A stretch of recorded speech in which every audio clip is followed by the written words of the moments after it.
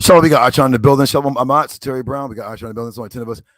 I'm gonna make this a short little video. I just want to do a recap, a brief little recap. You know, Captain Tazaryach, he a cool brother, man. You know, he's a troll, but come on, Cap. There ain't no trolling your way out of this one, brother. I'm unbiased. I am not a New Testament Israelite. I am a Torah and Prophets and Dead Sea Scrolls Israelite. And with that, I have to call things down the middle. And I've known Alazar and Deacon for like, what, over a decade? I know these brothers for like over a decade. I used to debate Deacon and Alazar, and their skills got sharp. And you know, they know that Paul's letters are not authoritative, and that they don't even know no one even knows who wrote Hebrews. But Tazaryach, you place more faith in Paul's writings and in Hebrews and things more than the Torah and prophets. And the Most High says, if you do that, he's going to turn from you, right? And you know, it is what it is, right? So you get whooped up. Let me say this real quick before I show the video. Tazaryach be debating Christians. Christians are sneaky. They don't really believe in Yahweh. They don't believe in the Torah and the prophets. They only read Paul's letters. Paul's their God. You know what I mean? Or no, Paul's the prophet and Jesus is their God, right? Like a vocab alone. I debated vocab alone. He actually got better from the beating that doled out to him because they've been teaching that Isaiah 53 is talking about Israel. It's not.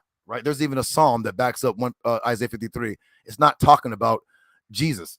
It's talking about Israel getting saved in front of the nations. But this is not the point. So for those of you who don't understand, look, Brother Hasad from Deacon and Hasad's new camp, Genesis. Shout out to all those brothers. Shout out to Alazar and Sakari. I don't know what happened to them. It's not my business. I got love for all them brothers. It is what it is. I don't know why other people getting involved, trying to, you know, whatever. It's not our business. shout out to both those brothers, all those brothers. They still in the truth. That's what's up to me, right? As long as they didn't fall out and become atheists or Buddhist or some crazy bugged out Pan-Africanist or Kemet nigga. I don't care, right? So they're in the truth, right? So without any further ado, I just want to show y'all something. So just in case you don't know what goes on, Tazaryach, I've heard him say this. He says that the Torah and the prophets, which is the what they call the covenant of Yahweh, is done away with. This is what Paul teaches, and that the new covenant is Jesus dying on the cross, right? Now I have to go into the New Testament. Show me my Hebrew. He says, what did I miss? Happy Yom Kippur. Happy Yom Kippur, brother. Hold on. I have to go into the New Testament and see, according to the Greek, is Jesus saying the New Testament, the New Testimony, which is called the Adath, which would be the 10 Commandments, or is it, show him, Jeremiah, or is it the covenant, the Bariyath, or what the modern Hebrew, Barit, or Barith, I don't know how they say it, the Bariyath, right? So Deacon, or Hasad, gets Captain Tazaryach all befuddled. Even my wife was like, huh? When she heard Captain Tazaryach, like, what? That doesn't make any sense. Like he totally had Captain Tazaryach looking crazy. Shalom, JG. So again, I love debates. This is no personal or whatever, but a Deacon, not Deacon, I'm sorry, Captain Tazaryach, brother, you said that you would not debate Deacon. Deacon just got off a dope debate with the Reverend Christian apologist. I forgot the preacher's name. Deacon boxed this dude's ears off. What is it? Yeah. Oh, Reggie Young. My bad. See, my wife was paying attention. Shout out to Deacon. Deacon came up with a flawless victory. Now, I don't want to recap because I want them brothers. I'm not gonna. We're HOK, so we don't. Whatever, right? But I'll let Deacon and them whatever, right? But I gotta say, Deacon, come on, brother. Some of that GMS was doctrine is in there with the strangers, brother, and that Reverend kind of was getting you a little bit in the Q&A. But for the most part, you was whooping that arse, brother. Thank you, brother Jeremiah. Hit the like, y'all, because come on, man. We have to get Tazaryach to redeem himself. We have to. It was going on. He was like, bruh. Hasad's not even 30 years old, bro. He's like a young brother, right? But let me get this real quick. I'm going to use Deacon's short. Let me get this fair use. This infringement of copyright is called fair use and is allowed for purposes of criticism, news reporting, teaching, and parody. Now, remember, I'm about to show this real quick. It's going to be a short video because I got some other business to handle. I should cover it a little later on. But this guy, ZX, Unseen Soldier, and Octavius had a show, and Rob Rack went to jail, and somehow my name gets brought into it. And I told Moon Harvester, right, to stop bringing my name up with ZX, or we gonna have some problems, right? Like, you know how I get down. I don't play them games. Don't include me in shit that I had nothing to do with, right? And I'm not sure if it was a fake Octavius Prime account that came over and told me that Rob was in jail, but we'll get to that later on. All right, fair use. Watch this, y'all. The old covenant is abolished, and you said yes. What is the old covenant? The old covenant is the laws that we agreed to keep when Moses brought them down. So the law. Yes, the laws. That's correct. So the law is abolished. All right, wait. Can you? Let me see if y'all heard that. Hold on. Yeah. I mean, yeah, but you know what? Yeah. But ZX, working with Queen's Throne, got Rob locked up. Right? Yeah. But ZX from Grown Folks TV on his title, he admits he got Rob locked up. Thank you, Jeremiah. Right? So now we got black men getting other black men locked up. Do I agree with what Robbie's saying? Fuck no. But he ain't doing it like these other niggas that like Unseen Soldier and them who really are molesting people and doing crazy shit. But watch this, y'all. Hold on. Hell no. Who said that? Okay. I asked you, I'm going to repeat it again. Watch. Is the old covenant abolished? You said yes, right? I said the old covenant. The law, to be specific, when the Old Testament is abolished. That's correct. Okay. And the Old Testament. Okay, so the Old Testament, which would be the 10 Commandments, is saying that's abolished. I am Yahweh your God. You should not have any gods before me. You should not make any carved images. You should not prostrate yourself to them. Right? He's saying that's done away with because that's the testimony. Right? What is it? Isaiah chapter 8 and 20. If they speak not according to the Torah and the testimony, which is the 10 Commandments, they have no light or diligence in them. The word is shachar. Right? Remember what Tazaryach just said. He said the 10 Commandments are done away with. Watch. He said the testimony or the Old Testament, the Old Testimony. Watch. Testament and the Old Covenant are synonymous. Yeah, I would say that covenant testament. No. Look at what the covenant is. The covenant was when Moses put the blood on Israel, and they said, all that Yahweh says we will do. That's the Israelite covenant. Right? The testimony are the 10 Commandments. Let's keep it going. I would agree with that. And it's abolished. Yeah, I would agree with that. And the Old Covenant is the laws that Moses gave us. Yeah. And so the Old Testament is the laws, is the Torah that Moses gave us. Cap just said yes. And so you're saying the laws that Moses gave us are abolished? No. Now he just said, so you're saying that the law or the Torah that Moses gave us is abolished. Let's Cap. He said no. Remember this. He said no right now that the Torah. First off, if you listen to it, watch again. Watch. Wait, my last question is, in the beginning of the show, I asked you if the Old Covenant is abolished, and you said yes. What is the Old Covenant? The Old Covenant is the laws that we agreed to keep when Moses brought them down. Okay. Well, that's the testimony, right? Okay, if you want to call that the testimony of the covenant, that's fine. He's literally saying the Torah. Let's put it that way. He's saying that the Torah is abolished, right? When Hasad asked him, what is the quote unquote old covenant or right? And then Capt Tazaryach said pretty much the Torah. He's saying that, right? Okay, so we agree with that, right? Okay, let's keep going. So the law. Yes. Okay, so Hasad said, so the law, right? Now they get this from the Greek, which is nomos. So it's really the Torah, the instruction, right? But I'm gonna say Torah, so you know what I'm talking about. Because when they say law, a law is only one. So he's saying the Torah, and Capt Tazaryach said yes. No, watch. The laws. That's correct. So the law is abolished. Hell no. Who said that? So he's okay. Again, let's translate. So the Torah is abolished. Cap said, hell no. Who said that? You did. Watch. Okay, I asked you, let me repeat it again. Is the Old Covenant abolished? You said yes, right?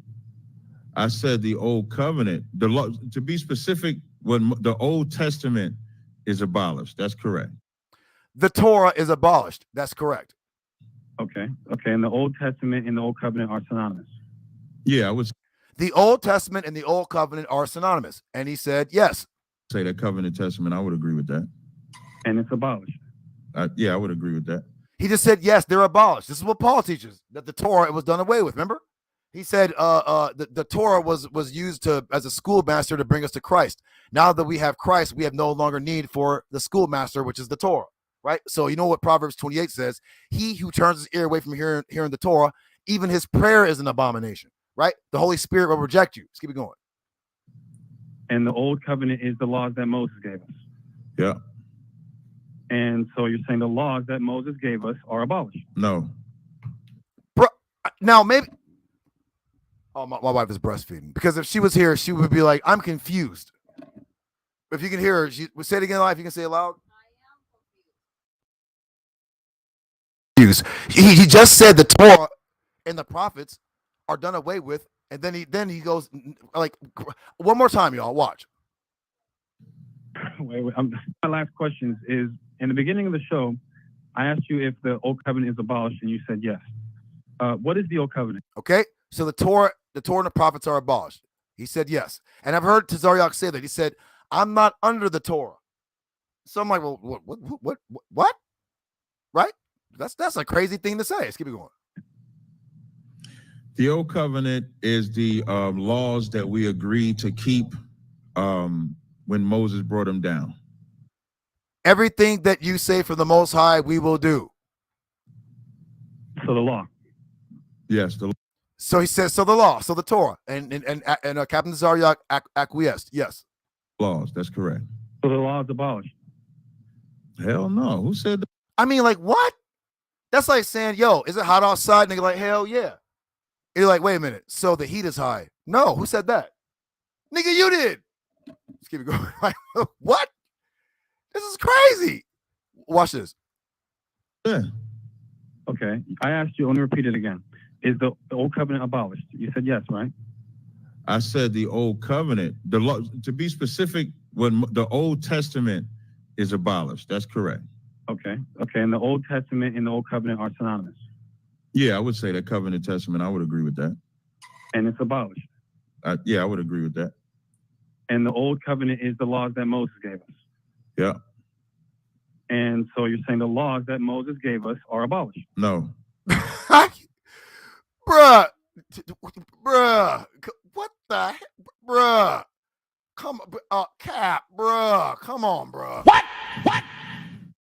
Bruh.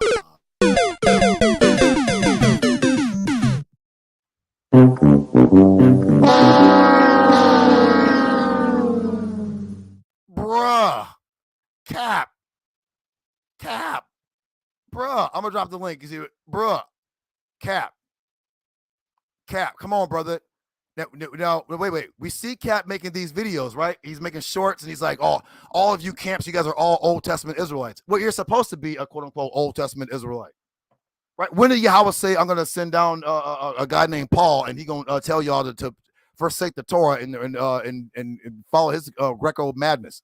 Now, do y'all see that red button right there?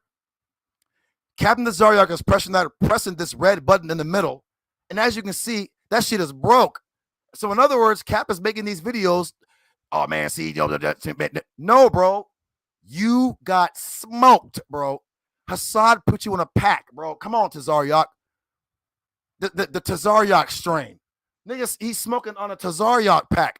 Tazaryach is beating on this red button, but you can see the red button about to fall off. The damage control button is broken, sir. The only thing you can do is get in the ring and redeem yourself. This is going to be impressed in the minds of Israel. You got smoked. We don't care what Great Millstone got to say. They don't believe in the Torah either, right? Tahar teaches supposed to worship Jesus like vocab Malone. Okay, so clearly, like Proverbs 28:9. Okay, he who turns his ear from hearing the Torah, even his prayer is an abomination. So if you're not listening to the Torah, Yahweh's not listening to you, right? Not listening to the Torah is comparable to homosexuality and bestiality in the eyes of Yahweh, right? When you just take the Torah and just throw it behind you. He's not listening. Now, before I drop the link, Cap, bruh, Hasad knocked you out the ring, brother. You looking crazy, bro. Bro, you're going to have to do something, brother. Look, Hasad done knocked you out the ring. You done doo-dooed on yourself. Look, you got one shoe off. Look, he's not even wearing a shoe. He done knocked your shoe. He done knocked, bruh. You're farting. You're defecating on yourself, brother. You done throw up on the cheap seats. Come on, brother. You're making Assad look like young Mike Tyson up in here, brother. This is crazy, bro. Bro, this is crazy. I can honestly say when I was watching this, when I saw Capt Tazaryach take a sword, push it in the ground, and jump off a building and stab himself, I was like, that was crazy, bro. Crazy. Now, I don't know if anybody wants to come in. I ain't got that much time today. I got some stuff to do. But if anybody want to come in and get some commentary, I'm dropping the link. That was crazy. I'm dropping the link. Yeah. Oh, yeah.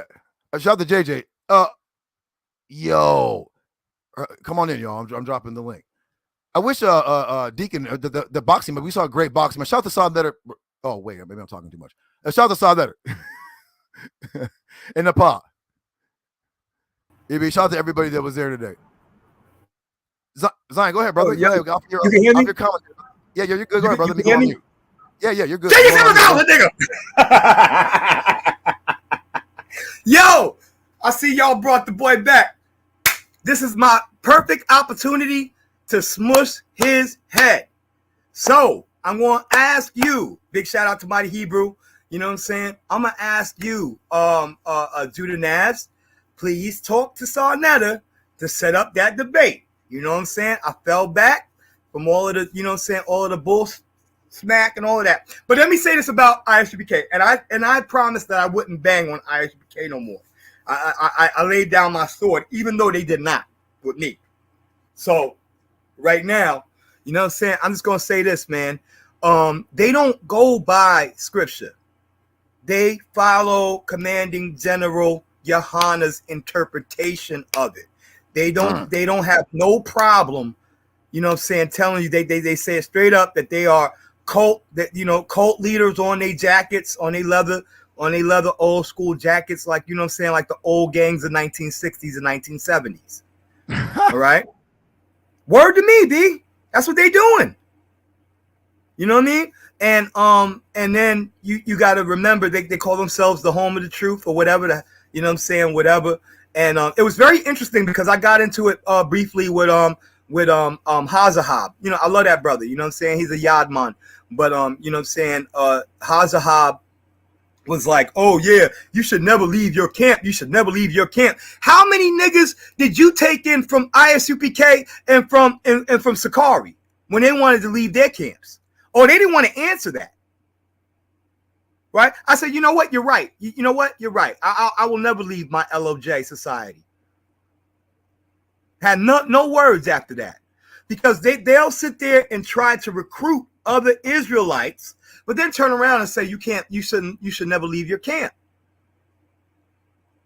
But that only applies to ISUPK. You can come over here, and join us and get under our ranks, but after that, you can't leave. You know what I'm saying? Even if we're teaching false doctrine. I'm not burning in hell for nobody. Word to me. So yeah, you know what I mean? Big shout out, you know what I'm saying? Prince Charlandine, Mighty Hebrew. I played one of your tracks on my reasoning today. You know what I'm saying? Shout out. Ak, you there? Gang, yeah, I'm here. Hallelujah. I was just listening. Happy Yom Kippur. I'm just, doing Yom Kippur right now. Yeah, yo, I had, everybody's got different times of celebrating it. So last week, you know what I'm saying, a couple of my ox was saying that, Yom Kippur started then. So I celebrated it then, and I still maintain my atonement all the way up to today. You know what I mean?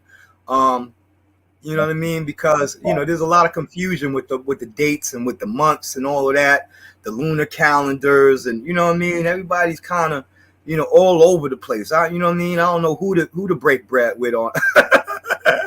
Is Yom Kippur last week or was it this?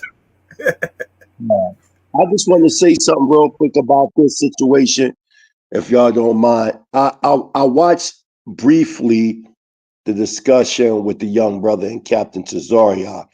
And I think one of the major problems with this concept of an old covenant and a new covenant is coming from out of the 31st chapter of the book of Yirmiyahu, also known as Jeremiah. The main central target verse is verse 31, which reads in the King James Version, "Behold, the days come, saith the Lord, that I will make a new covenant with the house of Israel and with the house of Judah." Stop.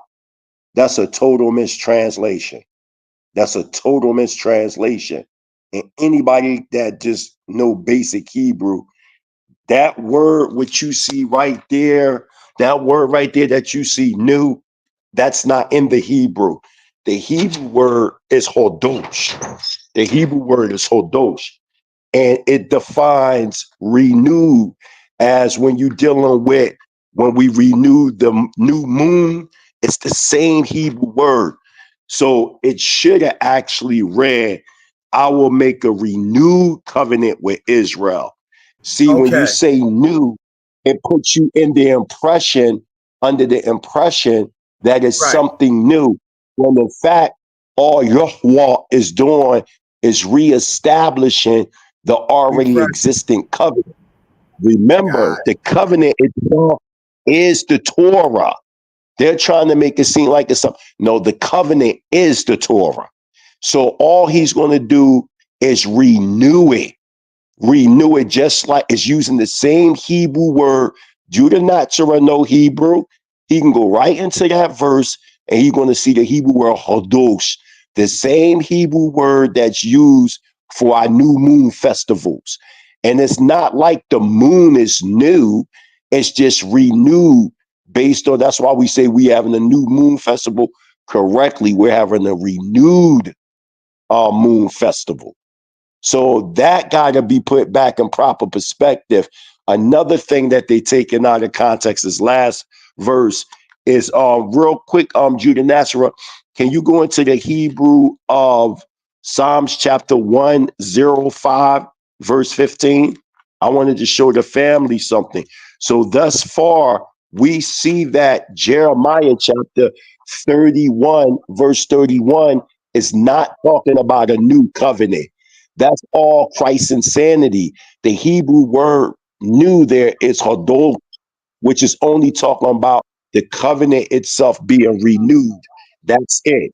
Now, in Psalms chapter 105, verse 15, in the King James Version, it says, saying, touch not my anointed and do my prophets no harm. This verse right here was clearly mistranslated in the Ivri, where it says anointed, it's plural. It should say, touch not my mushakim, which means touch not my anointed ones. See, when King James, not him himself, but his scholars, when they translated this as such, it put the people under the impression that that verse is talking about JC, when it's not. This verse right here is clearly talking about all the kings of Israel that were anointed. So the correct translation should be, touch not my anointed ones and do my prophets no harm. So right there, we clearly see that there was more than one anointed. There were many anointed ones. And I'm not going to say the term Messiah, because the word Mashiach and Messiah has two different roots. The word Messiah goes back to the Hebrew word Moshiach, which means Savior. Savior, yes, sir. Right, right. Whereas though the word for anointed is Moshiach. Even though they sound similar, they're not the same. It was the small hats that came up with this Messiah concept. That's really not Hebraic in base. That's incorporated in the Hebrew culture, because remember, all the kings of Israel and all the priests were anointed. They were all anointed. So that Jeremiah 31:31 was mistranslated in the King James Version. It's not talking about a new covenant. There is no new covenant in the Hebrew culture. It's only a renewed covenant. That's it. So the whole argument of an old covenant and a new covenant, that's all Christ's insanity ideology. It is the same covenant. Yes, I'm finished. You can go ahead. I'm finished. Yeah, no, I don't want to cut you off, but I'm adding on. Did not Yeshua say in the scriptures that he did not come to abolish the law? That's what he said. So yes, how are we says that the law is gone? That's a fact. Even in the Greek, have a seat real quick. Even in the Greek, right? It uses the Greek word parakletos, which means I have not come to abolish the law. I have come to establish it. King James Version are mistranslated and put fulfilled. So then it puts you in the impression as if Yeshua came to do something that nobody else done. He only was there to establish what was lost, and that was Torah, because you got to remember, all them Pharisees and Sadducees and scribes and all that, that was all born from out of the Hellenistic period. Prior to the Hellenistic period, you don't see all these different schools of thought. All them different schools of thought in Israel and all that division was born from out of the Hellenistic period. Not to say we didn't have disagreements, but we were still a united nation, so to say. It was the Hellenistic period that created these different schools of thought. This is what born Judaism. This is what born Talmudism. But to make a long story short, One more time. Jeremiah chapter 31, verse 31 is not talking about a new covenant. There is no new covenant in the Hebrew culture. That's made up. It's only a renewed covenant, establishing the covenant that already existed. And Tehillim, Psalms chapter 105, verse 15, is not talking about a singular anointed or Messiah that you're defining as JC. It is clearly talking about all the anointed kings and priests, because the word there is mushakim. It's plural. The word, we got to stop acting like the King James Version has no errors. It has a bunch of errors. Right. And one more thing, and I'm gonna close out. And this is the vegan back off of Judah Natural when he was talking about Isaiah 53. You're correct.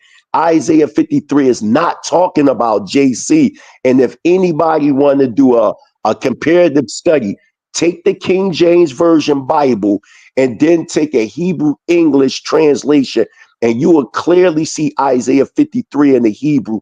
It's all written in the past tense.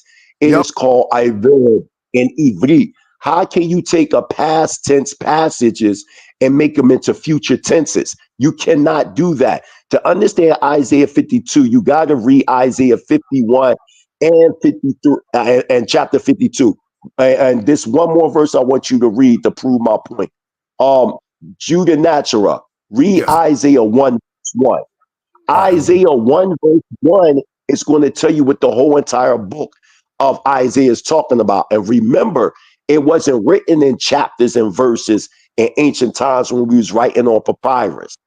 You see what I'm saying? So to get the whole thought, sometimes chapters gotta be read. Just like I'll keep saying Isaiah chapter 7:14 is talking about JC. No, it's not. No, it's not. Anybody that understand reading comprehension, verse 1 of chapter 7 tells you that happened during the days of King Ahaz, son of Joe. Like this is easy. Go ahead, read verse 1, chapter 1, Isaiah. Isaiah 1:1? Verse 1. Watch this. This is Isaiah chapter 1, verse 1. The vision of Isaiah, the son of Amos, which he saw concerning Judah and Jerusalem in the days of Uzziah, Jotham, Ahaz, Hezekiah, the kings of Judah. Checkmate. So it just told you. It just told you that all that stuff that Isaiah already wrote about, it all happened in the days of them kings. This is easy. This is light work. This is basic. I'm sorry. I just want to get to that Psalms that you let me the Psalms. You asked for a Psalms 105, and I think this is very, very pertinent as well. 105. Yeah. I'm gonna start at 6. Let's not short the Most High. This is Psalm 145. I'm sorry, 105 verse 3. Boast of his holy name. May the heart of those who seek Yahweh rejoice. Search for Yahweh and his might. Seek his presence constantly, right? Remember his wonders which he performed, his miracles, and the judgments of his mouth. Here we go with the Israelite sword to the throat. The seed of Abraham, his servant, the children of Jacob, his chosen ones. Watch this. He is Yahweh our God. Throughout all the earth are his judgments. Verse 8. Tazaryach, I know you're gonna act like you don't hear it. He remembered his covenant forever. The word he had commanded to the 1,000th generation. Right? Hold on. Which he had made with Abraham and his oath to Isaac, and he set it up to Jacob as a statute and to Israel as an everlasting covenant. Tazaryach is wrong. He said, hold on, y'all. Just in case. Watch this. When you go to Exodus chapter 28, I'm not going to read all of that. It says, this is Exodus chapter 28, verse 2. And Moses alone shall approach Yahweh, but they shall not approach, and the people shall not ascend with him. Watch this. So Moses came and told all the people of the words of Yahweh and all the ordinances, and all the people answered in unison and said, all the words that Yahweh has spoken, we will do. Watch this. And Moses wrote, remember, who wrote the Torah? And Moses wrote all the words of the Lord. And he arose early in the morning, and he built an altar at the foot of the mountain, and 12 stones for the 12 tribes of Israel. Watch this. And he sent youths of the children of Israel, and they offered up burnt offerings, and they slaughtered peace offerings to Yahweh, bulls. Watch this. And Moses took half of the blood, put it in the basins, and half the blood he cast on the altar. Verse 7. Here comes the what they call the prison neck shank. And he took the book of the covenant. Mighty Hebrew, what's the book of the covenant? The book of the covenant is Torah Constitution. Thank you. And he took the book of the covenant and he read it within the hearing of the people. And they said, all that Yahweh spoke, we will do and we will hear. Verse 8. And Moses took the blood and sprinkled it on the people. And he said, behold, the blood of the covenant which Yahweh has formed with you concerning these words. Now, I can just stop right there unless y'all got some more, right? No, I just wanted to point out something in Revelation. I know y'all don't deal with Revelation. However, it speaks of the opening of the seals. I believe that is and who is worthy to open the seals? I believe that might be in chapter 1 or 2. Look up opening the seals. Revelation opening the seals. No. Before you do that, go to 15. You didn't go to verse 15. Judah. Can. All right. What Exodus or the Psalms? No, Psalms chapter 105 verse 15. Because I want you to go into the Hebrew to show the people that word anointed is plural. Yes, plural. This is Psalm. I don't want to anointed ones. Yeah. Do not touch my anointed. anointed. And do not harm my prophets. I'm going to go into the language. I'm sorry. I'm just reading in the Howard. It says El Taga'ah Ba Mashiake, right? A Mashiake. This is this plural form of anointed ones. Wa la nabi El Tara'ah. Don't be no you evil to them. Right? So yeah, this form Mashiach. I'm sorry, Mashiake is plural form. Right? You can clearly see my anointed ones. But right now, as a Rasta, I don't subscribe to Christ as being a king on the earth. You know what I'm saying? But a Moshiach, possibly. You know what I'm saying? Coming as a savior. But I don't see him as one who challenges or changes the word. And I also look at the anointed ones as a plural. You understand what I'm saying? So, a lot of people have a discrepancy with Rastas for seeing Haile Selassie, but this is a king who was anointed with 7 different oils by 49 priests. You know what I'm saying? On the throne of Solomon and David. So I don't stand on that, that Jesus only, that Yeshua only doctrine. That to me is Catholicism or Protestantism. Yeah. I add to what you saying. This is a real basic so-called argument. And I ask anybody, why was Israel watch? I'm gonna go around the panel real quick. I'm gonna start with Judah, then Zion, and then the next brother. Watch this. Judah, in simple words, why were we kicked out of the land? What did we do to get kicked out of the land? Not keeping the Torah. All right, stop. Zion, why did we get kicked out of the land? I have to second his emotion. I acquiesce. Okay. The next brother that's on here. Who's the brother that's on here? Yo, Shalom. I just been quiet for this is Jeremiah's. Okay, Jeremiah's. In a couple words, why were we kicked out of the land?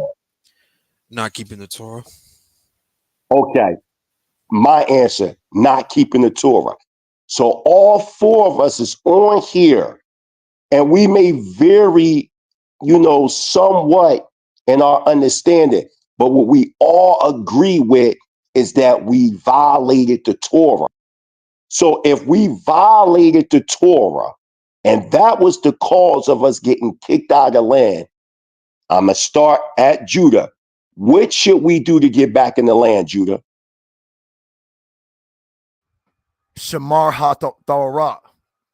Observe and keep the Torah. Shalom, Sosa. Zion, what should we do to get back in the land? Observe the Torah. Jeremiah, what should we do to get back in the land? Keep the Torah.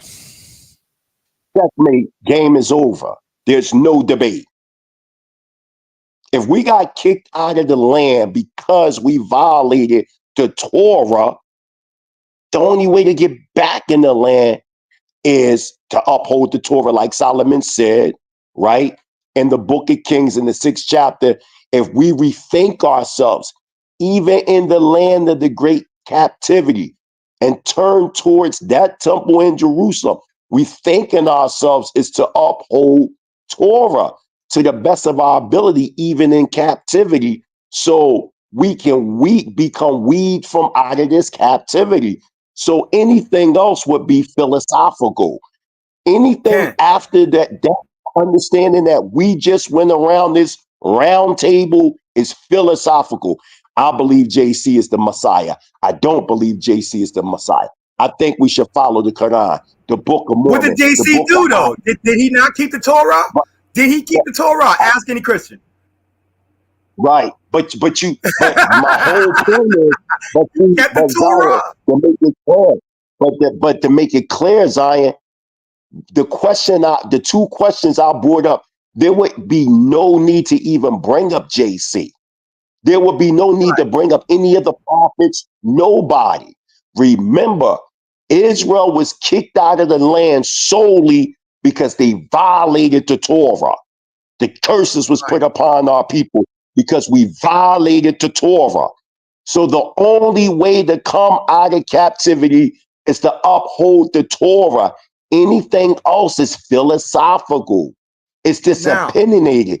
But you understand what I'm saying? There is no need. And I'm not saying not to have your own personal beliefs and things like that, but there will be no need to bring up any man. The only thing we would have to bring up, you got to smack them up with no, their no. I'm talking about us. Yeah. I'm talking about us in this circle, not concerned about the Christians. What I'm saying is the reason why Tazaryach made that statement is because Christianity has crept in the Israelite culture because of the mistranslations of the King James Version and many other versions that mistranslated, like that Anointed ones. In the Hebrew culture, all the kings of Israel and all the priests were anointed. You had your Davidic national jurisdiction of all those that came from out of the tribe of Judah that were kings that sat on the throne. And then you had the Levitical ecclesiastical jurisdiction that was by the way of the high priest. That's another thing. You gotta be anointed by a Levitical high priest to sit on the, come on, man. But I'm done. Yo, I'm listening to everybody else. But that whole concept of a new covenant is totally Christian in base. Jeremiah or Yirmiyahu or Yerem, however one wants to pronounce it, there's nowhere does it say new covenant in verse 31. King James Version mistranslated that, and what's happening, people are creating doctrines from out of mistranslations. That's what they're doing. They're creating dogmas and doctrines from out of mistranslations. Yes. And I have a question for you guys. Watch this real quick. Wait, don't mute Prince. Listen. Mighty Hebrew, you there? Mighty Hebrew. I probably stepped away. Do y'all know, in addition to no, that, I'm here. I'm just, when I mute it, I don't want no static to mess up what you're saying. So that's why when people talk, I always mute. Oh, okay. Now look at this, y'all. All right. Abraham, Capt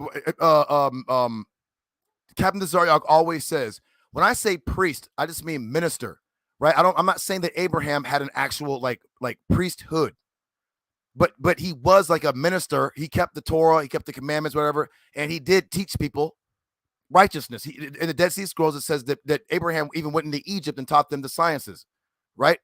But so when I say that he was like a priest, it's just like Moses' father. Moses' father, Jethro, who was a Midianite, was a priest. It didn't say that Jethro came with a whole retinue of junior priests underneath him, and there was a sacrifice system going on. No, he was just a priest. right? You had Elijah. It didn't say that Elijah was a priest, but you see Elijah making altars and slaughtering sacrifices for Yahweh, right? But did it mean that he was an actual, like there was like a set up priesthood? Now watch this just real quick. Watch this. In the Torah, it never calls Moses a priest, even though he acted as high priest for 7 days. If anybody knows that in the Torah. Now watch this. This is Psalm. No, I'm sorry. Wait, what am I doing? I'm sorry. This is Psalm, I think it's 99 verse 6. Moses and Aaron among his priests, and Samuel among those who will call in his name, will call out to Yahweh and he would answer them. You can never find not one time where Moses is called a priest in the Torah. But in Psalms, you can see him performing the high priest duties for 7 days before the priesthood was given to Aaron. But Moses was the first high priest. But so just because it doesn't say, right, it didn't say that Moses was a priest, but when you go to Psalms, it does. So with Capt Tazaryach, he says that Abraham and them were not ministers of the Most High. I'm not, when I say priests, I mean like ministers. Moses, King David was a king, but he still was a priest king. But there is no priesthood that King David had. His sons were working up under the Levites, and they're also called priests as well. But they're from the tribe of Judah. So I'm saying that to say, Capt Tazaryach, I get it. These guys would be in these camps, and whatever their leaders say, they cannot go exceed the bounds of the limit or the limitations that their leaders has set forth for them, right? So that's why, Capt Tazaryach got that work. And I don't, I'm not, this is not no disrespect to the brother, but geez, man, like you're literally saying the Torah is done away with, so we're supposed to follow Paul only, like, bro, like most no, not Captain Commanding General Yohana. That's it. And yo, I'm taking that crown right there. That shit is fire. I love it. I would need one of those. Yo, you gonna have to send me that, B. I'm gonna put that on my turban, man. I'm gonna put that on my meat tree. yeah, that's right. That is so fire. That is so fire, B. Yeah, I love it. I love it. Shalom, Vicar. If it said, I'm sorry, but I refuse to take these camps seriously. I mean, I don't want to like generalize because you got some sincere brothers and sisters in there. Yeah. But I'm saying sometimes, this is what I found out. It's just like in like hip hop music, right? And other things. There are, let's say, like a Jay-Z. When Jay-Z first got on, he was spitting. If you remember A Reasonable Doubt in the first early, he was spitting. As he started getting richer and richer, you like started to notice the skill level started going down, like the hunger, like it's like boxers. You know what I mean? Like it's like Conor McGregor. Remember how good he was when he first started? Comfortable. Yeah, he was comfortable. Yeah. Okay. Well, Capt Tazaryach, when he used to debate on H0LY, he used to put in work. Yeah. He was brother polite. Yeah. But now he's kind of like a Israelite celebrity. And what happened? Yeah, he's celebrity. Yeah. Spirit level went down. So now he getting whipped up on little brothers. And that's why I always I don't want no money. I ain't trying to be all super famous because I don't want my spirit level to go down. Shalom, Brother Vicar. Yeah, I don't want my spirit level to go down. I want to remain as hardcore as possible, as technical as possible when I'm doing debates. I don't want to be all lazy. If I have a 3-round debate, I'm gonna prepare for 5. Put pressure on my opponent. So yeah. Yeah, I forgot what I was gonna say. Prince Charles Landine.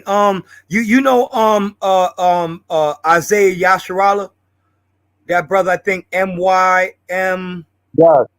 Yes, I know him. What about him? Yeah. No. I've been doing some work with the brother. I love the brother, man. He's a good brother, man. And he just brought up, there's some earnest, Israelite camps out there that are really, doing the work. You know what I'm saying? I consider Isaiah Yasharala one of those brothers. Yeah. That's let me throw something at y'all. I'm gonna throw another jewel at y'all about this whole camp thing. Much respect to all the camps and just Israel, period. But the ideology of going to a Sabbath service by the way of a camp, that's Christianity. Let me prove it. Easy. In the Ivri of Exodus chapter 20, right? It says, for 6 days you shall work and worship. And the Hebrew culture is synonymous. The word is avad to work for, to slave for, to toil for. So for 6 days you shall worship. On the 7th day you shall lishbot. You shall halt from the continuous action of Ever. And religious ideology, when we were Muslims, we felt that we would be going to Jumu'ah on Fridays to worship God. When we was in the Judaism, we thought we would go to synagogue and to worship. And when we were Christians, we thought we would go to, Sunday school or church, the worship. But in the Hebrew text, it's the total opposite. You're ceasing from the continuous action or the 6-day action of worship or work. It's lishbot. It's the halt. It's the cease. When you go into a building, you're not worshiping. You're paying reverence. But because religion has crept in the Israelite culture by our former religious upbringing, we incorporate these religious ideologies in Israelite thought. So technically, there is no day of worship on the Sabbath. That is Christianity. It's a day of ceasing from the continuous action of work or worship. Remember, everything calculates worship in the Hebrew culture. The clothes you wear, the food that you eat, the conversations that you're having, your everyday walk is worship. So I wanted to put that out there because a lot of camps still have these Christian concepts and ideologies. They have to now remove themselves from being Hebrew Israelite religious observers to Hebrew Israelite Sabbath nationals. They have to now take a nationalistic stance and approach when you define the Hebrew thought. Thank you. Wait, Mighty Hebrew, I have a question for you guys because I was asking you guys about this before, right? I asked Mighty Hebrew about not that I really need to because I've been in the truth for like 30 years, right? Cleveland, we have the House of Israel with Elder Elisha who passed away. You'll see like what's the brother's name, Unity Ghost and all them. So like Cleveland's like hardcore, like not hardcore, but we have a very, very sizable Israelite community. I had never heard of a Hebrew Israelite before, but Cleveland has like Israelites, whatever, right? A large roster community and Israelites, and we mixed in with each other. So my question for brothers, I know people are gonna get mad at me, but listen though, it says Black Jews, Israelites, and our friends, and I can't find the contact thing, right? But apparently these are I know usually I always get on the whole rabbi thing or whatever, but all I'm really asking is for accreditation because I know the Torah, whatever, right? But there's no, as you can see here, these are it says this website is a project. I'm sorry. This website is a project of the International Israelite Board of Rabbis. Its mission is to provide I know the people that put that together. I know the Israelite Board of Rabbis thoroughly out in New York. Yes. Okay, so wait a minute. So I have like I guess is this the number, right? I guess the chief rabbi Capers Funyeh, Rabbi Shlomo Ben Levi. That's Michelle. That's Michelle Obama's first cousin. Yes. Okay. Yeah, I see it. Chicago, Illinois, right? Wait. Yes. So this is the International Israelite Board of Rabbis in Chicago. Okay. Let me. I have a question real quick. I want Shalom, Genesis. My question is, I'm not really into rabbinical Judaism or whatever, but our people like titles, and it is what it is. Like I don't want to just be sometimes you might need a title for people to kind of see you as at least a person that has some kind of accreditation. You know what I mean? Like it gives you not prestige. You know what I'm saying? Like but okay. There's legal ramifications as well. So that's why whenever I go into a court, I announce that I'm a Jew. Okay, thank you, because we had discussion before a few days ago. But my question, so Mighty Hebrew, you know them.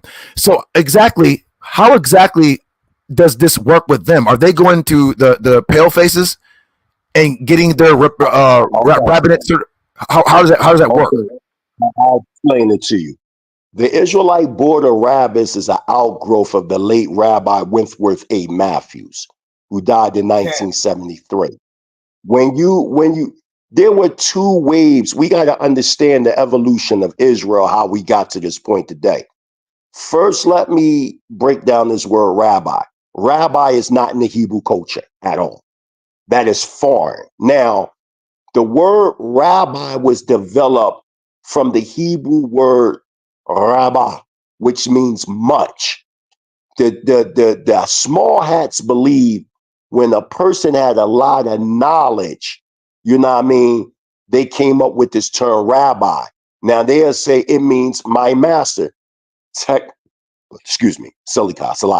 Technically, it means my much. If I say to Brother Jeremiah, if I say, Toda Rabbah Adoni, I just said, thank you very much, my Lord. The word rabbi is coming from out of rabbah, which only means my much. Now, we can find in the Ivrit, we had the Zakwanim, we had the Morim, we had the Kohanim, we had the Nasikim, we had the Sardim. You see these different things all throughout the Tanakh, but you don't see this concept of this lineage of rabbis until out of the Babylonian captivity. When you read the book of Ezekiel, you'll see the southern kingdom going into the Babylonian captivity, but you also see Edom going into captivity. Remember, when King Dawid or Dawadah, King David, was ruling in 1010 BCE, remember, we had Edom by the way of garrisons. We had them in captivity, and we forced Torah on them. You even see this during the time, even after the Babylonian captivity. You see John Hyrcanus enforcing Torah on Amalek. So what I'm saying is when Judah went into captivity, their subjects went into captivity too. The Babylonian Talmud was being developed by Edom, Amalek. As time go on later on, we see this Jerusalem or Palestinian Talmud and Tiberias now being developed. That's why when you start talking about the Masoretic text and all that was Edom. That was all Edom. You know what I'm saying? So my point that I'm saying about rabbi, just to shorten that, that's not us. Now, the Board of Rabbis was an outgrowth of Rabbi Wentworth A. Matthews. When we was coming to our culture, you had two major waves. You had Prophet Frank S. Cherry, who came in 1886, that he came from out of an outgrowth known as H0LY in 1898. There's a book called Israel on the Aftermaths, and you will see that there were slaves that ran from plantations, and they was in Virginia, and they created a place known as H0LY. That is where Prophet Frank S. Cherry came from out of. We're talking 1886. And then in 1896, we see Prophet William S. Crawley. So you see two waves that's taking place. Those that came by the way of Frank S. Cherry, many of them continue on into this Christian type of Israelite persuasion. And then when you see from either William S. Crawley, you see three waves. You see a branch breaking off by the way of Rabbi Arnold Josiah Ford.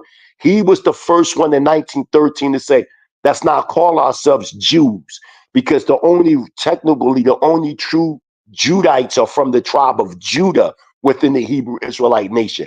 Let's just refer ourselves to Hebrews, or ourselves as Hebrews or Israelites. Then you got out of that started to born that Hebrew, that strictly Hebrew Israelite culture. Now you're talking about Nasi Quam, Ben Ami, Prince Asiel, all them people born themselves, Dr. Prince Shaliach, all them cats. Then you got those that continue to follow Rabbi Wentworth A. Matthews, who in fact was ordained by Rabbi Arnold Josiah Ford, who was the musical director of the UNIA. he kept the rabbinical Judaism alive. Because you got to remember, Rabbi Wentworth A. Matthews was dealing with a lot of them Yids out in Harlem. And Harlem, originally, out in Harlem. So he was trying to become incorporated, but the Jewish masses would never deal with them. So they created their own Ethiopian border rabbis, Ethiopian Israelite border rabbis. And there was a man by the name of Rabbi Richard Nolan from out of Chicago that took that mantle. And then you got cats like Rabbi Hodges and all these different people that helped born what we know as Rabbi Fournier, Capus Fournier, who is the first cousin of Michelle Obama. That's why Barack Obama helped he gave Rabbi Fournier money to keep the Ethiopian Hebrew congregation on the southwest side of Chicago up because of that connection. But yeah, these are men and women that want to be incorporated in mainstream Judaism, even though the leaders know for a fact that being Jewish and being Israelite is two different things. A recommended book that everybody should read that's an Israelite is called Israelites and Jews, The Significant Difference by Kohen Mikael Ben Levi. We are not Jewish. We got to stop saying we Jews. We are not Jews. We are Hebrew Israelites from the tribe of Judah. I only use that Hebrew term Israelites for from the tribe. I only use that term in court. But even that in Phoenix, shout out not to Phoenix, but shout out to Phoenix Rising, but shout out to DJ Genesis. And she asked the question about a 501c3. And I'm saying if we a nation, we can never be under a 501c3. That's why when you go to IUIC, in IUIC, they 501c3 is under Islam. When you go to ISUBK 501c3, they 501c3 is under Christianity. That's why they had the title as Black Hebrew Israelites, because when you title it up as that, it could become patent or copywritten. But if you're an Israelite, they can't copyright that because it's a nation. So you will never be recognized under a 501c3, which is governmental control. If we're trying to leave from the yoke of the enemy, we don't want to patent ourselves under a 501c3.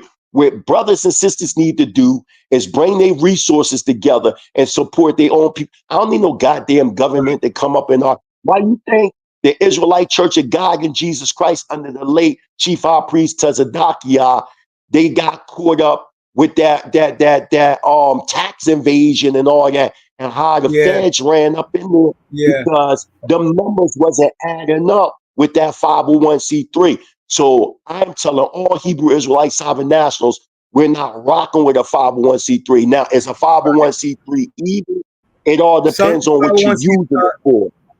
Yeah, 501c4 is a little bit more liberal because 501c3 you can't even deal with politics. That's why you'll never see ISUBK talking any politics, because as long as they're under a 501c3, they're as an organization they can't even touch politics.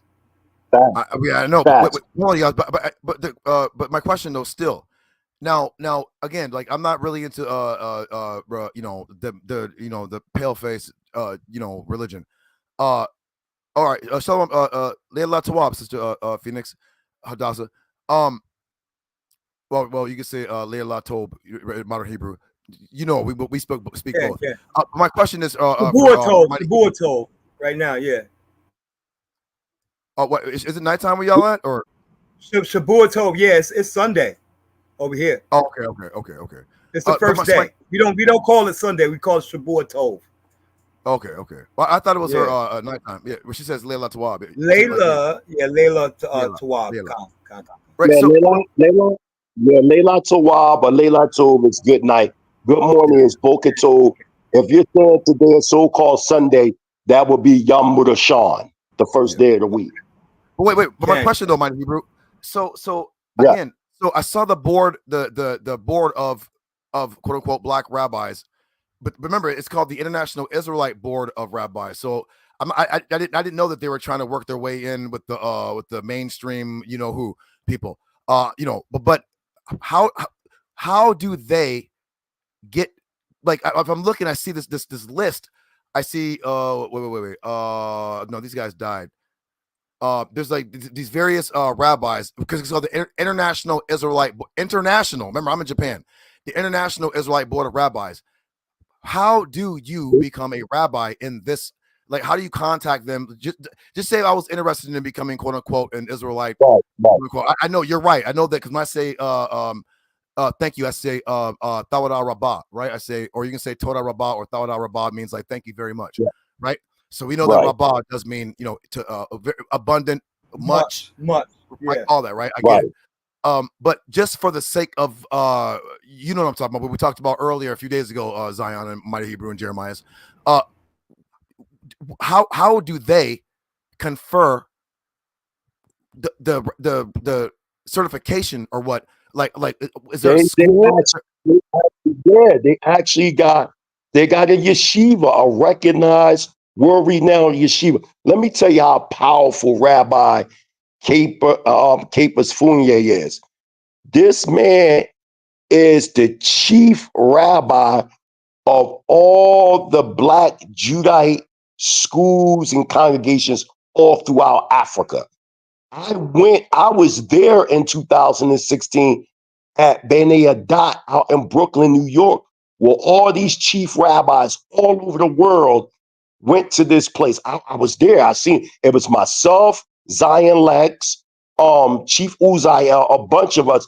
We was doing the video footage of it. So we was actually there face to face and seeing what was going on. But yes, they have a chain of rabbis that go back to they were born from out of William S. Crawley. And if you look at that page that you want, you're going to see that they start with William S. Crawley, and then you're going to see these chain of rabbis from father to son, grandson, and on and on and on and on. So they do got like a legitimate claim up since they've been in the land of captivity, an unbroken chain of rabbis. I commend them for that. They do have a dean and all that. They got a Torah court, all that. These were the ones that were connected when there was this woman, y'all know who I'm talking about, that was a part of Israel that lied on me, and we had to go to court. And that Pacific court recommended us to go to B'nai Zaquin court out in Baltimore. And that's where she was found guilty for lying on me. But the whole point I'm saying, this board of rabbis. I'm asking, like, let's say I wanted to become a quote unquote rabbi from this International Israelite board. How do they have like an online course? Like how would I? Yeah. There's like no contact information. You can contact Rabbi, the one that circumcised my sons, Rabbi Baruch Ben Yahuda. You can contact him. They do. I'm pretty sure they got a phone number on there. But if you want to get in contact with them, that's light work. We can get off the phone now, and I can contact them for you. They know me personally. I mean, but what do you do? I mean, like, is there like a school? You go, like, is there a number of years? Like, what? It's a literal school, and it takes years. They got a literal school, and they also got online training. But their school is in New York. It's in Brooklyn. I'm interested. I'm here. I'm interested. They got state of the art. Like these people are recognized worldwide amongst worldwide jewelry. They're recognized. I'm interested. Well, how long? Yeah. She still does, Hadassah. Hold on, Genesis. Wait. So I know it takes years. Like, how many years would you say? It all depends on you. I mean, so you know what I mean, sometimes it take up to 10 to 15 years to be a rabbi. Damn. Well, wait. Are they studying more than Torah? Are they in Talmud and stuff? Or like what? Because you got to understand they're rabbinical. So they're not just reading the Torah. They reading the Torah, the Mishnah, the Talmud. They doing, and they also send you to, and also to be a part of this, They also send you to Israel for 2 years, whereas though you gotta become integrated into a kibbutz, so you know how to deal with shekels, speak to all them rabbis. They speak fluent Hebrew. You got to learn the language, and they speak Aramaic. So they speak an Aramaic, Hebrew, because in their courses, I believe you got to at least learn like 4 to 5 languages. So I think it's like Hebrew, Arabic, Aramaic, Spanish, or crypto Spanish, and something else. I forgot. But you got to learn like 5. That stuff take years, brother. It ain't like you see how people run around on social media and they just be like, I'm thus, thus, and thus. Like it took me almost 30 years to be a Nasika prince. Like, look, the Israelite culture is so deep. You see how people run around wearing turbans? Old school Israelite communities, you couldn't do that. You had to earn to wear a turban on. If not, you get beat down. When we start talking about old schools like Hashava, Bene Zakwain, you start talking about these old, like Jeff Ford was an understudier of the late Nazi Yak or Prince Yaakov out in Chicago.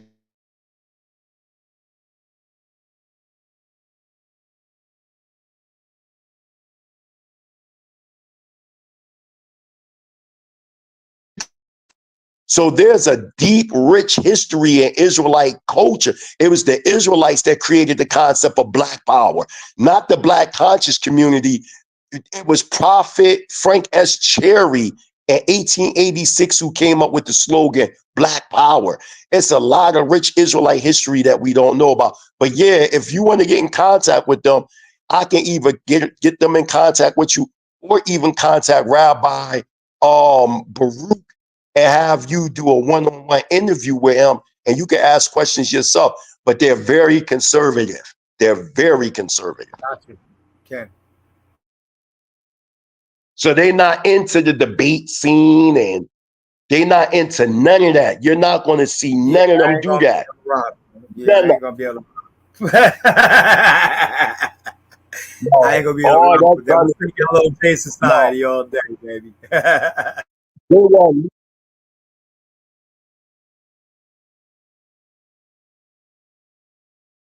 You fell out. They're gonna leave the panel. Say it one more time. You was chopping. Okay.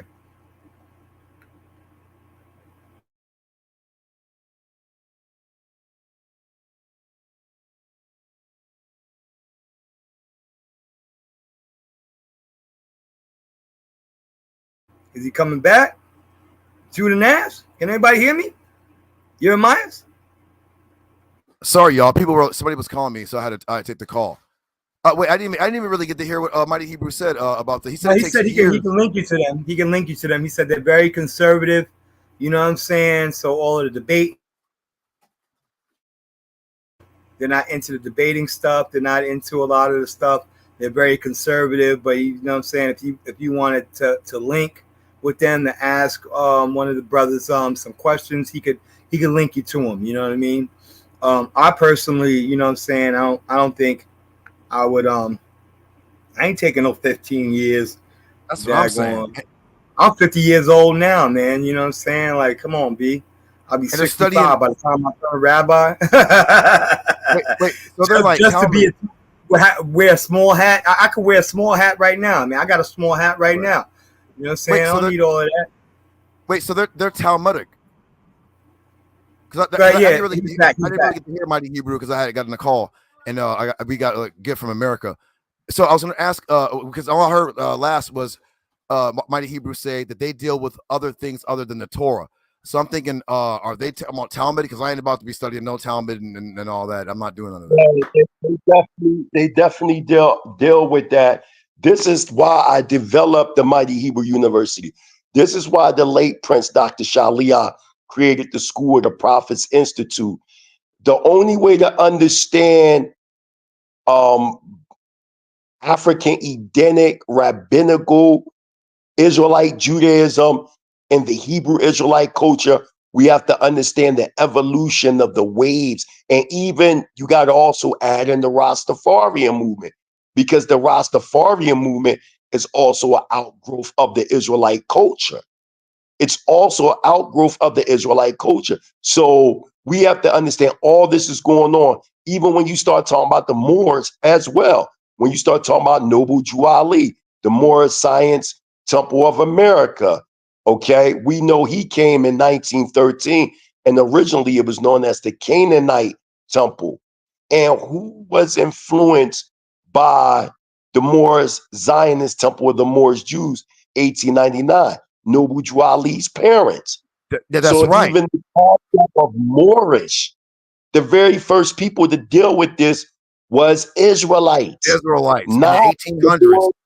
Right. Yeah, it was in 1899 in Brooklyn, New York, by Rabbi Leah Richelieu, and from there it moved into Harlem in 1927 by a man by the name of Rabbi Mordecai. They moved it out in Harlem. The Israelite culture is very rich in the United States. The problem is there is an international conspiracy to hide the fact the very first conscious Black movement in the United States was the Israelite movement. Most of the followers of the UNIA movement were in fact Israelites. Right. When you look at when you look at the bylaws of the UNIA movement, that was created by Rabbi Arnold Josiah Ford. How can we prove it? Easily. And it was a sad moment in our history. But what's his name? Rabbi Arnold Josiah Ford sued Marcus Garvey and he won because Marcus Garvey wasn't paying Rabbi Arnold Josiah Ford his dues within the UNIA. The whole blueprint structure of the UNIA was created by an Israelite. Y'all didn't know that.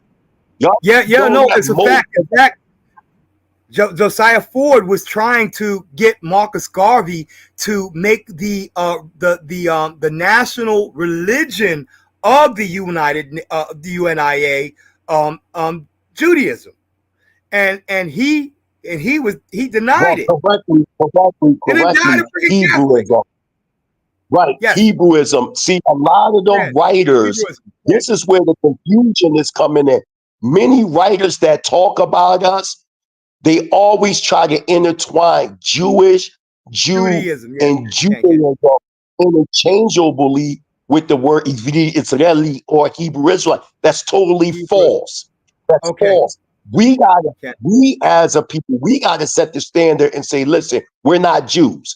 We don't practice Judaism. Now, back then, it might have been a good thing to help us to embrace our culture. Remember, Judaism is a European interpretation of Hebrew Israelite cultural paradigm. This is why so much confusion out there.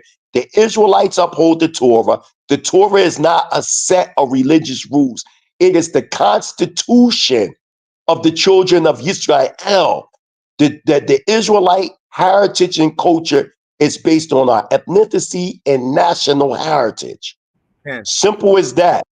All nations on the earth have nationality. And that's another thing I want to make clear. Nationality just don't mean in the original sense where the location that you was born in. If one go look up and they can go to the 11th edition Webster's Collegiate Dictionary, they'll see that there are two understandings of nationality. You have nationality when one is born within a state, meaning if you're Chinese but you're born in America, you're American. But then you got a nationality by the way of the seed of your forefathers. So in ancient times, nationality was determined by the seed of your father. And then later on, nationality took on a whole nother different overtone. So when one says my nationality is Israelite, they're absolutely correct. Not an Israelite or a Israeli because you're born in the state of Israel, but you're an Israelite because you was born by the way of the man Yaakov or Yaakov or Yaakov, Jacob, whose name was changed to Israel or H0LY. So that has to be made clear. The only Israelites on the planet is Black Americans, West Indian Negroes, and those Israelites that are scattered throughout the four corners of the earth. They are the Israelites. Anybody else, huh? Africa, like the Bantus, the Amharas, etc., etc. Yes.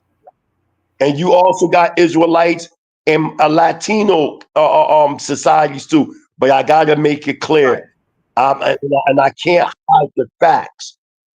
Many of the Hispanics are not Israelites. Yes, there are Israelites amongst them. Yeah, there are Israelites amongst them. But to make it clear, the Afro-Latinos, yes. But that's to make it clear. Many of them go back to Spain. So Spain and Portugal, and you see what's going on right now all over social media. You're seeing Israelites trying to connect themselves with the Sephardim, the Sephardim Jews of Spain because of DNA.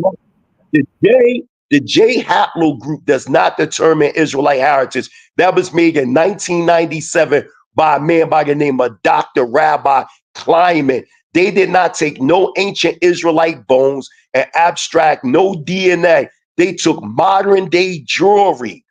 That's why I'm saying we don't need no goddamn DNA to determine that we Israelites or not. They're not even doing that. They're dealing with modern day people that have been labeled as such and trying to make it become determined who's an Israelite and who's not. Notice how they're constantly controlling. My paternal haplo is J. Who's that? Zion. My paternal haplo is J. That's fine, but we didn't determine who we were through our mothers. We determined who we were through our fathers. That's the difference from Judaism. That's my white. Oh, you said paternal. No, not my maternal. My paternal. Yeah. My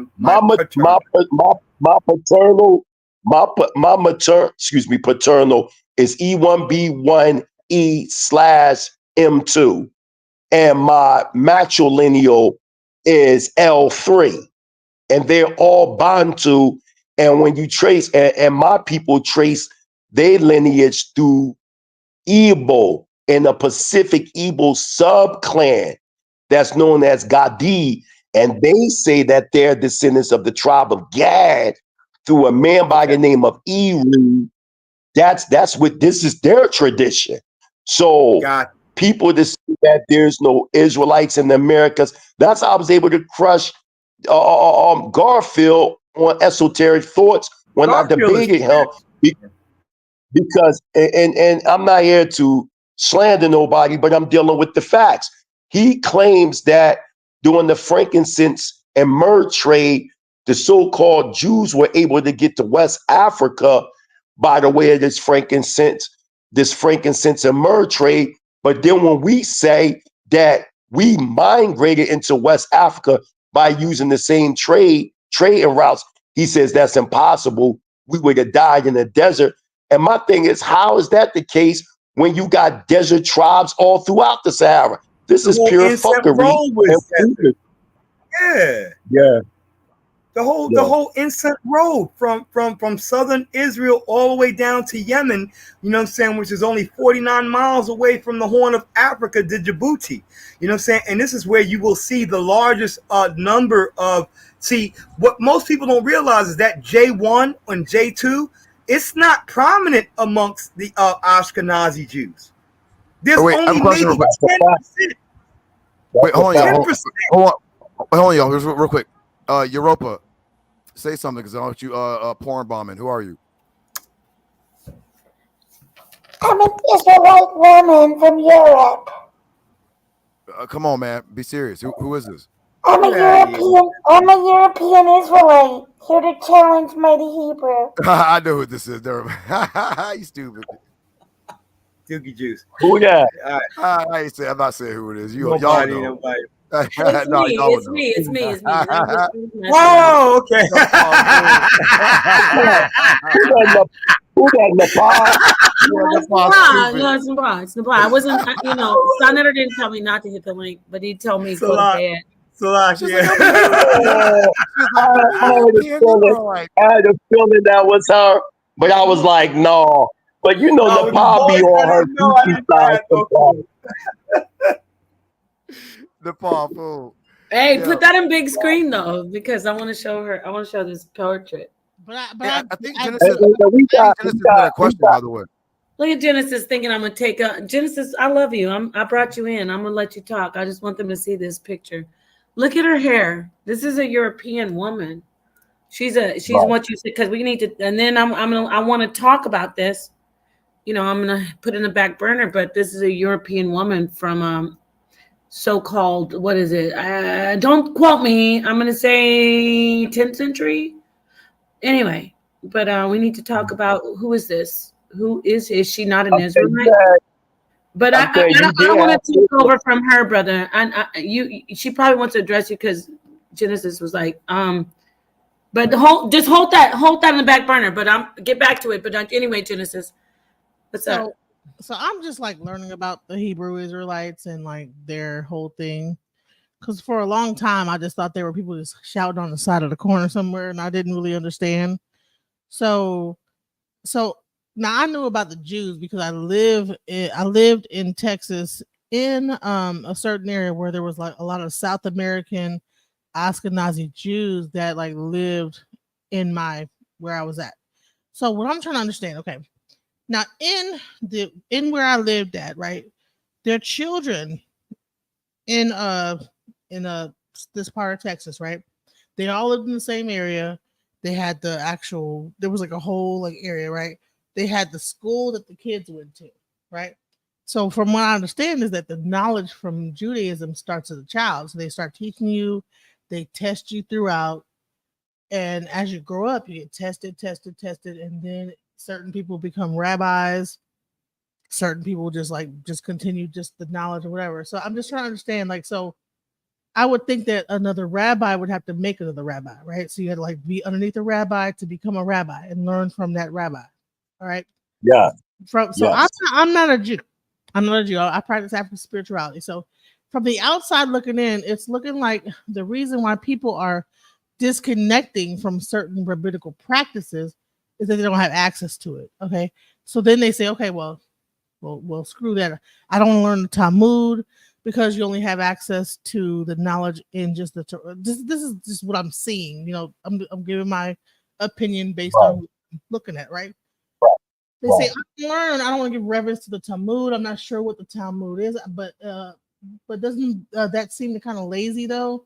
I mean, just you don't want to pass the Torah. You're just like limiting yourself to just one. The problem I'm having with the Talmud is because I'm doing the ground footwork research, and I'm dealing with these comparative studies over here in Africa. If the Talmud belonged to us, then the tribes that I've been researching will have elements of this. Yes, they do have their traditions, you know, and understanding of Torah. And I see this Unitarian thread throughout Africa, and they're all Torah based. Like, for instance, you have in Nigeria, in southern Nigeria, you have something called Imo Yom Kurum, which the locals in the Yoruba vernacular calls the strange people, but they themselves call themselves Bene Ephraim, and they have in parched in Aramaic Torah. They still over there to this day, and they say that they migrated into Nigeria by the way of running from out of the or running away from the Syrian captivity, and they went by the way East Africa into West Africa. We see the proof because when you go to Kenya and Mount Kenya, we see a group of people known as the Kukula, and they teach that they from the tribe of Asher. Then when you go to northern Tanzania, we see a group known as the Nimyombo, and they also say that they're from the tribe of Asher of the northern kingdom. None of these people have Talmud. Right. And then you gotta remember, Talmud is an outgrowth of the tribe of Judah subjects being enforced in Babylonian captivity. Remember, King David put garrisons on the children of Edom and enforced Torah on them. And when we went into the Babylonian captivity, they went into the Babylonian captivity, that's where they started to develop the Babylonian Talmud. And as we continue to trickle down, you see these Talmudic practices amongst the children of Edom. And then we go into Tobias, we see what? The Palestinian or the Jerusalem Talmud. What I'm saying is many of the elements and customs of the Talmud is Babylonian based. It's Babylonian. Go get a book called The Jewish Book of Why, Volume 1 and 2, and you will clearly see the reason why the calendars, like you see in all these different calendars today, the very first people that challenged the contemporary Jewish calendar was my spiritual father, myself, and others. We were known as the One Nation, One Calendar Coalition. We came around 26 years ago, and we challenged, we was the ones to come out with the very first calendar to challenge modern day Jewry with that, because they started to change days when it came to the feast by the way of Talmud, which supposed to be explanations and legal litigations and things within the Jewish world.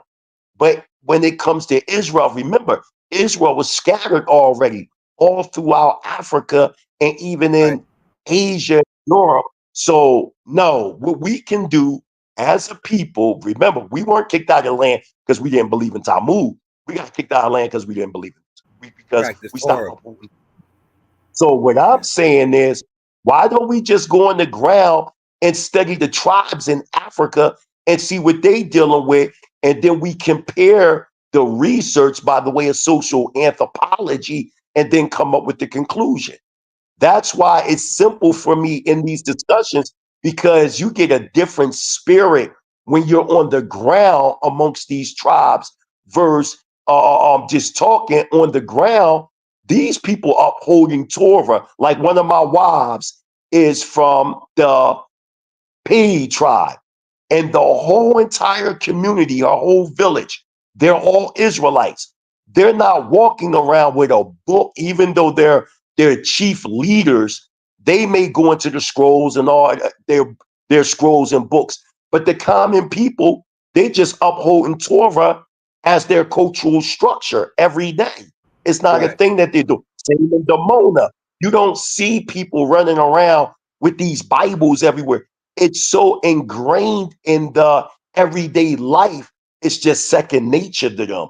Versus us in the States, those that are in the States, they're reading it as a manuscript because they're around all these different nations and they're inside of a society where they can't hold the constitution of the Torah. They can only uphold it in principle, not in practice. So my question is, like, he just put this up there. So you're saying you shouldn't even study Talmud at all, just only stay 100% Torah, don't even know what the things that the Talmud. No, I'm not saying that we shouldn't. I think we should study all things, but to incorporate that in our culture, no. Remember, the children of Israel was given 613 commandments, 248 positive, 365 negative. It is for us to create. Remember, in Devarim or Deuteronomy chapter 1, verse 13 to 16, it tells us to get or to seek the wisest of amongst us to help us to understand social matters amongst our people.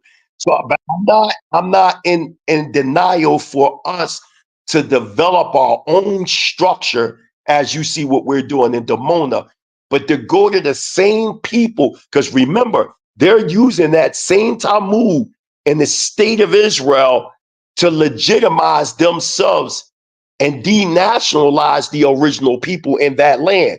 That was one of the things that they did to try to stop us from influxing in the land of Israel and to try to deport us. And y'all need to stop saying on social media, oh, they deported people from the... No, they didn't. They tried to deport 158 people, but it didn't happen. And that was because of the breaking of the Treaty of Understanding, different subject matter. But back to the point, what I'm saying, they use that vehicle right there to try to enforce conversion. Why you think the Ethiopian Israelites or the Israelites from Ethiopia, falsely called Falasha Jews, is going through all that hell and damnation in Israel? Because of that Talmud that they use. all those that are.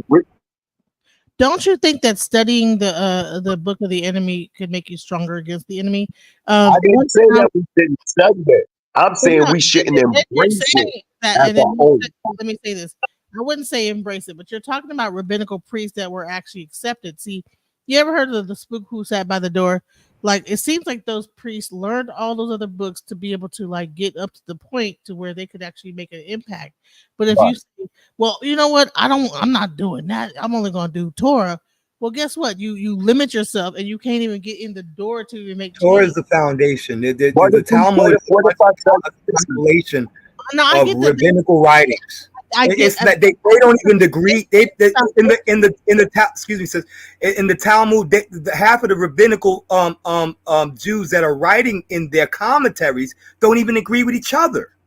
But so it's like the hadiths. It's like the hadiths with Islam.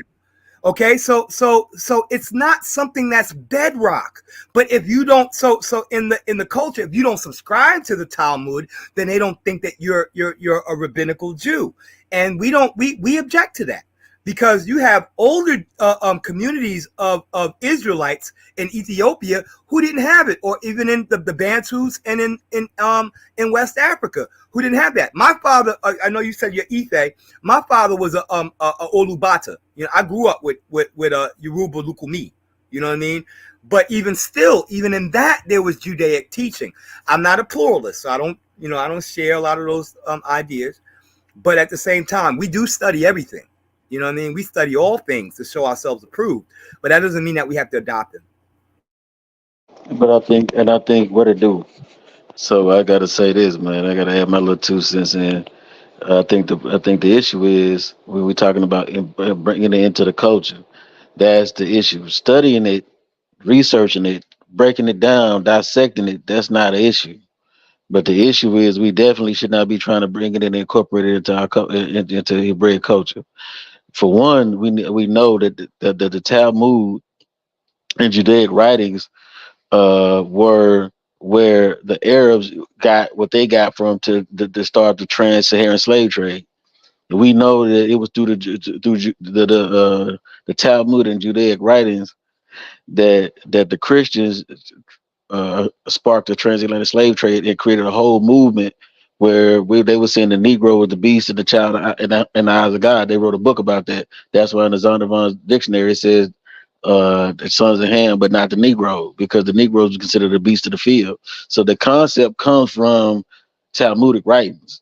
So as long as we understand that the dehumanization of us as a people started with those writings, then there's no way that we should be as a people trying to go back and embrace that book. You know what I'm saying? So you have an army that practices so say we're fighting against the Chinese army and they're like are reading the book of Sun Tzu, right? Mm-hmm. I think it will be very empowering to like actually be a master of Sun Tzu, so that when they practice those things against us, we're able to like really go against them with that same book that they're actually using against us. Like, that's hilarious. But sis, I don't understand. I have a 3rd-degree black belt in Chinese Hung Law. She asked me I studied Chinese culture since I was 14. Brother, hold on, brother. She asked me a question. No. She asked me a question. The thing is, says this is why I said it's a thing called active listening. I answered your question at the very beginning of my statement when I said reading, studying, and dissecting. Yes, we should do that. But in bringing it into our culture, we should. So you constantly asking the same question over and over again. Sorry, my daughter was in the middle of like when you were telling. Okay. Well, my bad then. So no, we can study it. We're supposed to study everything. I think the brother Mighty Hebrew said it. That's the homie. So I think he said it probably better than I am. That study, yes, we're supposed to study everything. We could. There's nothing wrong with us studying and reading the Rig Veda. There's nothing wrong with us studying the Book of Mormon. There's nothing wrong with us studying. Not just study, master. Not just study. I mean, but I mean, it's not everybody's job to do that either. Because if we talk about military strategy, everybody's not going to be participating in the military. So everybody's not going to be considered a scholar. Everybody's not going to be. So that's not everybody's the lay person's job to do that. No, you know what I'm saying? But the people that are participating in said endeavors, yes, it would behoove those people to study everything that could possibly be a counter to whatever offensive that we may be trying to make. So, you know. Well, like I said, the spook who sat by the door, right? The spook who sat by the door went into the CIA or the FBI, learned everything, all the practices, and then was able to take those practices and bring them into the black, that was the movie, right? So what I'm saying is that like the best thing to do is to be able to like get that whatever that title, and that's what it seems like those rabbinical priests that are black did, is that they learned all those books. They did not just stop at the Torah. They went and did all the things they needed to do to get to that point, and now they're revered, and now they can like make change from that position. But you can't make change from a position of just only one, like at the lowest point. But but that argument that you're putting out there, that argument, then that would be with anything. And I love that movie, The Spook That Sat by the Door. But if you actually watch that movie and his whole thing, he got into the FBI, and then from there he went into Chicago, whoop, whoop, and supposedly taught others to infiltrate. Notice they haven't even done that with any of the revolutionary movements. You see what I'm saying? See, the problem with us is it's that same, like, be our enemies to be our enemies. That'll never work for us because our history is so peculiar and so unique. See, we don't want to, and I'm not saying you, sister, we don't want to admit who we are. Every society on this planet is embraced by their past thoughts. Remember, thought is very powerful. So if we had a body politic of people in ancient times that thought a certain way, they viewed life a certain way, spirituality, culture, etc., this became trickled down within our DNA structure. So none of that will ever work for us. What will work for us is the blueprint that I showed the other night when I had a dialogue with Dr. Reggie. Until we move away from trying to be everybody except us, we're always going to have these same discussions. We should do this. I call it what we used to be religion. We used to be kings and queens. We used to build pyramids. We used to do this verse. We are doing this. That's why Demona is so important to me and so important to plant that in the minds of the people, because it will give us something we can taste, see, smell, hear, right? Touch, versus all these abstract ideas that just keep rolling us in circles. Versus, okay, United States, Umar Johnson, when you going to build that school? For years and years and years, and it's not a shot at brother Umar, but this is what the people say. But when you go to Demona, we got our own schools. We talking about we need to irrigate land. We're doing that. People keep saying we need to get our own businesses, get our own factories, do everything we saying we need to do in the United States. We already doing that over here. So it must be something that the brothers and sisters are lacking in the States that they're not doing that they need to do. And what they need to do is abandon everything that they've been taught and return back to the law, statutes, and commandments. If you notice, when we return back to that Torah, that's why we able to build over here the way we've been building. Not because we believed in the Talmud or the Quran, the Book of Mormon, the H0LY, the Book of AINT, the Epics of Gilgamesh, the Imuni Elish, whatever them books. Notice none of them books, they can't build no society out of that. And we just, and I'm not pointing fingers to belittle these movements, but these movements were feel-good moments. But when it comes to dealing with the world powers at large, they only respect nations. Nations only respect nations. They don't respect no organizations and 501c splinter groups, and they don't respect that.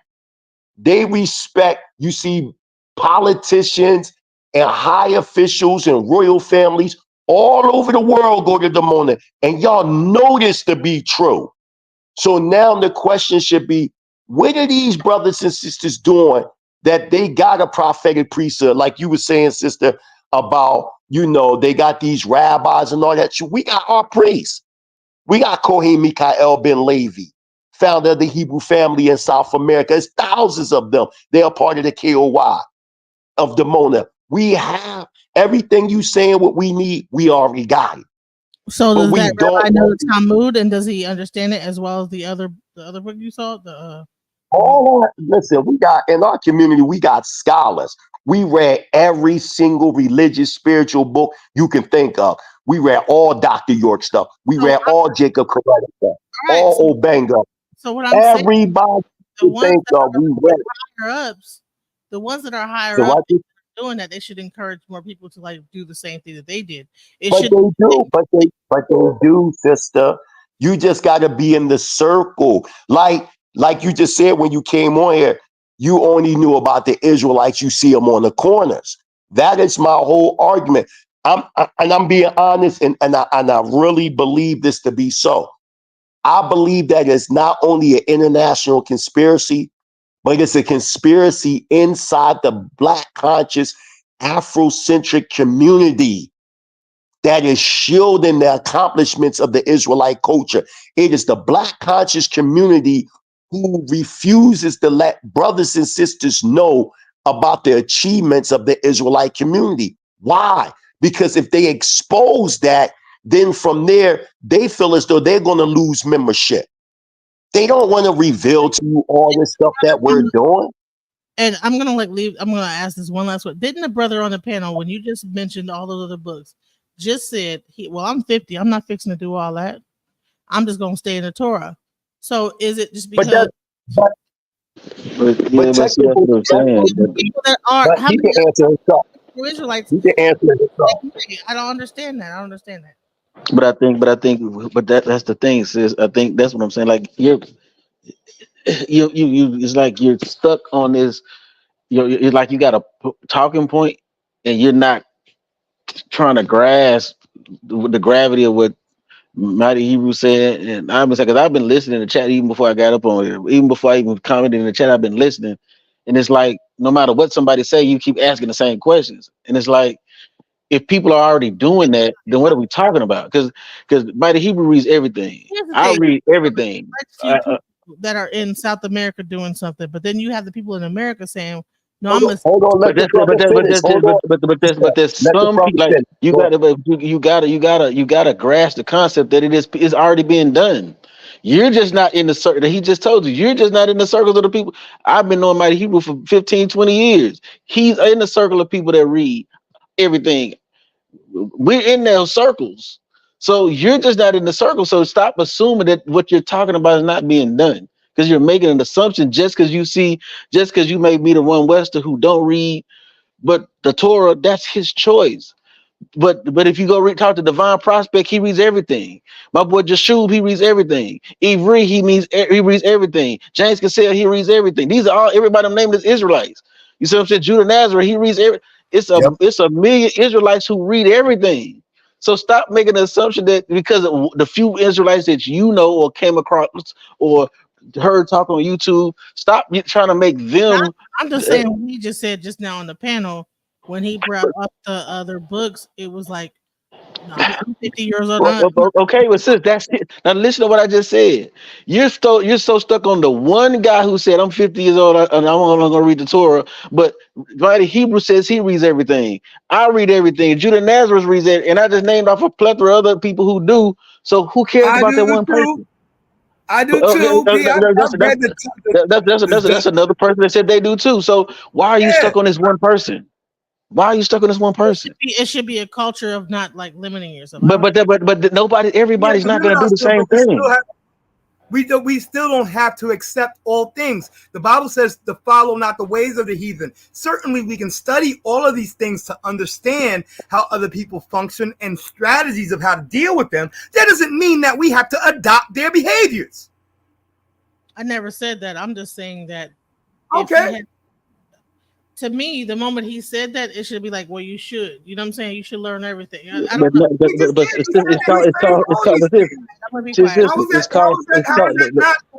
is that not acquiescing to studying all of these things? But what we're not acquiescing to is adopting those cultures, right? So I've studied Chinese Kung Fu for since 1991. Right, I'm still in martial arts. In my Chinese Kung Fu school, studied Hung Gar for years. They have altars and they have, Guanyang, Guangong. They have altars to those Chinese gods of war. Do I worship those gods? No. I don't practice that. Worship them, but I know I studied Sun Tzu. I studied the Taoist text. I studied Buddhism. I've studied all of those cultures as a martial arts student and now a teacher for over 30 years. I just turned 50. I was 14 when I went into Chinese martial arts. I know what Sun Tzu is. I know it back to front. Oh yeah, I came in. I'm gonna jump in and talk for a second. Not saying that I'm gonna cut off, but somebody calling me. I'm gonna meet up. So yeah, I just think that like I said, just because nobody's gonna chastise a brother because the brother's made his choice. He's an adult. If that's his choice, I'm not gonna tell him you're wrong. You should read everything because I don't know if he didn't already read it. It says just what at this particular point, all that is vanity, and the only thing I want to focus on is the Torah. I don't know that, so I'm not gonna chastise that brother just because he chooses at this particular junction in his life to just read the Torah. That's his choice. And You see what I'm saying? not only that, I want to jump in. Can I come in here? I don't mean to. I'm not here to shake up things. I just was like, me. I'm just. No. We want you. We want you to shake up things. I just want to say this one thing, Napa, and then I'm just let you go. The beat off of D Red, the blue collar scholar, and I'm gonna say this openly. D Red, the blue collar scholar, is one of the greatest scholars in the Israelite culture, hands down. But to get to my point, what I'm saying, we have to be very careful what we ingest. Everybody don't have the spirit to read books and be able to separate it from their everyday culture. Remember in the book of Ecclesiastes, the 12th chapter, it says the making of many books is the weariness of the flesh. Now, is that saying we can't read books? No, that's not what that's saying. What it's saying is know your spirit, because you will have people that might be, let's say, hypothetical. You got a brother, Sister DJ Genesis, that's in the E5 religion that you into, right? Or spirituality culture, correctly. They in the E5 culture. And then they start reading all these different books. You know what I mean? His spirit may not be able to ingest it. It can cause confusion in his spirit to the point it can destroy him. So there are certain men and women who have that type of ability to keep themselves separated from all that. Like, I'm Torah centered all the way. I don't subscribe to nothing but Torah, but I'm able to read all these different books and have a certain understanding, but I know how to not cause them things to engulf my spirit. That's why it's a bunch of confusion out here in the midst of our people, because they don't have no proper elders that's teaching them. Most people learn on social media today. The era I came from, I learned and sat under elders, under master teachers that were able to give me this understanding to be able to separate. So that's all I want to say. I'm a pastor, Sister Napasha, but Sister Genesis, everybody spirit is not built to do that. Some people will destroy themselves by making the many of books. It'll cause a weariness to their flesh. Sister Napasha.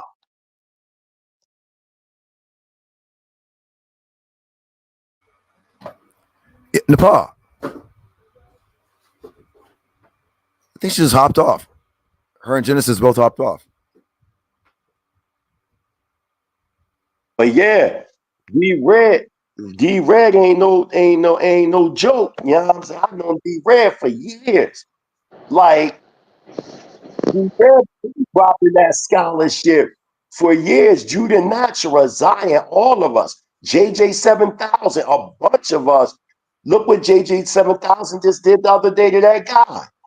You know what I mean? We sat there, we was very attentive, and the man never responded to anything.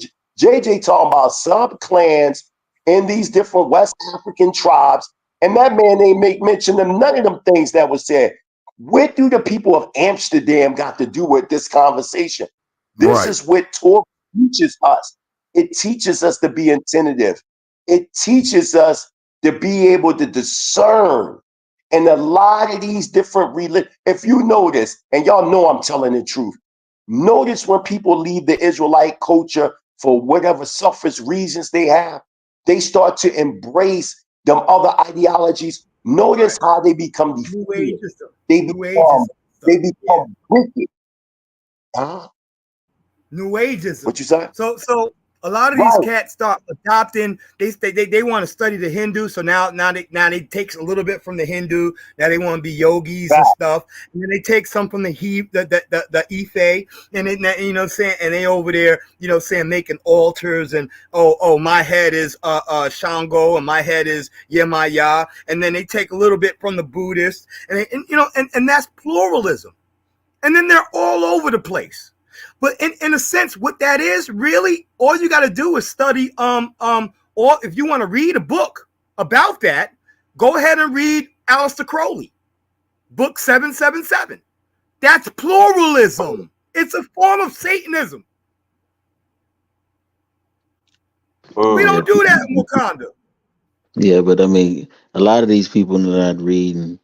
That was a hell of a book 777. Yeah, that's shoot. That's one of the books I almost forgot You read about. that? You read that too, Yeah, right? I read that So when book. they say Yeah. that we don't study everything, That in the book of the law. That in the book of the law. That in the book of the law. Yeah. I studied H0LY's work. You can't tell us that we don't study everything. They half of us on this panel have studied things that would have been considered wickedness to us. Yeah, that's true.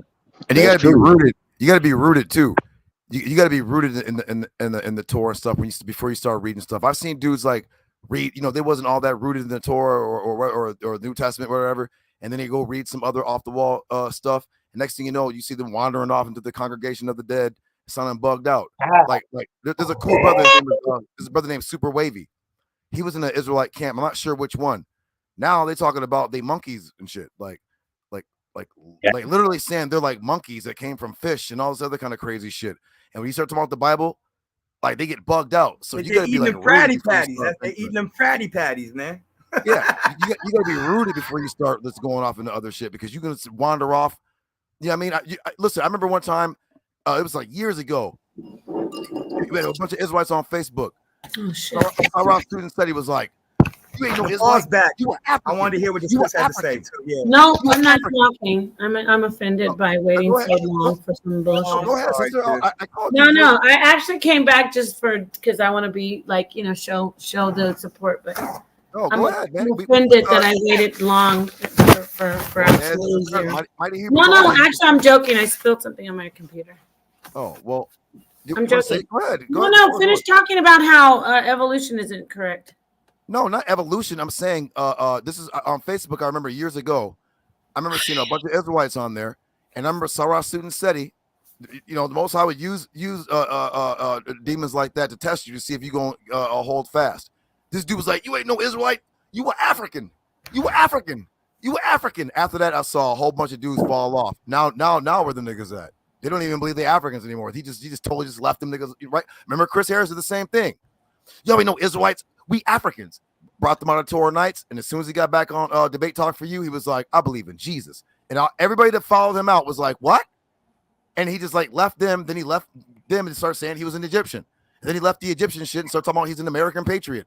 Then he left that. Then he became a pantheist. Then he left that. He became the nigga's not rooted in nothing. So if you follow him, you're gonna be confused and dumb, just like him and Lex Vortex.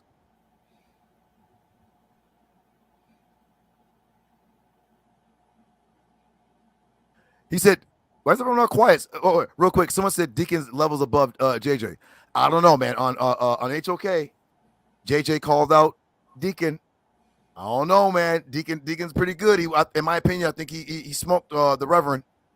But remember, JJ is he's a veteran, so he called Deacon out. Deacon didn't seem like he wanted that smoke. You mean I'm like, come on, Deacon, come on, brother. Don't be like Capt Tazaryach. Capt Tazaryach done got whipped up on by Hasad, looking crazy, making damage control videos. I keep trying to tell that brother Tazaryach, brother, you be on there dealing with them Christians every day, arguing about Paul, which is fine. But when you get in a ring with people who actually study the scriptures, you get knocked out. You be looking like this dude knocked out in the cheap seats. I'm calling JJ 7000 out right now while he's still in good favor with Sarnetta. Smush gang. Well, I dropped the link for JJ. He won't. I dropped the link for JJ. He won't come on. Yeah, wait. Look. Tazaryach pressing this red button. Look how broke. No matter how many videos Tazaryach make. Yeah, bro. I don't want to talk about Tazaryach when I can. That's why Sarnetta's like, But he's not here. Go ahead, finish your show. But should I drop off? I'm gonna drop off. This is not communism. Why can't we talk about information? No, we've been talking about it all night. I literally sat here for an hour. You said go ahead, and you keep saying no. No, I didn't say no. I didn't want to interrupt you. We're not saying anything. Like I want to go back to what Mighty Hebrew said about, if you don't mind, about the Latinos. You're so hilarious. No, go ahead. Why is it that I'm the one that somebody say, "Damn, if I come in always causing problems"? No, it's like fine. We so don't let me ask you a question as a host, and then I want to go to all the other. These are my brothers. We're family. All of us are family. You believe that that most of the Latinos are not Israelites? Are you speaking to me? I know you said it, brother, but I'm talking to Judah, and then I want to bring that dialogue back. That's why I put the icon on an hour and a half ago. No, I know what you said. I know what you said, okay. and that's why, and it's not going to be, we're not going to fight over it or anything. But I do want to ask some questions because that is where I absolutely disagree from history. So I want to ask Judah as the host, as the this is his channel, we're in his house, and then I'm going to take it into the center of the floor, and we talk about it because I'm asking Judah, from your research, do you agree? You don't even. It's not even about our brother Prince Charlandine. He's definitely an Israelite prince. He's our elder, but from your research, are most Latinos not Israelites? I haven't really done research on most Latinos, but I would say that the Latinos and Hispanics in America are Israelites because Jeremiah 50 says the house of Israel and the house of Judah are oppressed together. Now, when I kept getting FOPE on this because they kept saying, oh, wait a minute, Mighty D-Rez said that he was like the Bloods and the Crips. I'm like, bruh, come on, bruh. You know full well that ain't talking about the house of Judah versus the house of Israel vexing each other. Obviously, these two houses are like people that are oppressed together, but not necessarily looking alike or whatever. You know what I'm saying? Like, right? So, like, the so-called Negro and the Puerto Ricans or other Dominicans and whatever. Yeah, we're like being oppressed together in America, but there is like a slight little separation, and we do provoke each other. So, but I'm not saying we're only in America, but I'm saying like as far as like in America, the only people that hang with niggas or live around us are who? Latino and Hispanics. Okay, great. Now I'm gonna ask Mighty Hebrew, and I'm asking you to just keep it because we're doing a back and forth dialogue, and even I think if D-Red wants to jump in, Mighty Hebrew, can you talk to us about the Sephardic roots of the Spaniard? Because from what I heard you say, and I'm not, this isn't an affront or an attack, because you know I listen to you, you teach me. However, I want to hear you explain why the Sephardic roots of the Latino, the Spaniard, are straight back to Israel, and how can we say otherwise? I'm ready. That's what I wanted to talk about. You're muffled. Can you hear me? Can you hear me? Keep talking so I can hear. Can you hear me now? Yes, great. Okay, go ahead. Okay. What I'm saying is this. The Most High said that Israel will be scattered amongst the nations of the earth. I acknowledge, so everybody will know, I acknowledge that the first sons of Jacob, they were all Negroes. And from there, they had children and children from not only Israelite women, but Canaanite women, Chemician women. So yes, the phenol structure would change. And as we started to spread out more and more, naturally, we started to amalgamate amongst the nations of the earth. What I'm saying is, when I look at that 12 tribe chart, and this is a major problem, when I look at that 12 tribe chart, there is no historical facts that could say emphatically that Ephraim is the Puerto Ricans when we got in southern Nigeria, Ephraim. You know, there's no historical facts that stand from Guatemala to Panama that the tribe of Zebulon is them people, et cetera, et cetera. This has caused a major confusion in our community to such a point. Myself, Judah Natural, JJ 7000, FOP, and others, we had to run out a group known as Ancient Watchmen. It was really founded by a man by the name of H0LY. And he was originally out of Torah Nights. Started teaching that black people in America was the Canaanites. And that the Hispanic. Don't go there. Let me direct you. Let me direct traffic. I don't care about that. Stay on the history. We don't. I know what you're asking me. I know what you're asking me. Let me just finish. Because I don't care what. I know. Let me just finish, Nepal. I want you to take your time, but don't start taking it too. And then let me tell you about H0LY. I don't care what he said. Let's stay on, because I want you, because you're a historian, I want you to talk about the Sephardic Jew, the Sephardic. I'm gonna get into that. I'm gonna get into that. Specifically talk about them and the Latinos. Go ahead. Okay. Like I was saying, they brought this way of life, or this so-called way of life, into the Israelite community, and it caused confusion. And what did they use? They started to use the Sephardim and the Ashkenazim as a premise to continue on this frenzy. Now, when you talk about the Sephardim and the Ashkenazi, one of the greatest books to get is by Kohen Mikael ben Levi, called Israelites and Jews, The Significant Difference. Yes, you had Israelites in Europe, but the Sephardim themselves are in fact Edom. A matter of fact, they are Amalekites. So when you look at the Sephardim, listen to me, that word Sephardim actually goes back to an area in Arabia. The true so-called Sephardim are in fact Israelites. But those that took the mantle term, Sephardim and Ashkenazim, they Europeans. They Europeans. That's why, hold on. I know, but let me just finish. Brother, there's a lot that you're saying. I want to jump in and have a dialogue. Go ahead. You know I respect you immensely. Did he leave?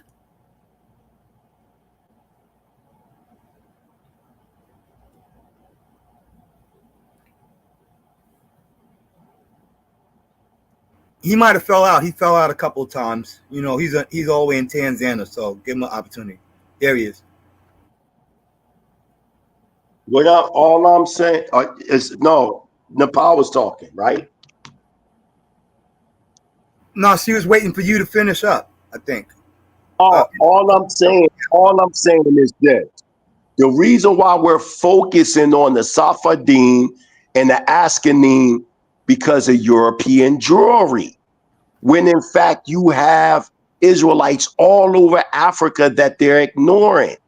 You know, most of the Israelites, why won't any, this is my question, why don't none of the Spanish Israelites that's claiming this Sephardim origin, why they never try to connect to any of the Bantu speaking Israelites?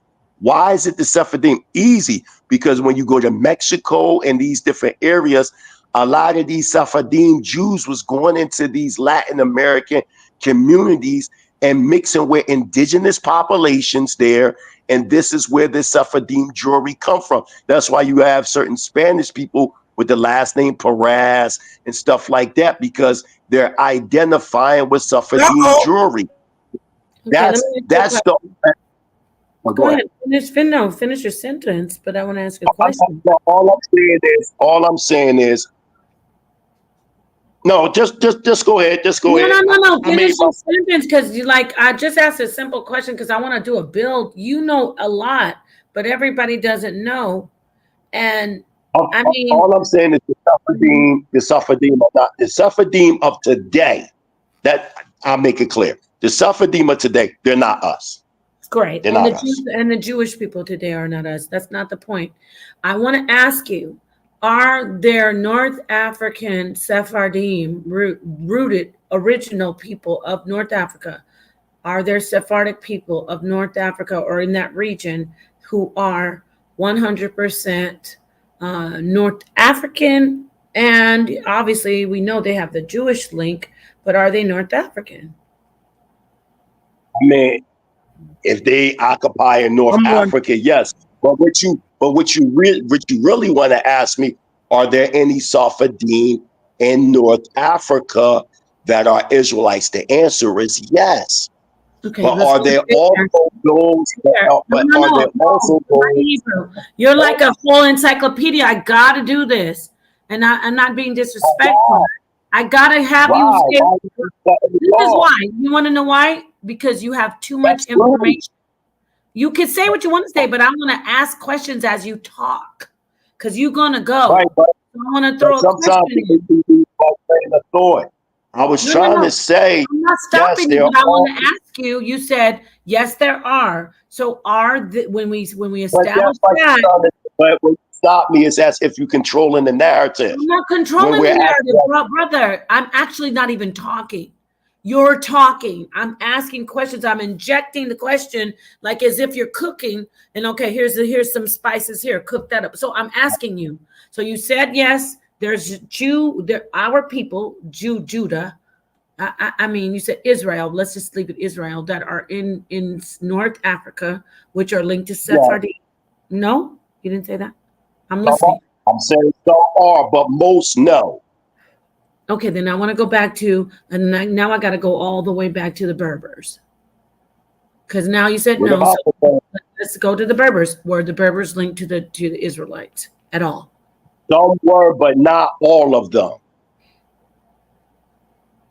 I mean, remember, the Most High said, hold on. Remember, the Most High said we would be scattered amongst all these nations. Before we was even involved, the Berbers were already there. We just intermingled with them people. That don't mean them people is us.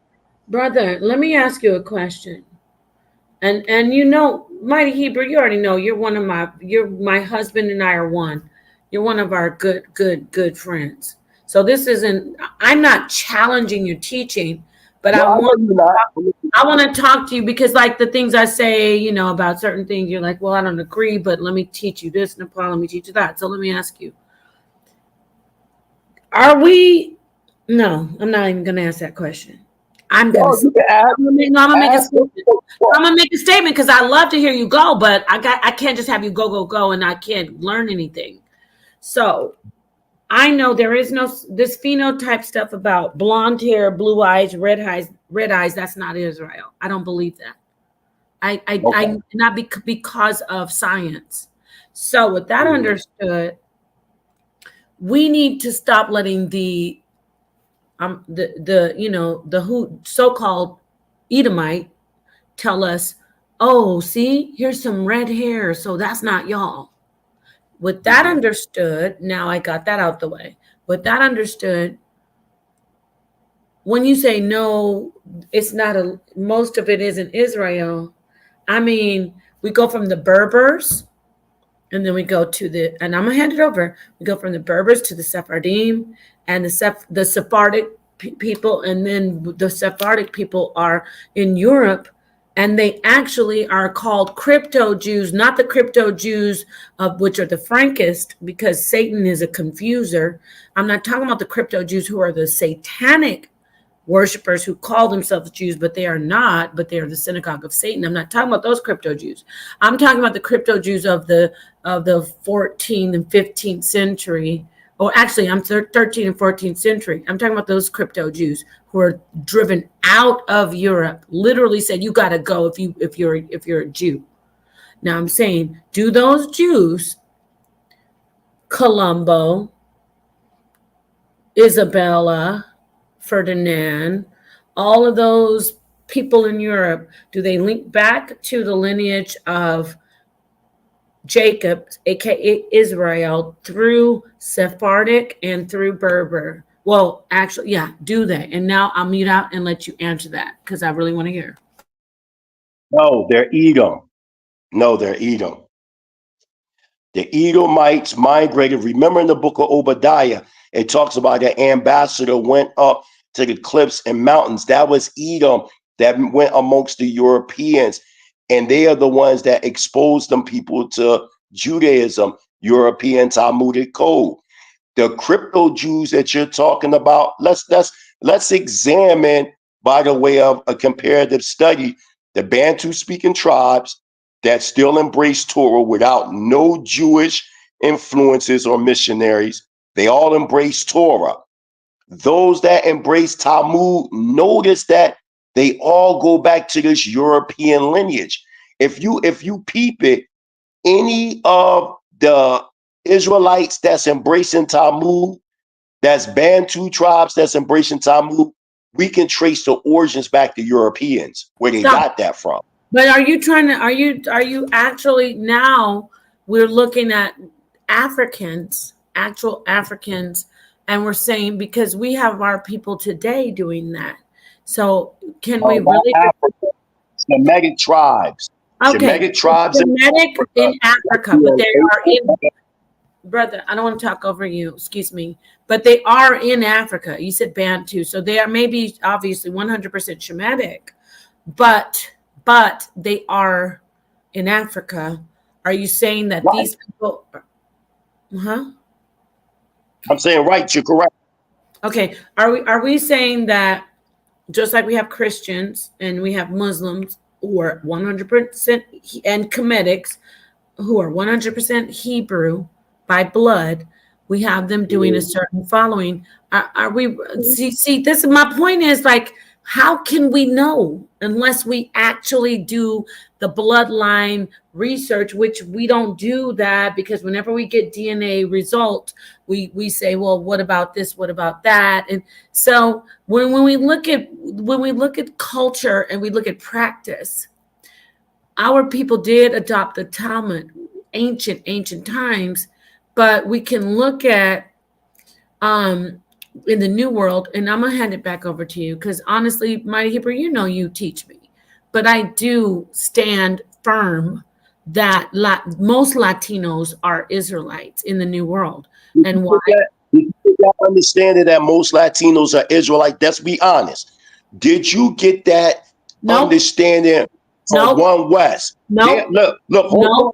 They are the only Israelite community on the planet that embrace that. No, hold on, Sister Napa.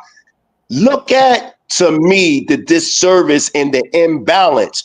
If you look at the North, they got the Negroes or the so-called Black Americans being Judah, Benjamin being. I don't care about the tribe. I know. You're taking it a different route. You asked me a question, Mighty Hebrew. Please, let's stay on what you asked me. Well, because where did you get the idea that the Latinos? Hold on, sis. I'm asking you a question. Where did you get this idea that most Latinos in the world are Israelites? Where you got that from? Got it. My mother, and she's not Latino. She claims Native American. Before I even knew anything about the Hebrew Israelites, she used to always say, Native Americans we're the people we're talking about. These are us. This is us. And my mom always said Native. She's Native. So she'd say, oh, you see the Israelites, that's really us. Native Americans have a strong history. And even though they've been attacked and there's been a lot of genocide, they are our anchor to our heritage in the new world, because they show us we've always been this and you're also us, and we're glad to see you again, that you came here. And all this crap about, oh, the natives enslaved the Israel blacks, black people, Africans enslaved blacks. Black women were some of the biggest slave owners. So let's leave that alone. And all that. Somebody said some dumb thing about the Trail of Tears as if it was Native Americans who did that.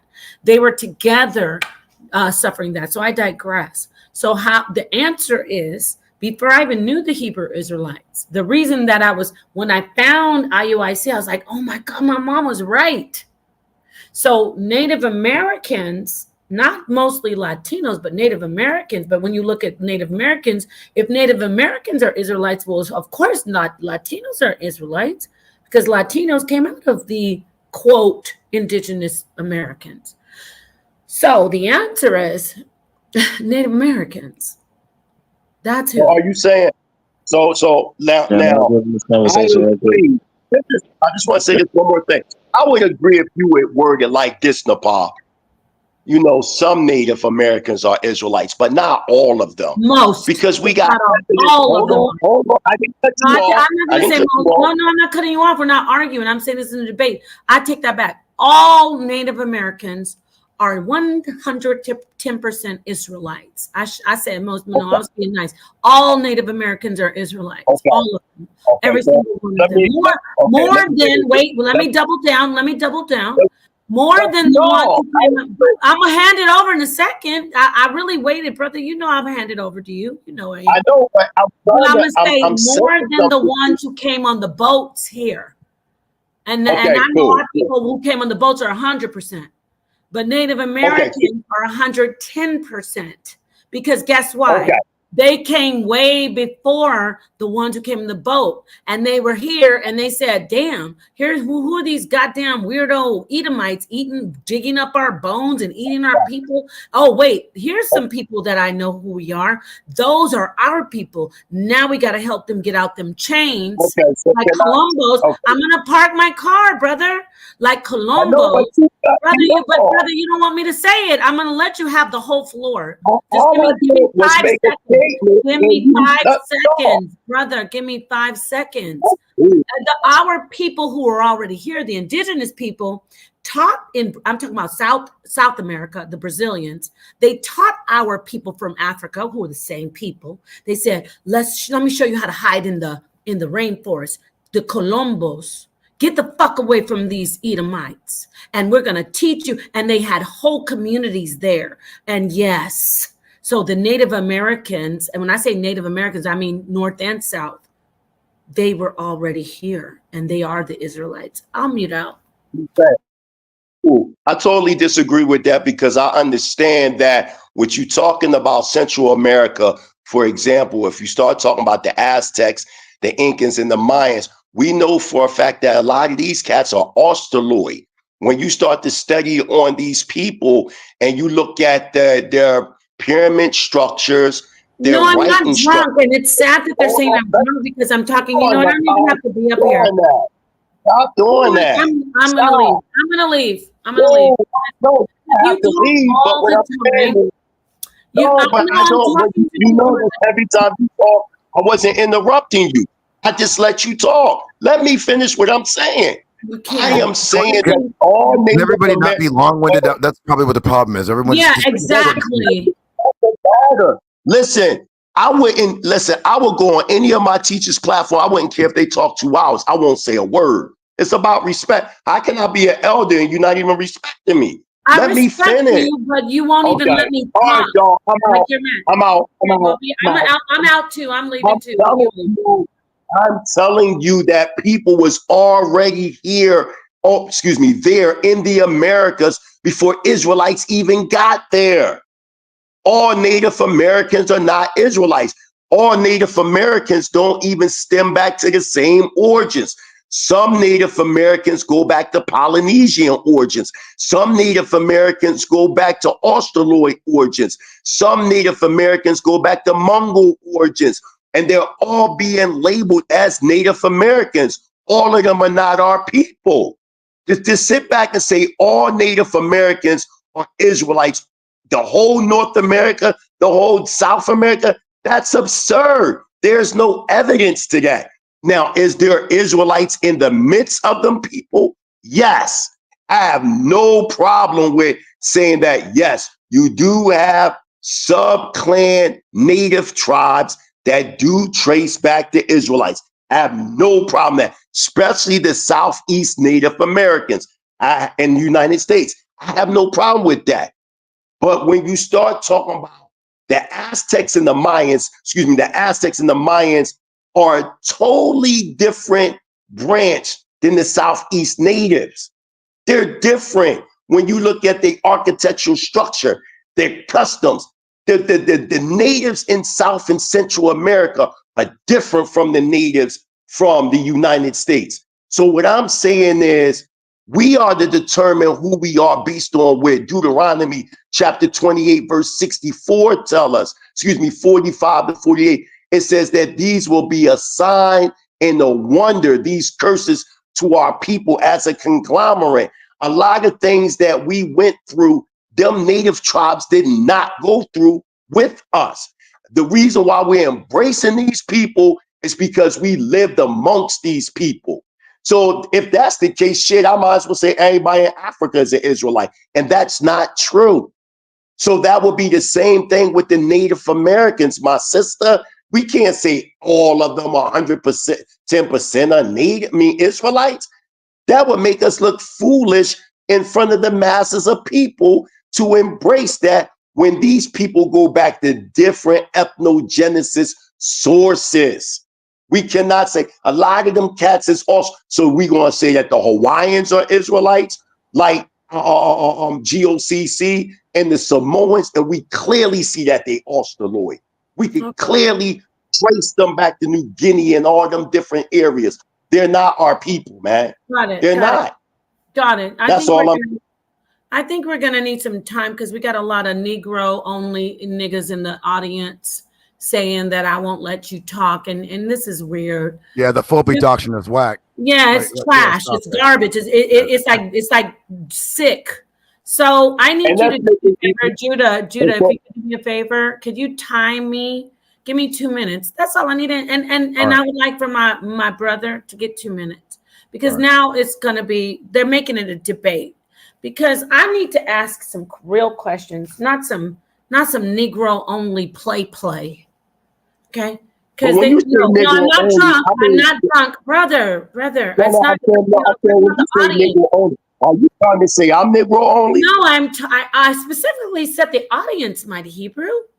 Oh, okay. I'm just trying to figure out why y'all so deep to say that the natives are Israelites, but y'all never embrace it. Hold on. Y'all never, I'm on the ground in Africa. I'm researching these tribes. And no, hold on, I'm asking you a direct question. Why? I'm telling you why y'all saying that. Because of one West influences. No, it isn't. That but one West I just quoted from another. No. I'm not talking about, listen, I'm not talking about your mother. I'm not talking about your dear, beautiful mother. My mother's a native. My mother, hold on, let's make this clear. My mother, no fake stuff. My mother is Cherokee. My father, okay, so, and my mother taught me for years we were the Israelites. I have no problem with that. The problem that I'm having is the mind state of that 12 tribe chart that you just put out there. About the 12 tribe chart. No, you didn't say 12 tribe. Listen to me, sister.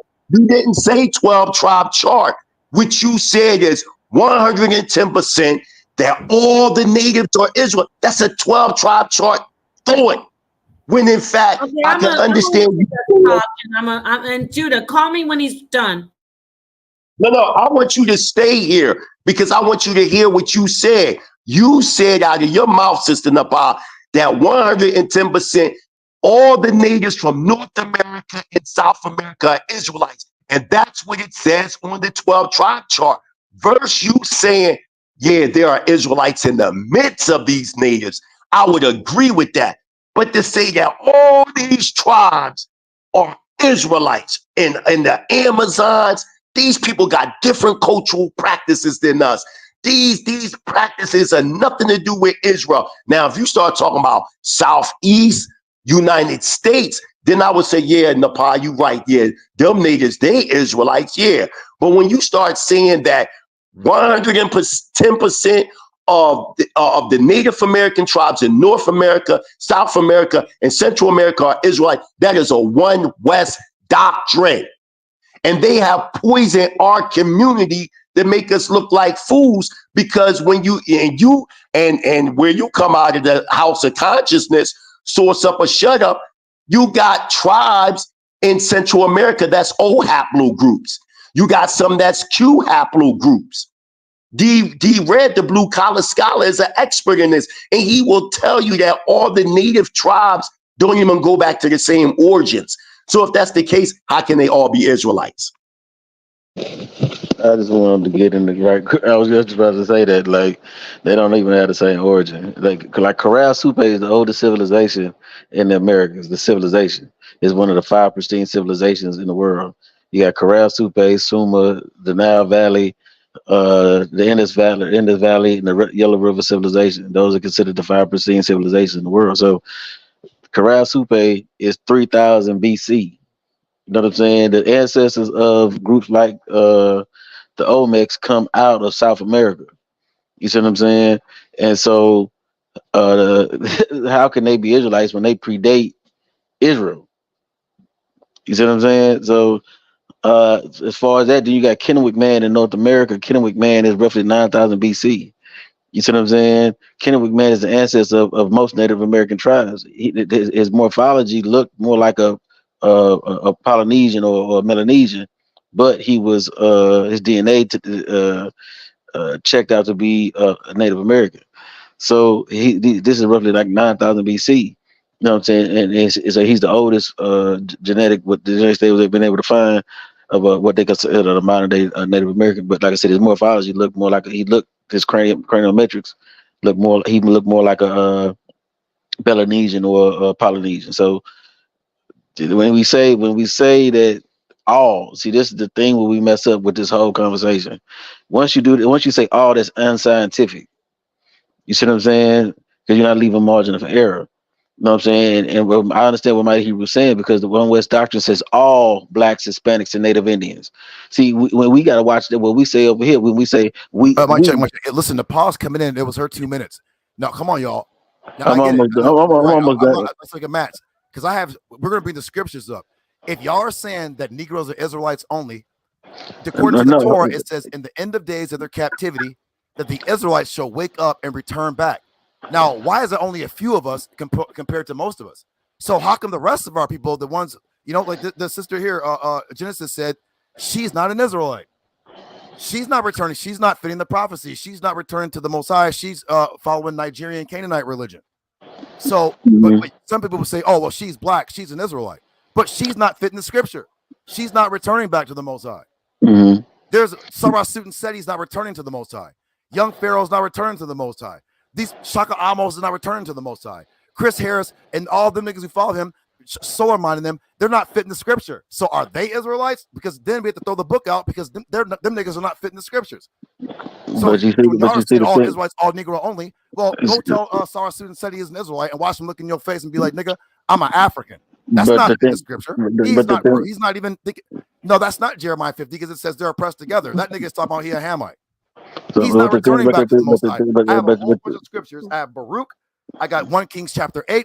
I got Deuteronomy 4 verse 27. I have a whole bunch of them. Why aren't these niggas returning back to the Most High? They're not fitting the scripture.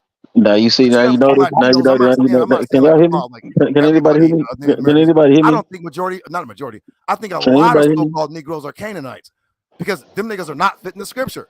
You are not going to get these niggas in the Torah to serve the Most High. You are not going to get these niggas to do it. I don't care how blackity black, biggity biggity black. The first thing is Africa. That's not in the Torah. The Most High said that Israel is going to return back, bethink themselves, remember themselves in the land of their captivity.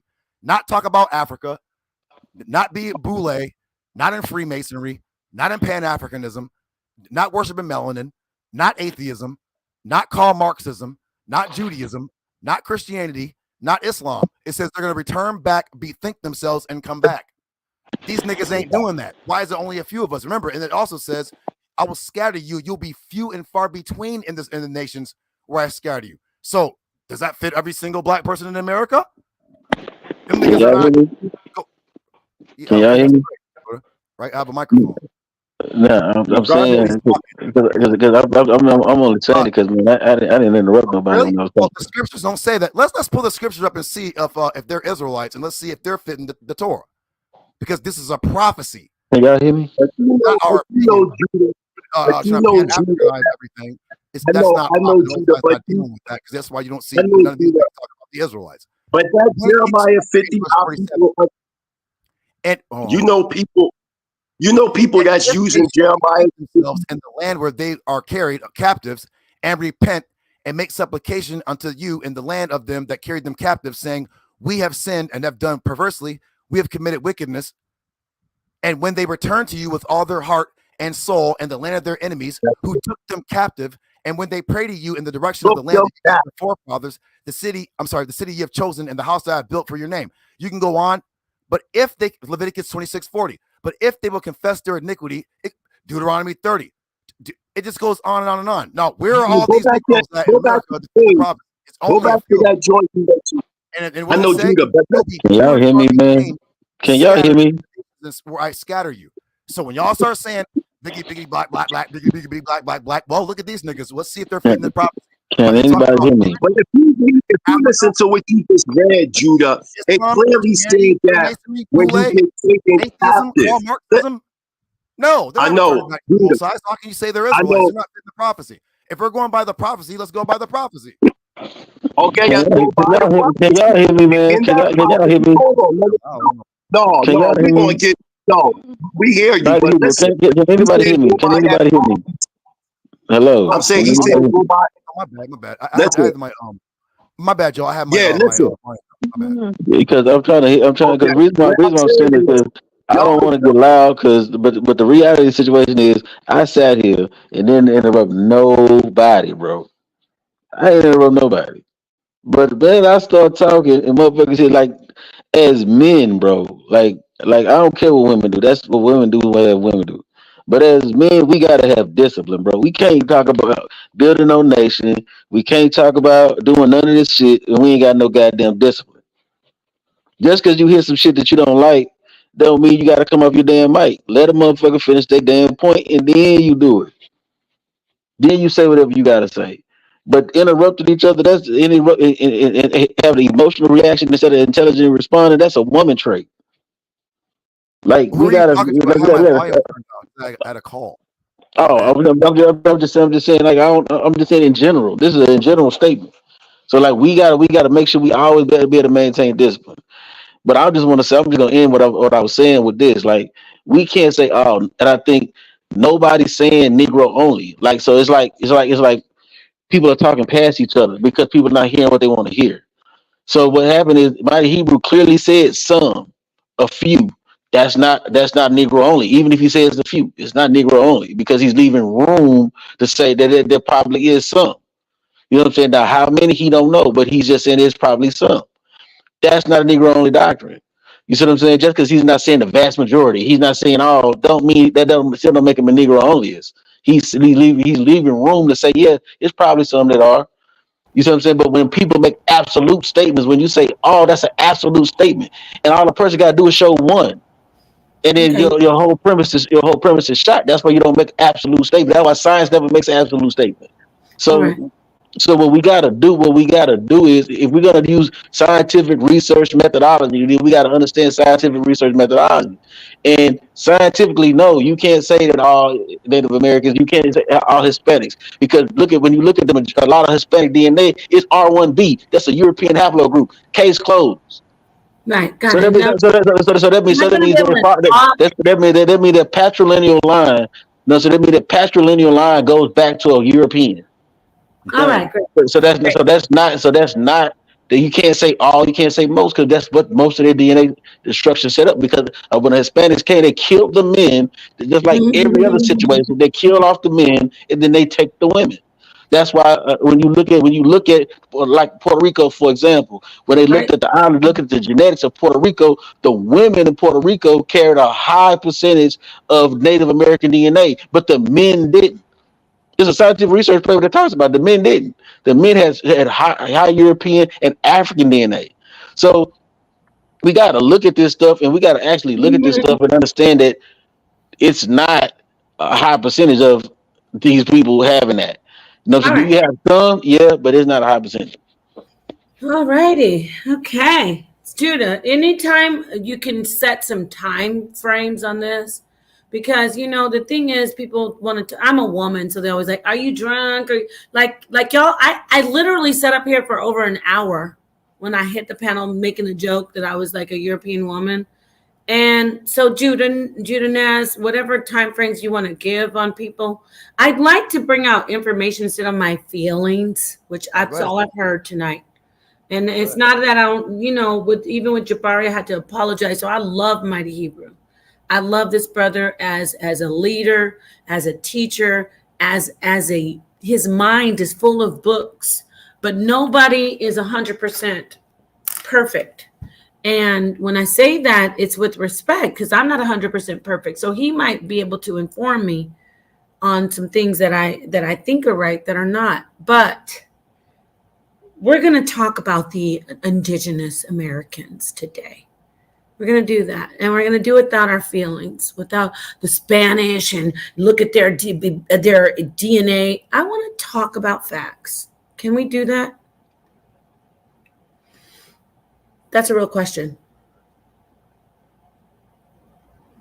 I said, can we do that? No or yes? Did I lose connection? Go ahead, I'm not going to sit here all day on Yom Kippur and speak about. I thought it was just a question you asking.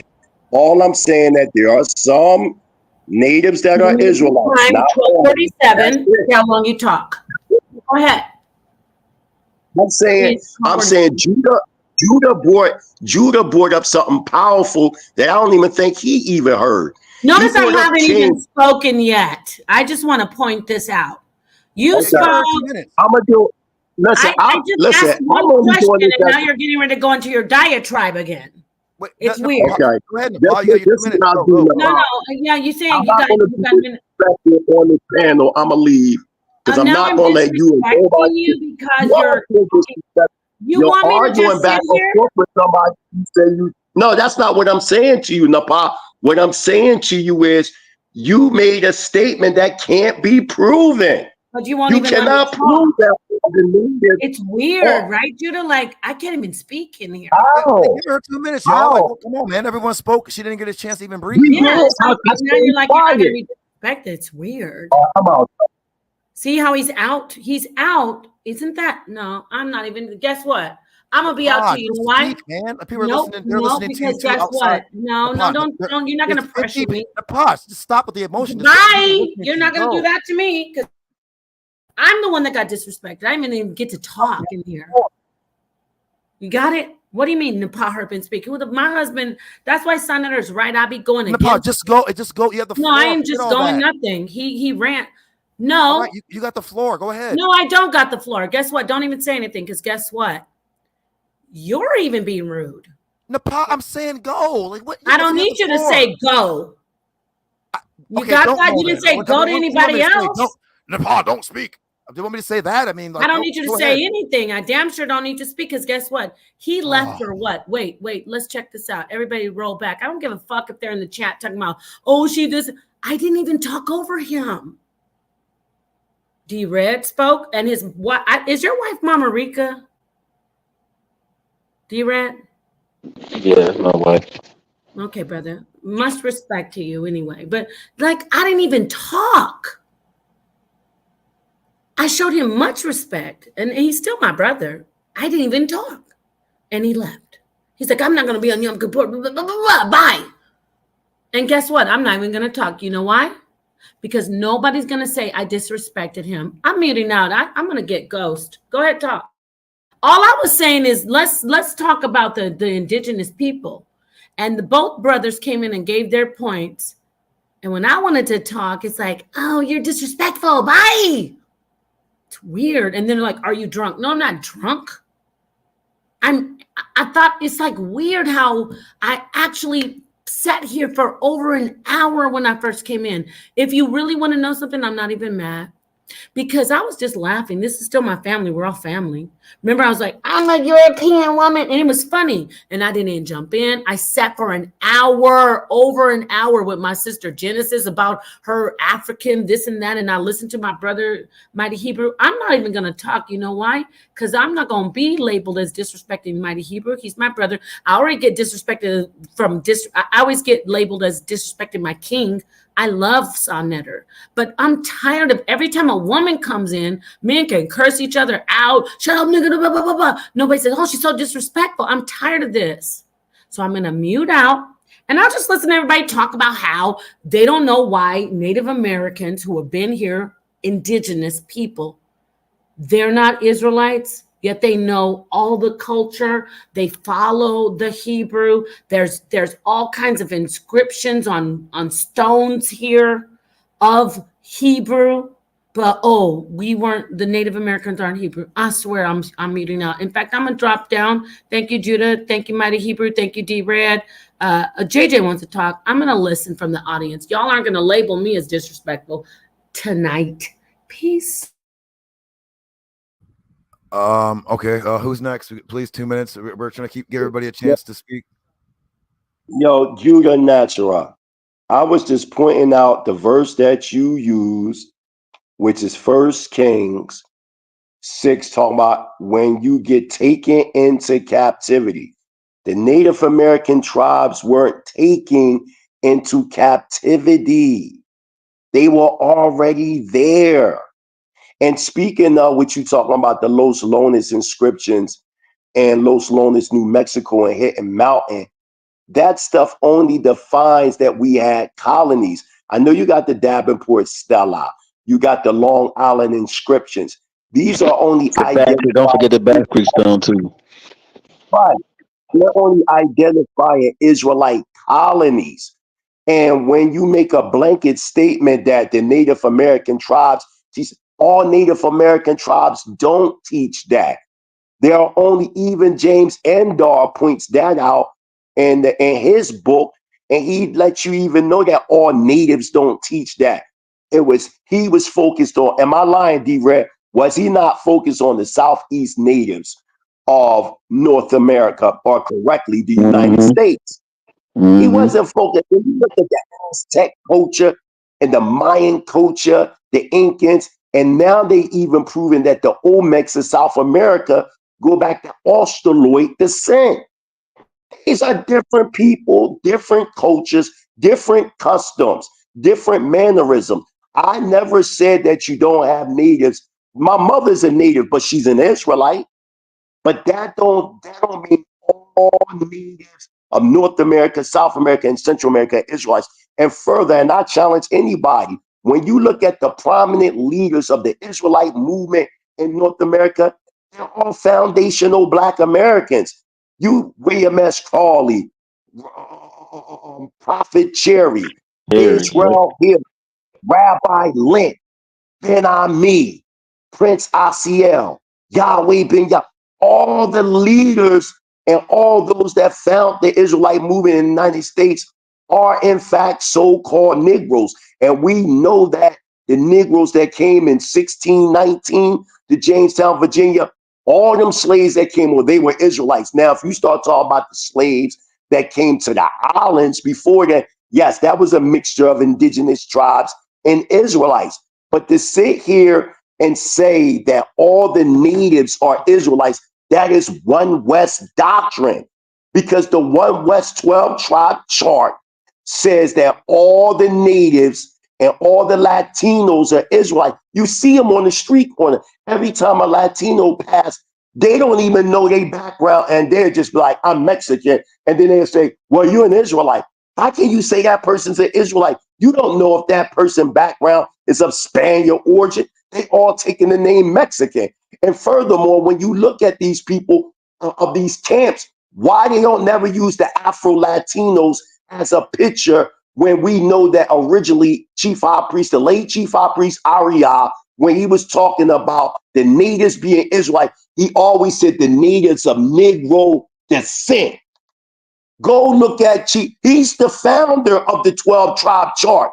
Him. So if he said it out of his own mouth, Chief High Priest Yeshaya, Chief High Priest Yahuwah, Chief High Priest Kazak, all them 7 heads, they were teaching in the original UPK of 1969. They said the Negroes and the Indians of Negro descent. They were specific on what they meant. And then later on, it took a whole nother different overtone because more of the Spaniard looking Israelites took, state within these camps. Why is it that they gotta dominate? They dominate in the 12 tribes. If you're saying all the native, look at the Venezuelans coming up in there doing what they do. They don't look at us as them. They up in Colorado, Chicago doing all. They do not look at us as the same. They're not our people. They're not our people.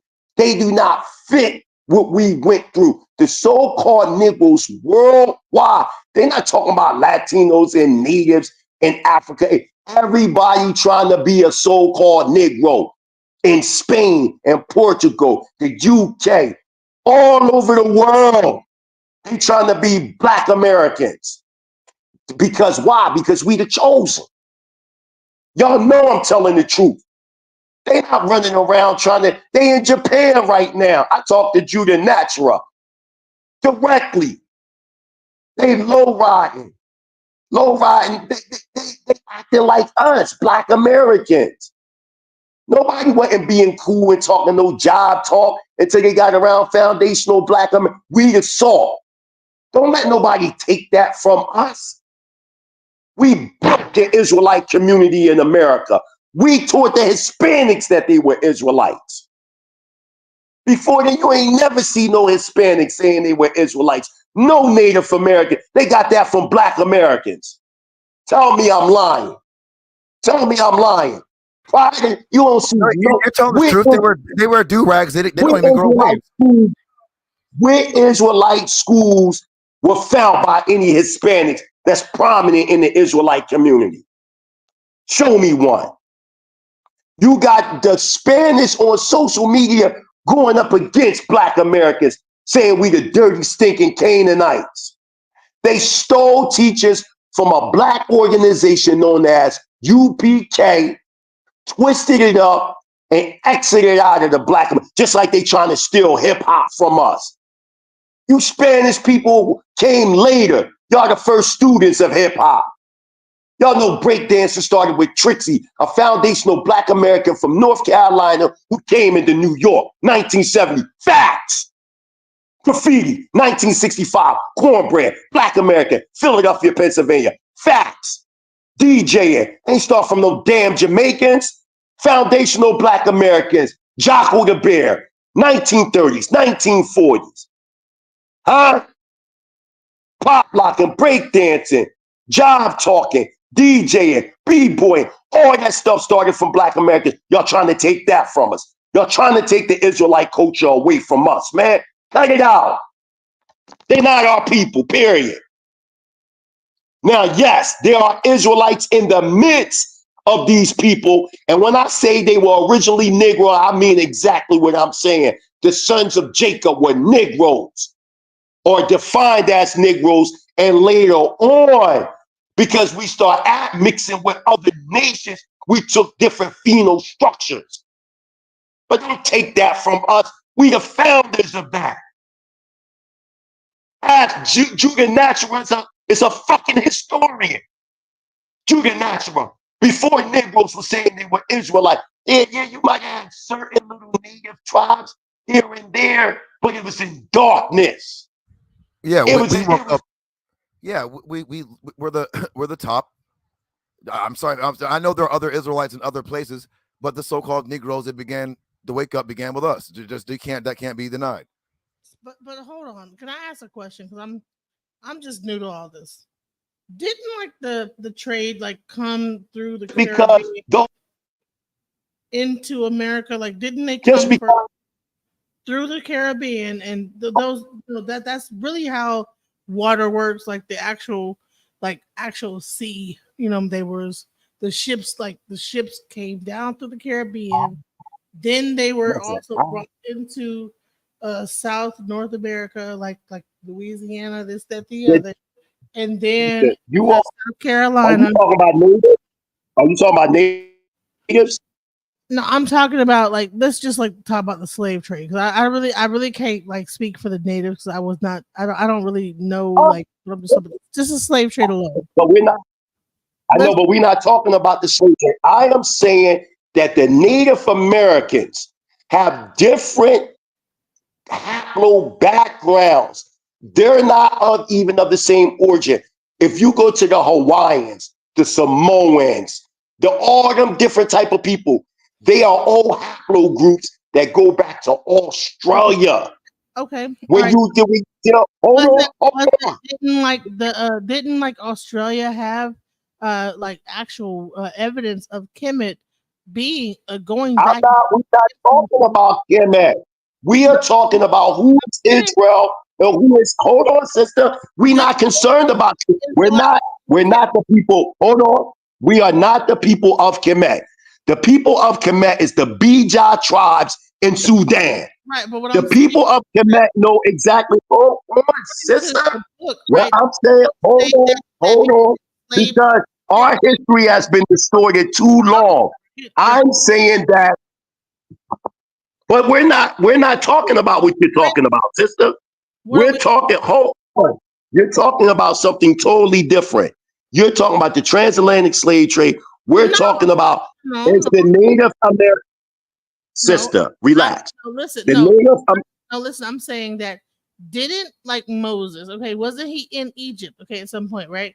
And then got to do with the native.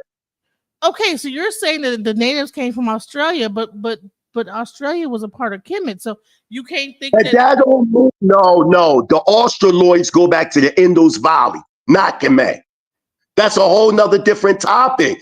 The Moses got nothing to do with this discussion. But I'm saying, hold on, if we talking, come on, man. If we talking genetics, let's stop with the crap. If we talking genetics, the genetic data clearly shows that we're not the same people as them.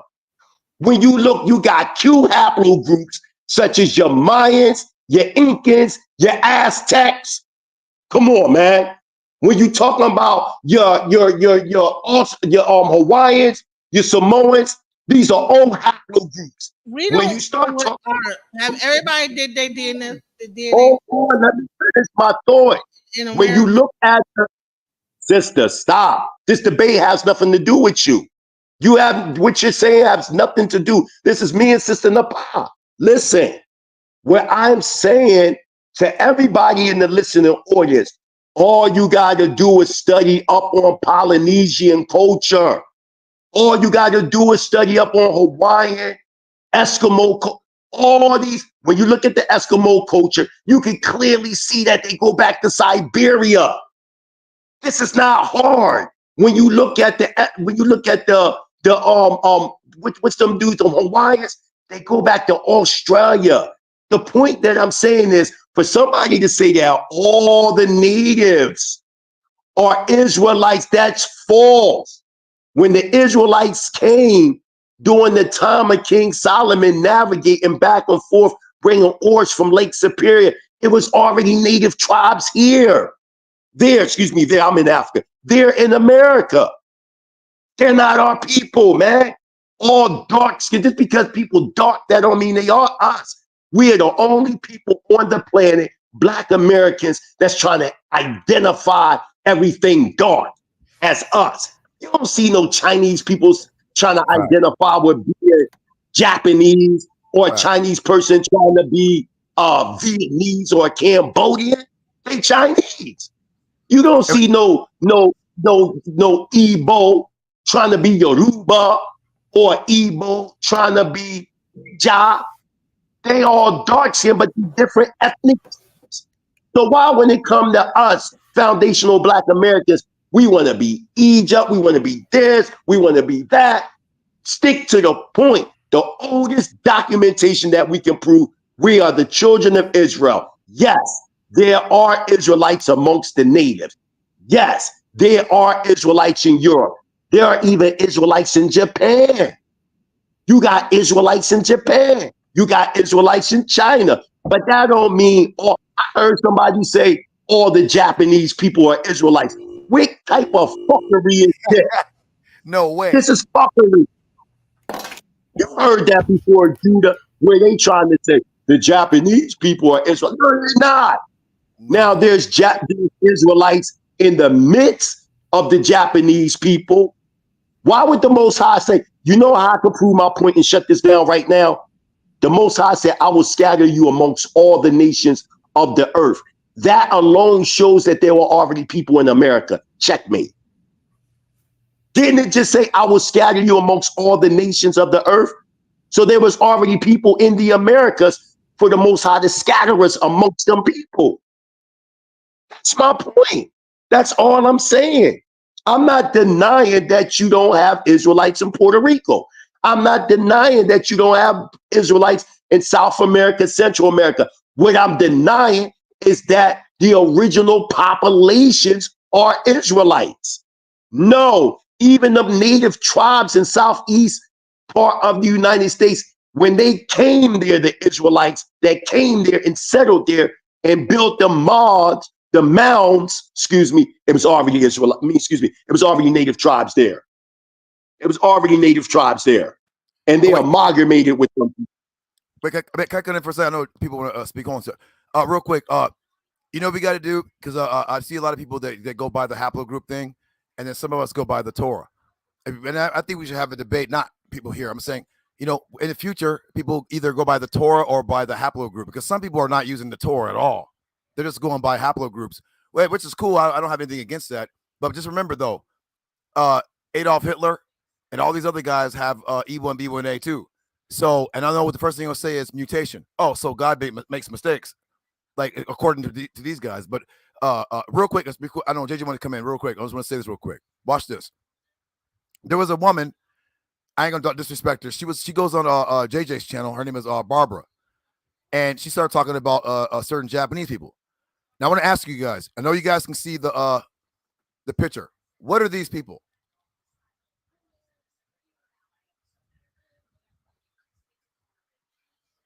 Anybody hear me? No, yeah, I can hear you now, JJ. My fault. Not JJ, excuse me.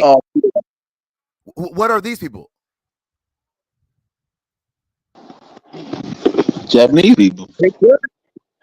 But what do they look like? Like okay. Well, just give me a second. Hold on. I'm gonna pull up Japanese people. Hold on. Japanese. You do got Japanese people that look like that. Even the ancient Japanese with dark skin. Okay, wait, hold on. Let me show you what when you come to Japan, this is what you're gonna see. Mm-hmm. Okay, now is there a difference between these people and these people? It all depends. They live in Japan. Look, you don't see these people in Japan. This is who you're gonna see all day in Japan. Facts. But there are people that like that live in Japan that you're showing us. Yeah, but who are these people? I don't know their background. They could be it. Some of them could. Listen, some of them, it could be three ways, Judah. It could be either the indigenous population that originally lived in Japan, the Anu, who were in fact dark-skinned people with wavy and woolly hair, or it could be settled Israelites that amalgamated with the people that was there, or it could be the same people. Because you remember, we trace our lineage through the seed of the father. So let's say, for instance, some of their fathers are just regular Japanese that don't have nothing to do with no original people, but then their mothers could be either Anu, they could be Israelite, it could be anything. So that's why I'm saying I don't know who they are, and that's where the One West camps be messing up. When they be on them street corners and they'll see a light-skinned person, Pat, look at GMS. They done went real crazy. They got literal white boys, Irish white boys. No, I'm right. But how come everyone got quiet? If you saw him, you would just say he's Japanese. You wouldn't think he's a Negro.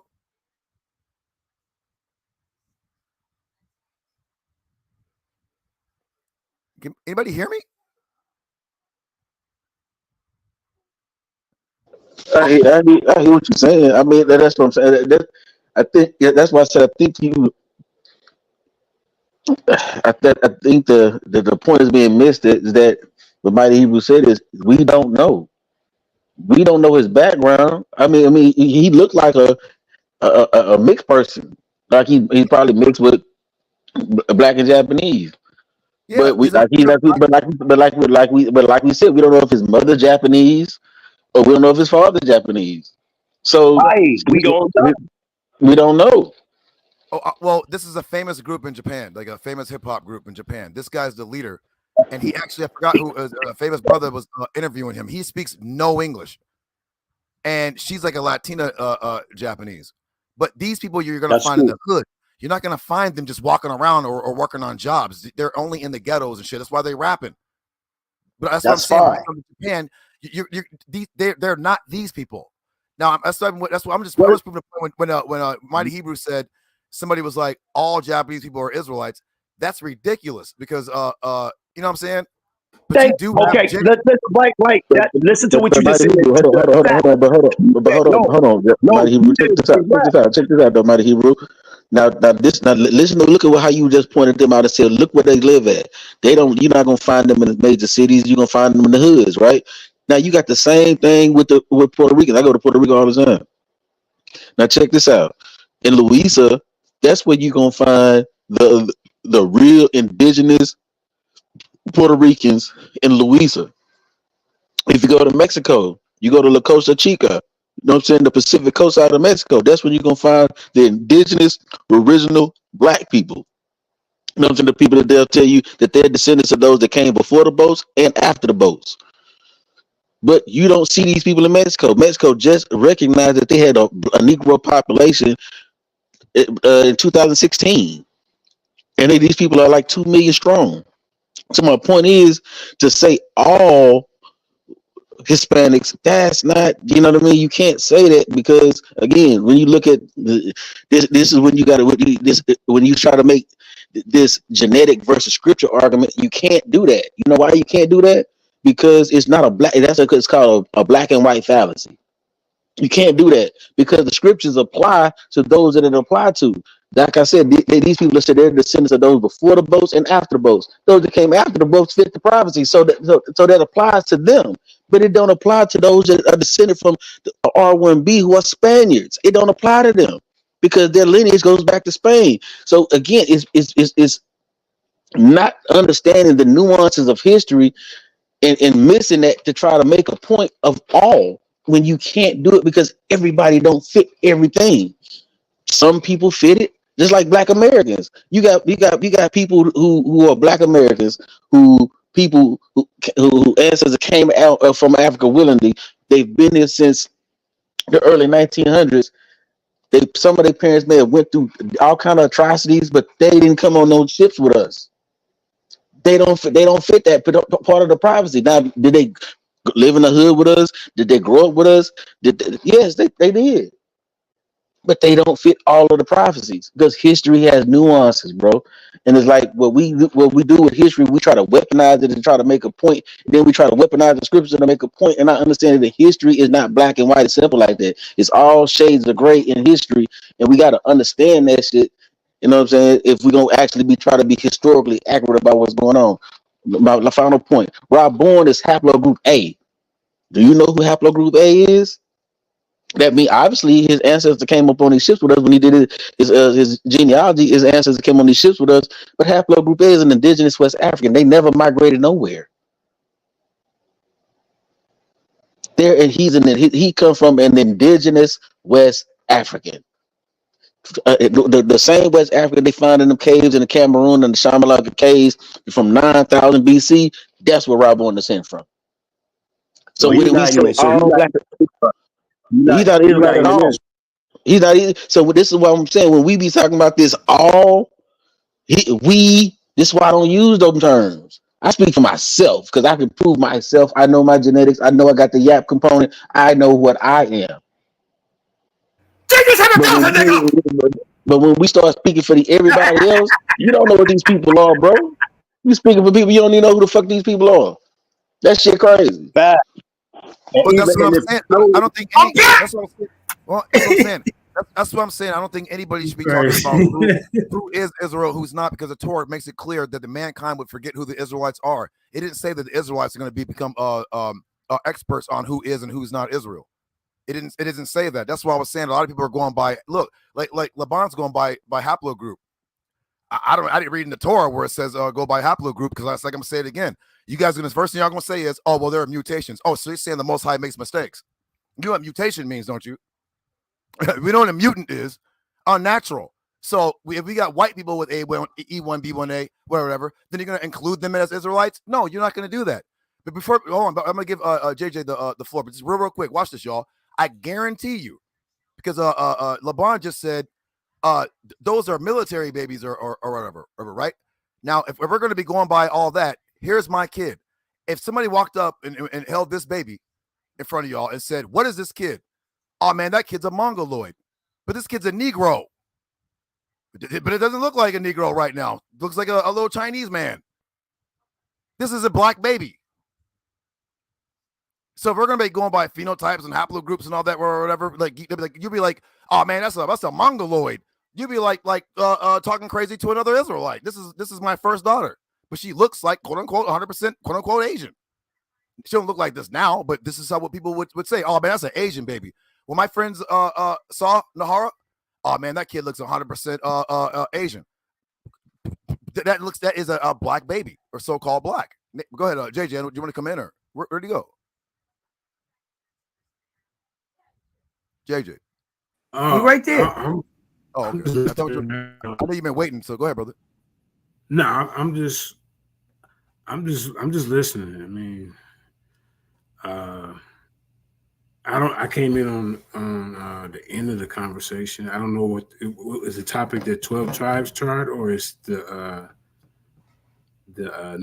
Native Americans? Well, it did get brought up. I think Nepal said she believes that we should say all Native Americans are 100% Israelites. I don't think that, because I know that I'm saying that we'll be scattered, that Israel's scattered in every. So when people start saying all, that's not in the Torah. But real quick, I fell asleep. I was watching your thing last night. Before you go on, didn't you say something about like Chris Harris's new doctrine is ran by the community, quote unquote? Just real quick. Yeah. The existentialism or something? There you go. I can't pronounce it, man. Hey, statist. That's the look, man. How you say it? Say it again, bro. Existential. Existential. Existential lens or something. Hey, man. Existential lens.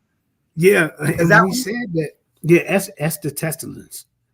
And when he said that, I said, let me look this up, man. Then I get to doing more research. And all the founding forefathers of this movement are, LGBT guys, man. So, and then he's like, this Strong J over there. Yeah, how you spell it? How you spell it? RuPaul. You want me to spell it for you? I'm trying to look it up. So I can existential lens. Existential. I mean, come on. I'm trying to look it up. I'm trying to share it for you. Yeah, extra test. Can you share it? Jude, if you want tomorrow or whatever, we can play the video or whatever, man. I got okay. Yeah. Can Chris, you share it? Well, you want me to share what the video or the what? No, the how to spell it so I can like look it up. Yeah. Let me get in my notes, man. Okay. But now Deacon, I'm gonna say this to Deacon real quick. It's obvious that Captain don't want to debate you on that what is it, the new covenant thing? So I mean, just best to try to move on to somebody else who's willing to debate you. But you want to make me do some ABCs to debate you, man? To me, that was childish, bro. I'm not, like I say. And then when JJ's, I can take so much, but then when you keep antagonizing, you insulted me with that ABC shit, bro. But you didn't have no answer. Like I said, I brung up the haplogroups. I said, you said God are racist, then you would have to prove that Negroes and Native Americans are the same people. That's what I'm saying. But I don't want to debate nobody over here, man. It's a certain couple people that I want to debate. Asar. No, we got work. We got business. Man, let me handle these other people first, man. I'm on a mission to get these guys. All right. Handle your business first. You know what I'm saying? I respect. Oh yeah, let me keep talking. I'm gonna find the spelling for it. I think I wrote it down. I thought you were saying existential. Existentialism. There you go. You found it? You found it? Because I was going to say, if I Google in the mic and say existentialism, will it come up? Yeah. I don't know shit about well, existentialism is something else. But what was the word he said? Existentialism. Existentialism or extra man. Listen, he said that this is for Black liberation. Martin Luther King, Malcolm X, Huey P. Newton, Angela Davis all said they all came against this movement because they said it's for it's individualism. It won't bring us together. Existentialist. Yes, that's existentialism. But okay. Can you spell that? I just had to make sure that there wasn't another word. I can't even say it. Man. Extraterrestrialism. Extraterrestrialism. But here, I got it in my notes. But what I'm saying, the founding forefathers of this movement were all, can I say, I just say LGBTQ men. You see? And the LGBT was inspired by this. I mean, they work hand in hand together. But, that's all I'm saying, man. But then he goes to say, did I say it right? They just said the word extraterrestrialisms or what, man? Man, come on, bro. Listen. But then he goes to say, he also teaches that his mommy and his daddy is his God. And then he say he also practiced ma'at. Now, see, that's a contradiction right there in itself. Because Because you can't worship your mommy and daddy and then be following the laws of ma'at. And I brought that out in the presentation as well, because that's going against, I think it was law 42. Law number 10. Right. But Chris existentialism. Existentialism is a idealism related to only self values. It's dealing with the self. Yeah, it's like self worship. Self worship. Yeah. And this is why a lot of the but he was trying to put it in the form like it's some kind of civil rights type of movement. And then I was like, well, damn, who started this movement? Then I got to investigate. And you got let me pull it. Y'all keep talking. Let me pull it up, because you kind of put me on the spot. Hey, I found it, JJ. I found it. Okay. I a little Google thing. I'm about to pull it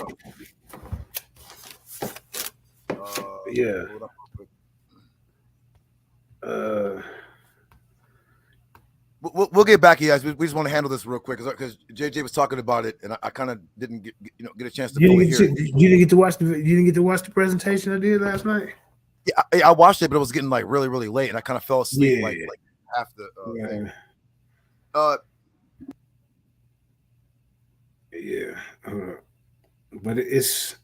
But Chris is trying to say that's like a liberation type movement. But then I was like, well, what civil rights leaders, deal with this existentialism? And when I got to researching, none of the big ones like Malcolm X, Martin Luther King, Huey P. Newton, Angela Davis, none of them, they're all against it. So then I got to say, well, who practiced it? And it was like a whole bunch of LGBT type characters. They're like the founding forefathers of So you this gotta give me movement. managers so I can just click in without you doing it. Go ahead, sister. I can come You in. see this? It says existentialists believe that life is meaningless. You let me in. I'm in. I'm not muted. Peace, everybody. Shalom, sis. Yeah. Look, it says existentialists believe that life is meaningless. Yeah, man. I mean, it's a joke, bro. Let me. Right, that goes against the values of Ubuntu. He claims that the African values that he subscribes to is Ubuntu, which is, you know, saying we are a nation. Like so your values, what's good for you is good for me. We share. That's a very communal ideology, an African ideology, which I don't think existentialism has anything to do with it. This is your own personal identification crap. You understand what I'm saying? Yeah, so identifying yourself separately from everything else and everybody else.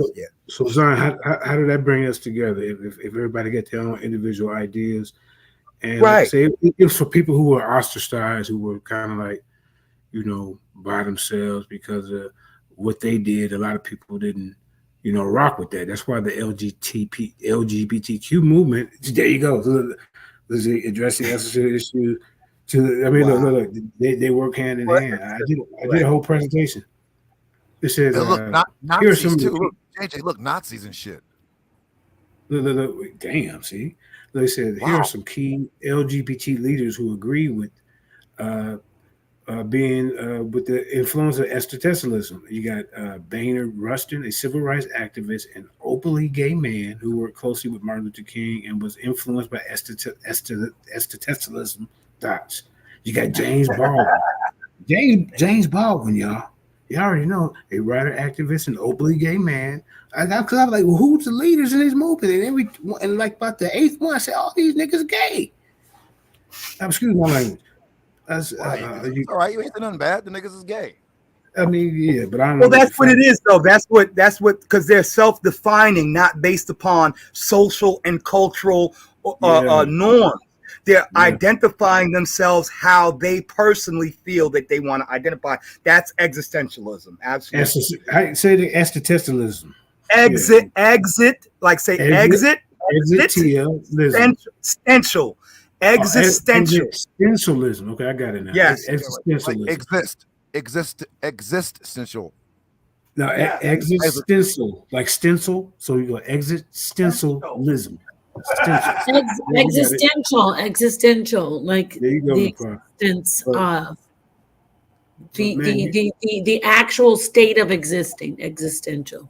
Right. Yeah, it's like I say, James Baldwin. You got Andre Lord, a writer, activist, and openly lesbian woman. Excuse me. Yeah, I mean, I put about 100 people who follow this movement. They all, you know, go that way. See, Lewis Gordon, who demonstrated a strong bond with the LGBTQ movement through his work and activism. I mean, it's a lot of them, bro. You got to check out. The show that I did on it. But see, Chris ain't gonna tell you that, man. And like I say, it came out of his own mouth. But to me, like he said, all over the place. If you say your mommy and your daddy, he also said he worshipped nature. His mommy and his daddy is his God. He follows what was that African practice you said? Ubuntu. And we ain't never seen Chris teach none of nothing. No, you have seen Chris teach out of the book. Never. Not never. Come on, bro. All you do is attack everybody else's information. He's not teaching anything. So, but when because Victor Emerson was like, well, what you all about, man? Well, what do you? And he said he named Ma'at. He named existentialism.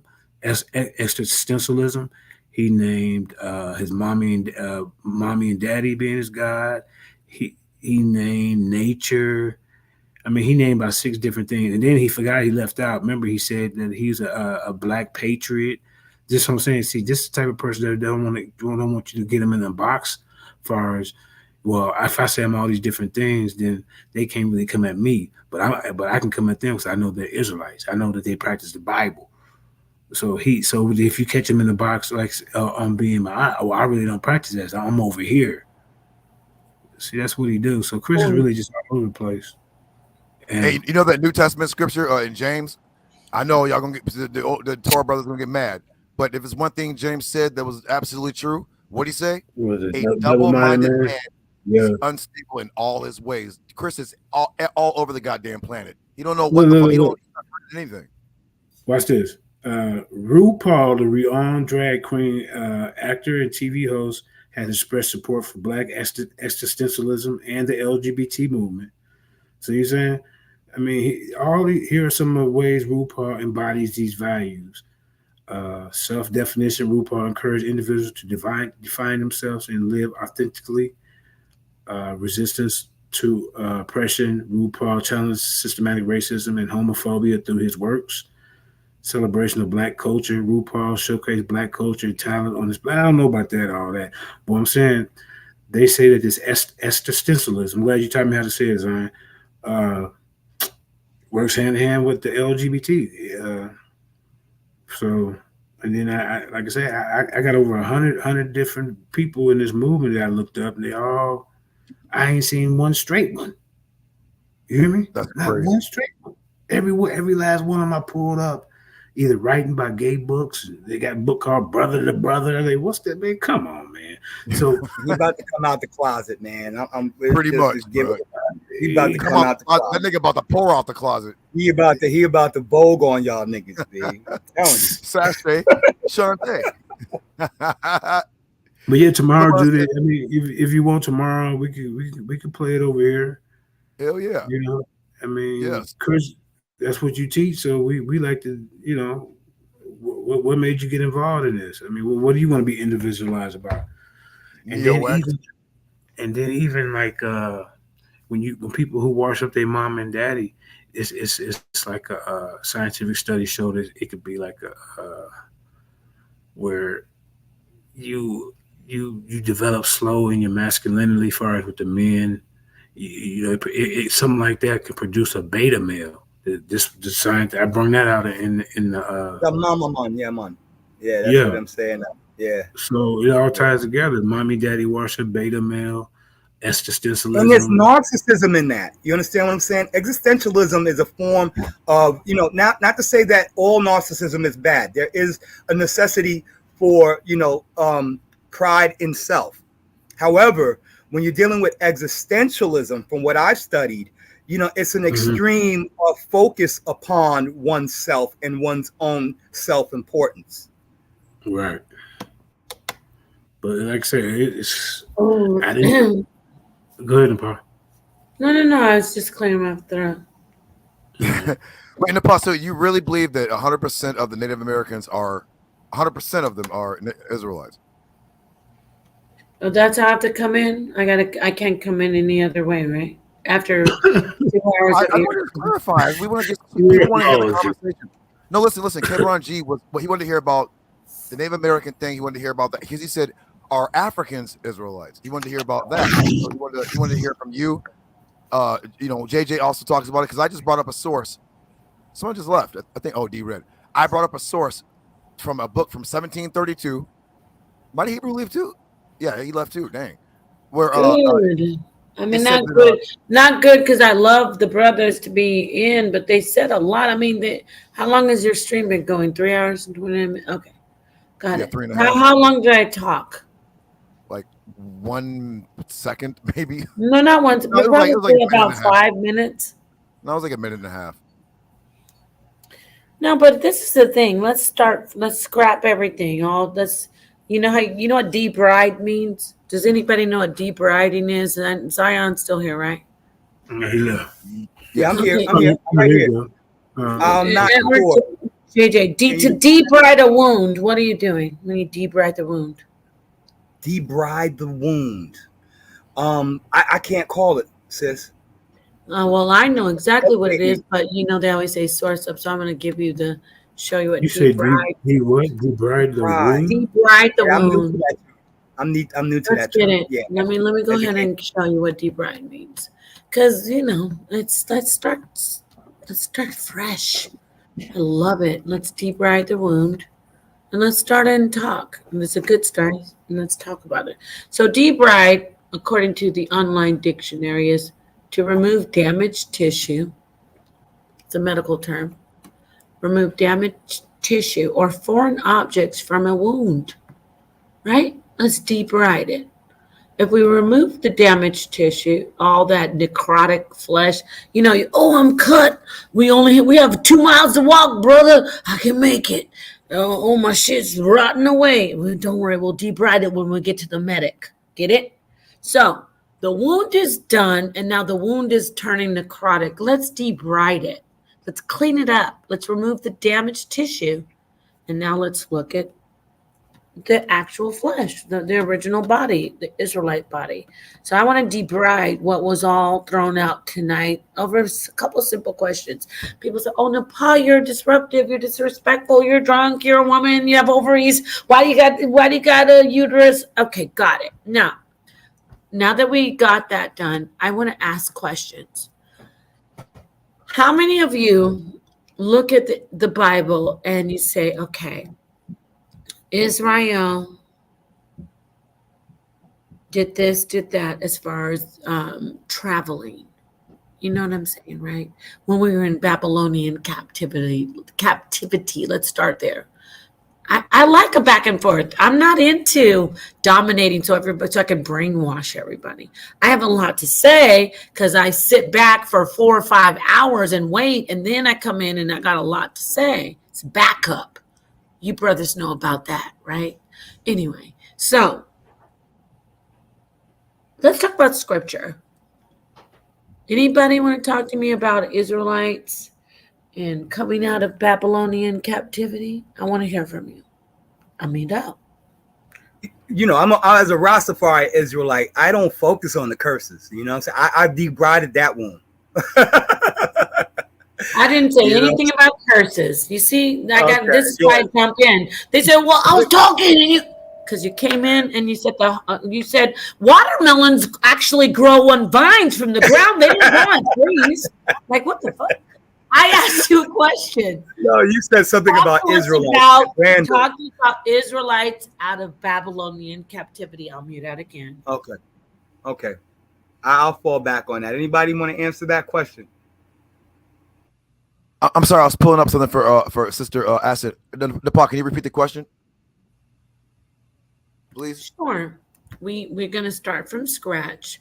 Talk to us about Israel from out of Babylonian captivity, and talk to us about where those Israelites, if those Israelites, I'm going to even add on, did they come to the Americas or did they not come to the Americas? I want to know where you stand. I believe they came to Americas even back in King Solomon's day. Keep going. They went everywhere. I don't think we just stayed in one place. We had our own land, but I mean, like, what people didn't just some people leave their land. I mean, and travel. People think the ancient people didn't. They just stayed in one place the whole. That's bullshit. People were traveling, migrating. There were certain things in the Torah that didn't grow in Israel. We had to go out to other places and then bring them back, import goods back into the lands. So we obviously had to go different places. Also, as well, people tend to forget.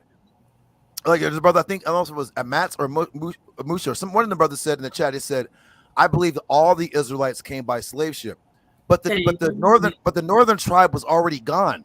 Thank you. Stop. I got to do this because I have a right, because I sat back and I'm not trying to dominate the conversation like everyone else has been. You just said, somebody said we all came in slave ships, but you think the northern tribes came, you're talking about from Babylonian captivity, correct? And then you can go on. You can talk for 5 hours if you want. Are you talking about from Babylonian captivity, right? We're talking about the northern tribes, correct? Judah, you might be muted. Yeah, no, the northern tribes they were not on slave ships. They just got exiled and spread out throughout the world. Stop right there.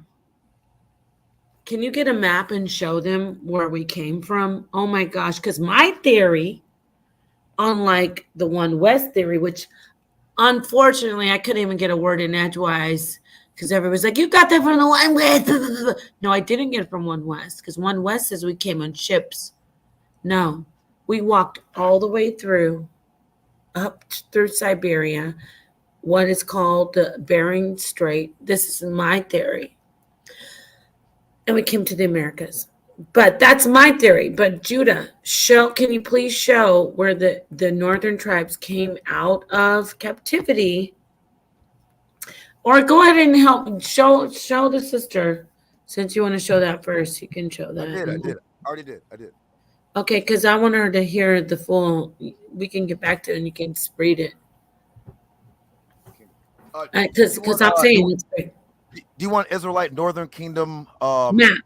And I want you to know actually they're where they were in captivity, like the Assyrian captivity. All right.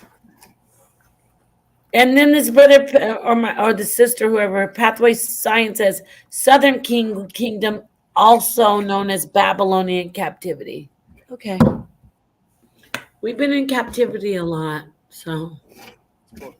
I don't know. Okay, I'm gonna pull up two. I'm gonna pull up this one and okay, look. I'm talking about the one because this is the thing about only a few. That's just black.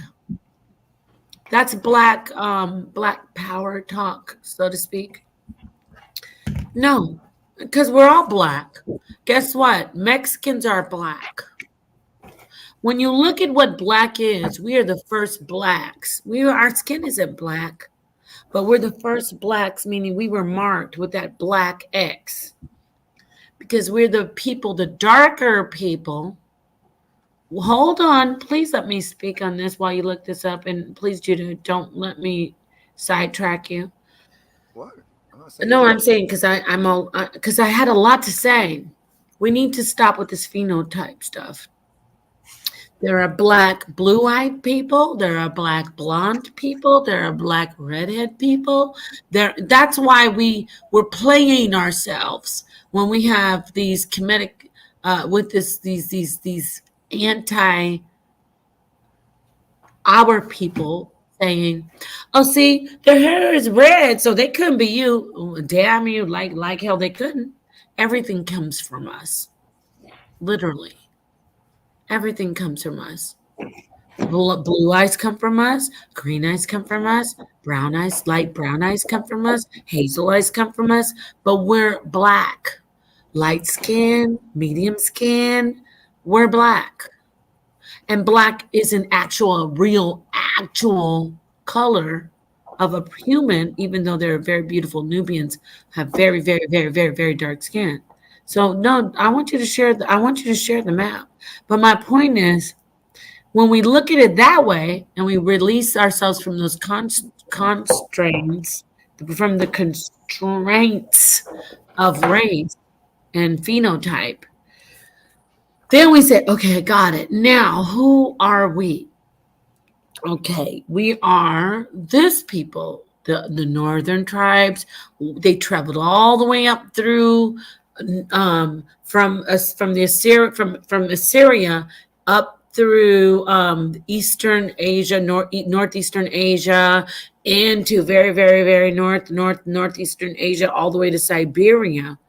In that time, I'm sorry to people that don't believe that when you're in those regions that your body and your skin changes. Of course it does, because when I lived in Germany, I was as light as let's see who's light.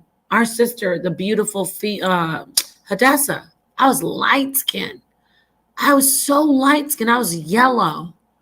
And now I'm back in Arizona where the sun won't stop shining. And I'm as dark as our sister. What's her name? The sister FSK. So, of course, if you are moving through these cold regions, cold, no sun, your skin's going to get light and pale. Why am I saying that? Because it doesn't matter. It doesn't matter your color of your skin. because white supremacists are banking on that. They're saying, you see, these people have blue eyes, and see these Babylonian right here with these Sephardic images, the eyes are blue, and this is blue. So it's us. It's us. We're black people, meaning not black by color, black by we're the ones that are always the black sheep. Now, Judah, thank you. I'm rambling because I needed a minute. And now I'm going to say this because our brother, who I love, the mighty Hebrew, he knows I love him. Just like I love my husband, I'll be banging on my that's my king. I'll die for something. So I definitely will bang on the misconception that only a few Native Americans and Hispanics, Latinos are natives. Well, let me ask you this. Then why are there Hebrew inscriptions all over North America? You can't I know we got people who don't want us to be Hebrews. Why do they have Hebrew cultures? Why are Native Americans wearing fringes? And they're saying it's to if you ask a Hopi here in Phoenix, Arizona, if you ask a Navajo here in Arizona, why do you wear fringes? They say, we want to remember our heritage. We remember what is most important, what our traditions are. That's Hebrew. They don't know they don't even know our people are disconnected all around from that's why Deuteronomy 28. They don't know why that they be talking Hebrew. Say, oh, why do you make the women go and sit in a tent when they have their lady moon? Because the women they are not. They are the leaders. They are the mothers. They believe the woman is a leader, but they say, but they are not in their leadership role. I'm just paraphrasing. That's Hebrew. You get what I'm saying? If we go back to Mesoamerica, we have the sacrifice. People say, well, that was human sacrifice. Duh. That's why the Most High said, you niggas are disgusting to me. Stop sacrificing your children and each other. Only sacrifice the animals, you crazy ass Negroes. And Moses is like, Lord, I know these niggas are crazy. And Moses said, get a lamb. Yes, I want your firstborn human, but get a lamb, fool. When we got over here, oh, the Lord, forget that lamb. We need the real human. Bring him to the what's it called? The temple, I forgot. The ziggurat. Bring him to the top of the ziggurat and let's cut his heart out. Because we need the Most High to bless us, because we're not getting any corn. And now I'm going to park my car, and everything I said wasn't just out. I'm just flying on. I said a lot. I want you to tell me, why were they cutting their hearts out in Mesoamerica, ancient America, ancient indigenous people? Why were they cutting hearts out for blood for crops? And why were those crops corn? And why did they say the corn rises up and it praises the Most High? Why? And then I'm gonna be quiet. That's all I said. Come on, let's stop being mad that people with straight hair, they're us. Stop that whole, it's because they got that European. The European is us. Ethiopians have straight hair.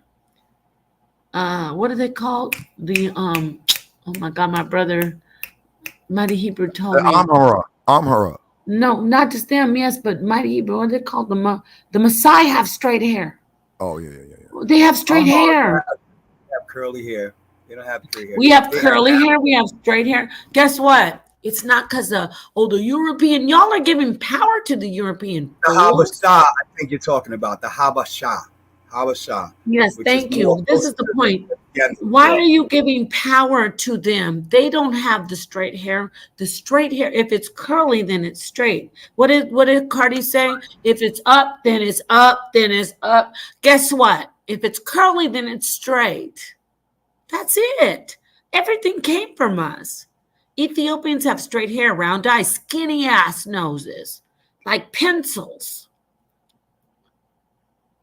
Stop giving power to the Edomite, to the European. And it's not even the European, because the European is black. Stop giving power to those who came from your people. And I'm not going to look at the chat at the angry ass boxing glove nose Negroes that look like the most beautiful, very, very strong features. Your nose is a king nose, but guess what?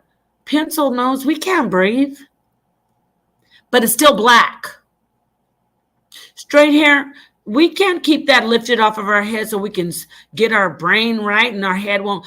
If you have straight hair laying on your head, you got a cap heating your whole brain while you walk in the sun. You're probably stupid. But when it's lifted off, it's raised off your head like a coil. Air is coming through. And you're mad? Oh, that's not us. That's the problem. That used to be a defect. Light skin, straight hair, skinny ass nose. Damn, can you even breathe, bro? I think some brothers had their do-rags a little too tight, you know what I'm saying, back in the day. Exactly. So think of a do-rag. A do-rag, no, wait, real quick, because I want to go. A do-rag would be like straight laid down hair, right? So that was a defect back then, but then we started as our mental illness. Oh, that's beautiful. That's beautiful. Why is it beautiful? Because it disconnects us from our pain. Because the ones with the wide boxing glove nose, the big nostrils, they could breathe, they could run faster. With the bigger, with the dark skin, they could stay in the sun longer. The ones with the coiled up, raised hair going off of their head, their brains weren't cooking in a blanket. So then that was seen as, oh, that's not the best. So stop all that. Oh, only a few. No. All of the native, and now I'm going to take it back to this. I'm going to be quiet, but nobody can dispute what I'm saying, because I have a thesis written on the slave trade didn't just go west. It's not only the transatlantic, it went to the east. There's 1 billion people in China. I want to give it about 30% or 100% pure-blooded Israelites. And I will use the white man science, as you say, because guess what? They're like, hey, Limba in Africa, you're Israel. Hey, Chinese people, you're Israel. But they don't want us to know we're Israel in America, the blacks of America. Why? Because we are the center. And I promise I'll be quiet.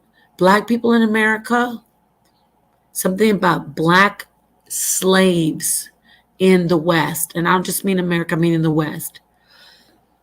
I mean all the diaspora of the Western transatlantic. I don't know what the Most High did. Y'all can talk on it, but start talking on it.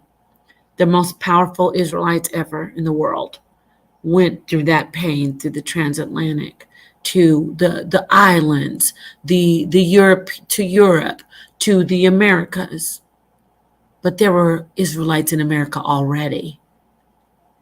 And there were Israelites in China, in Asia, in India, all over, right? But the ones in America from the slave trade, something about those blacks. I know King David's lineage is in the transatlantic slave trade. There had to be. Y'all, I know you're like, shut up, but I'm talking truth. I am a woman. I am an oracle. See, I know that the transatlantic slave trade has the highest ranking Israelites, which is the royalty, because why? Because you must suffer the worst to say, hey, this is why I'm the best. This is why I'm the highest. So with all that said, it matches up. Y'all say one West. I don't follow one West about the chart, but they're right. We got Judah at the top. Why? They're not wrong about that. Because Judah is the #1 black slave. Get it? You get what I'm saying? But guess what? There's Judah in China. There's Judah in the East. There's Judah in India. There's Judah in Japan. I'll shut up now. I'm a park my car, but before there was Judah, Israel from Assyrian captivity, they were in America. They were in America. That's the boxing glove nose. We can laugh at it all we want, but let me talk. Let me talk. Oh my gosh. Wait. Leave it on that picture. No, not this good. Leave it on. You know what? Let me say this. This is our program. Let me say this before no one cut me off. See, our program is to say, oh, he's so ugly, but guess what? In ancient times, this was a beautiful man. He has a big nose. He's strong. So I know he's strong. His eyes are small, so the sun doesn't affect him. Of course, for us now, it's like, oh, he's unattractive. But in the times when we lived right up under the sun and we were walking around and doing everything, this was like, oh, I know he's got good lineage. He's strong. He's got good loins. He's a good man. Oh, his nose, he can breathe. He can do it. So that's why I said the boxing glove nose. And then, but then see what I'm saying? That nose isn't. That's the point.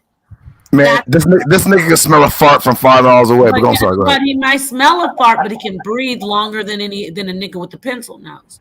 Right. No. Let me talk. I might not find him attractive, but see this guy right here. Don't go back. Go back to the dark brother in the black and white. Oh, he's so fine. That nose too narrow. He ain't gonna make it. He might make it a little bit. But the other brother with that boxing glove nose, he gonna carry me and my kids on his back. I can do it, baby.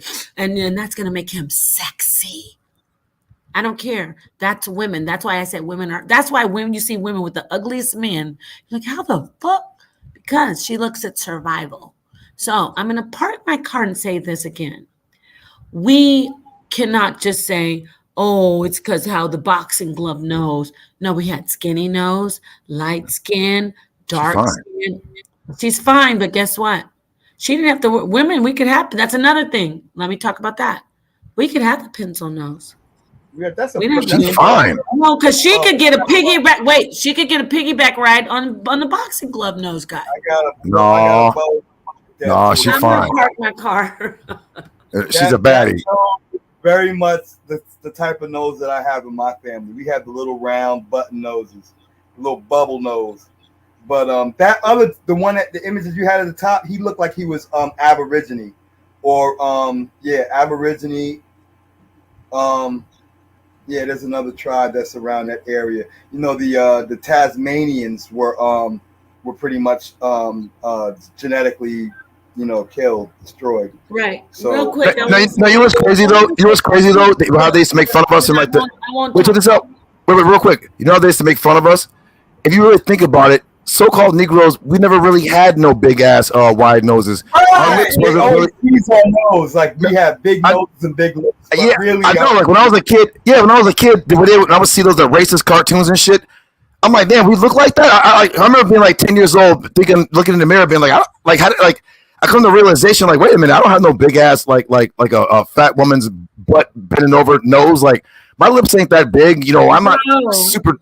They made it seem like fucking we were like crazy looking, and the Negro nose is not like we don't look like that. Judah, you're talking through programs. First, I know. Say this, you'll be all right. Says Napa, really the ugliest men. You hold the hell up. Let me talk. Y'all are tripping. My husband has a skinny nose like mine. Okay, let's stop. No, please don't. Look, I know you can interrupt me, but let me just get my thought out. You know that in the Jewish community, the small hats. Can I pull up some pictures of all the beautiful women? Their noses are big. See, it's our nose. It's not their nose. It's the big nose. See, we think, oh, wide boxing glove nose. Oh, no, guess what? Sail ship nose, hook nose, it's all the same. How much air can you breathe? Women looked for the big nose. You hear women today, if he ain't got big feet, big hands, bitch, if you don't shut up. Back then, for the survivals, like, if he can't breathe, why would I'm telling you the truth. You don't want to listen. You're laughing at me, but I'm telling you the truth. It wasn't ugly.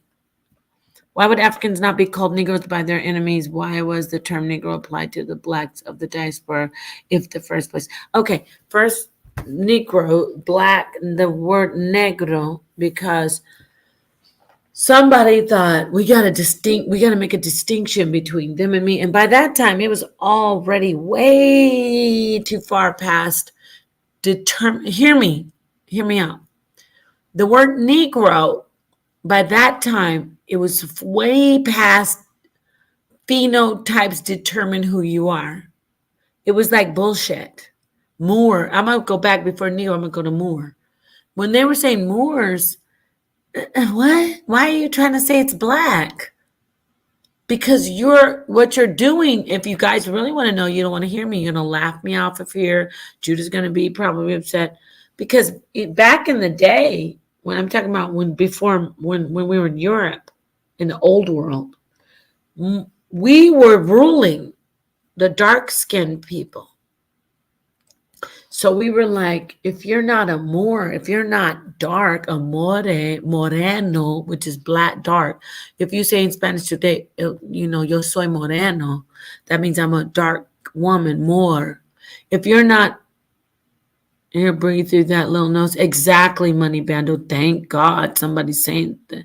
So like, if you in Europe were like not dark, you were looked down upon by a certain very elite community, even though they may not have. I do know they owned a lot.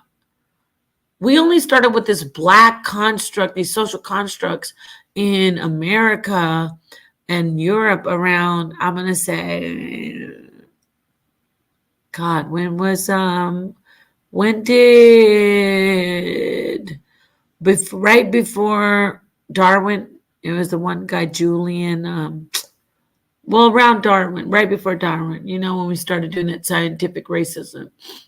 So I digress. We didn't do it like that. We knew we were all the same. Like there were Jews. For instance, Judah knows that there are Jews who are Kemetic people. Torah knows there's Jews who are Kemetic people. So Torah Nights, they say, oh, those Kemetic niggas, we don't fuck with them. They're low. And then throughout time, imagine Torah Nights, Kemetics, Torah Nights, Kemetics, 15th, 16th, 17th century. And then you say, oh, if you're a Kemetic, you're not really black. You're not us. But if you're Torah Night, you are us. But they're the same people. Exactly the same people. I see Mighty Hebrew came back. So, he left. Damn, that's crazy. I was going to say, let him talk. I don't have to talk anymore. Or y'all fell asleep? I think it's getting late. It's like 6 o'clock in the evening here. Yeah, bye. Like 4. No, Mighty Hebrew. It's getting late and I finally got to talk. It's weird. Well, Mighty Hebrew's back. I don't know if you wanted to dialogue with him. I'll stay on for like another half hour if y'all. Are you sure? Because to be honest, I talked to I for like, she's so hilarious. I is funny as hell, y'all. You don't even know. She's like hilarious. I talked to I for like 30 minutes, and then I was like, I gotta go back on. Should I go back on? And I came back on. So I said what I need to say. So. Yeah, I want to hear how are the since Mighty Hebrew's back, why is there so much heritage? The black people of the diaspora came on slave ships and it was beaten out of us like, shut up, nigga, you not a Hebrew. Shut the fuck up, I'm gonna chop your neck off. I'm gonna rip you out I'm gonna 4-quarter you with the horses. You're not gonna say you're Hebrew. But the Native Americans, when they were here, they were like, we know we're Native Americans, whatever. And we kind of went off because that's what Israel does all the time. Even when they were in the land, they went off. They were like, why the hell the Most High was like, why are you niggas worshiping these other gods? That's why I'm going to have to zap your ass. And so the thing about natives here, they're not like the slave diaspora. They know who they are. They're like, yeah, we came from Israel. Duh. Yeah. What? Hopis. The Hopis have a lot of Kemetic traditions and Israelite traditions that they actually say that came from Egypt, aka Kemet. And they don't ever say we're Israel, but they do say we're the lost tribes. I'm talking about indigenous people. They're not like slaves. I say it again, the black people of the slave trade, which is known mostly as Judah, not the 12 tribe charts, but I don't even want to call them Judah. The black people of the slave trade, especially Americans in the Americas, not the United States, Donald Trump, Kamala Harris, in the Americas, they are the most regal. That's the royalty of Israel. Why? Because they got the most, like, even not, I'm saying the whole North and South. They got the most destruction, the most humility, just like debased. They were like animals. I mean, you know what I'm saying? So that's my spiritual heart, because according to scripture, I'm thinking, who else would be the most destroyed, be the best people, the highest royalty? And I'm not kissing or pandering up to black people right now, but I'm trying to let you know, even with that said, Israelites were here already, and they are who we call the Native Americans. And now I'm mute out. Thank you.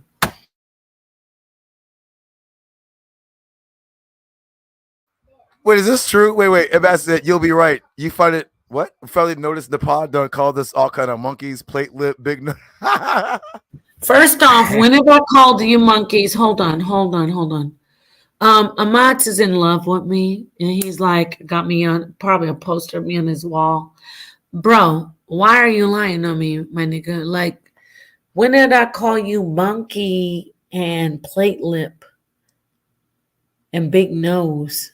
First off, a big nose. Oh, so black people don't have big noses because I'm the first one with a big ass nose. Number one. Number two, monkeys, no, but we are primates. I don't agree with Judah. We're primates.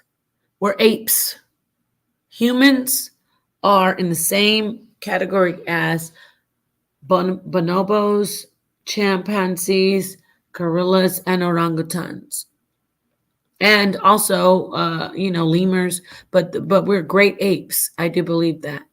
And then plate lip, you know what? I don't even like tattoos.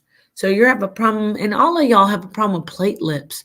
What about those gauges in the ears with the humans? Like, why are you guys stretching your ears out? That's just a look and a culture.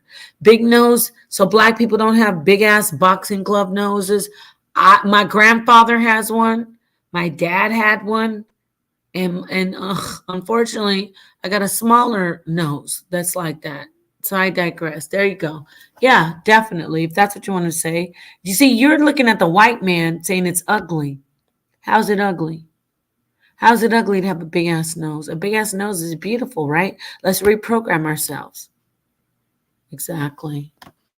Yes, Mighty Hebrew. I know you're waiting, brother, just like I waited for about 3 hours to talk. And now I'm going to be quiet.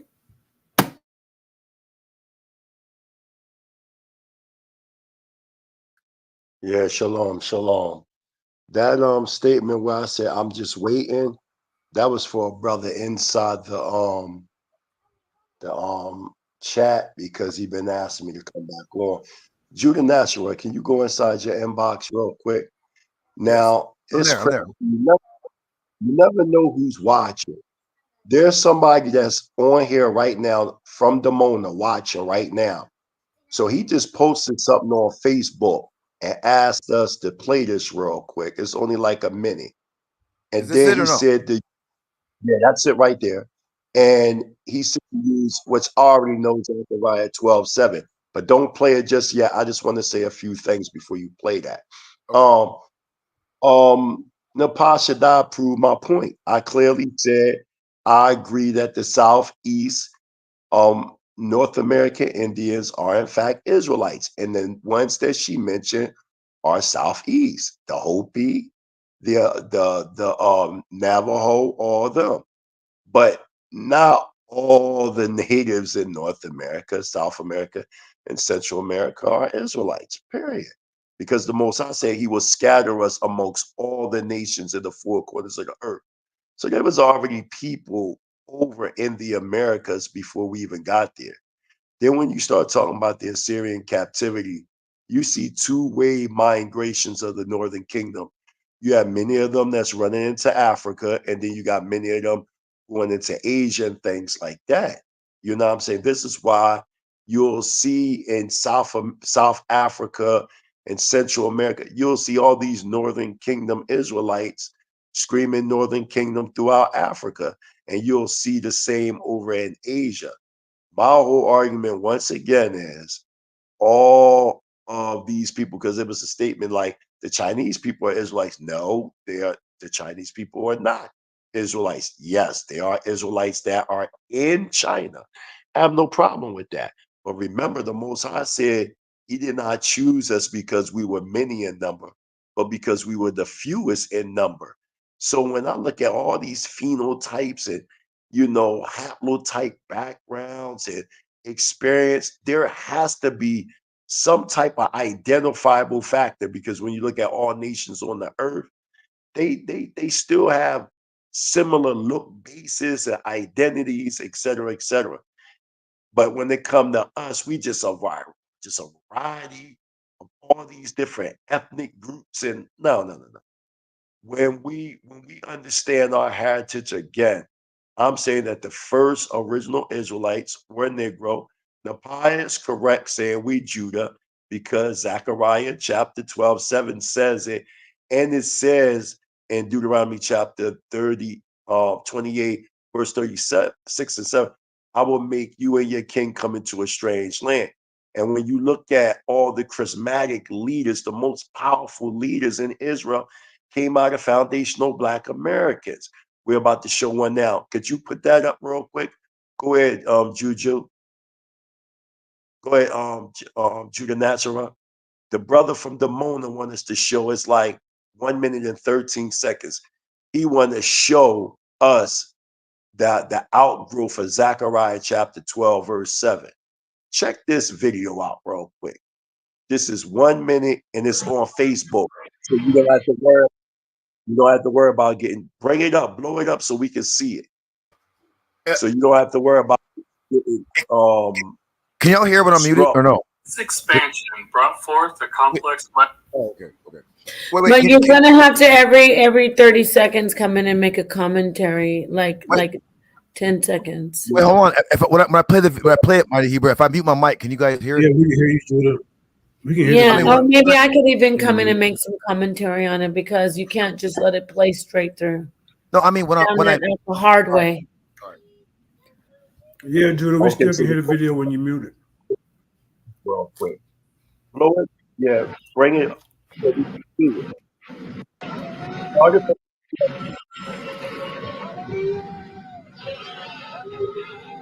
Started from the beginning.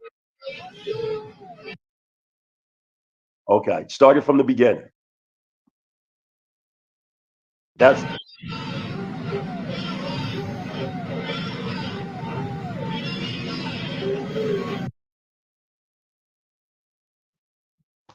Wait, how do I start it from the beginning? Wait, look. Yeah, don't worry about it. Just play it from there. Play it from there. That's fine. All right, I got to go on mute because my kids are loud. Hold on. Okay. Where did it go?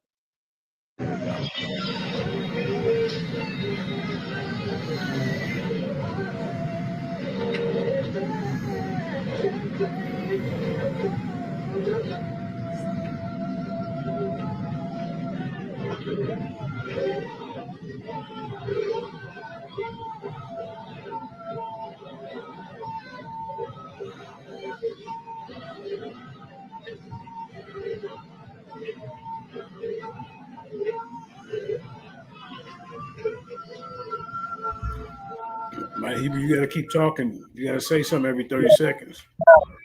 Stop right there. Stop right there. We just seen right there.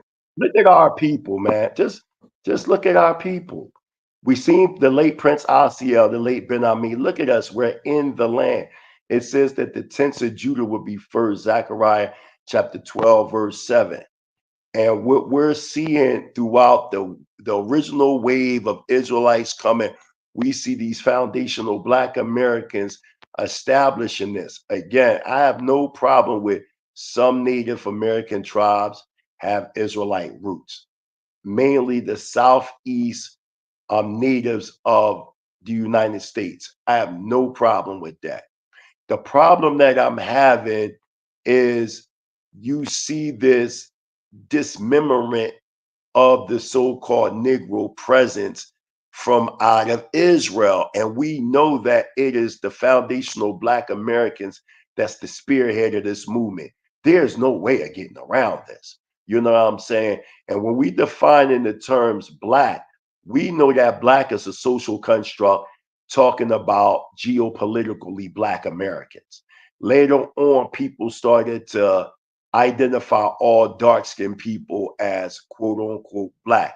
The only ethnic group of people being identified as Blacks is Black Americans. Everybody else has a national identity except foundational Black Americans. They are the only people on the planet that's a nation sitting inside of a nation. Everybody else knows exactly who they are. So in the magnitude what we're discovering here is this this is our people, that we will become a no people. Everybody else got their flags, their militaries, their demarcation stations, except Black Americans. They're the only people on the planet that don't have this. Press play, Judah.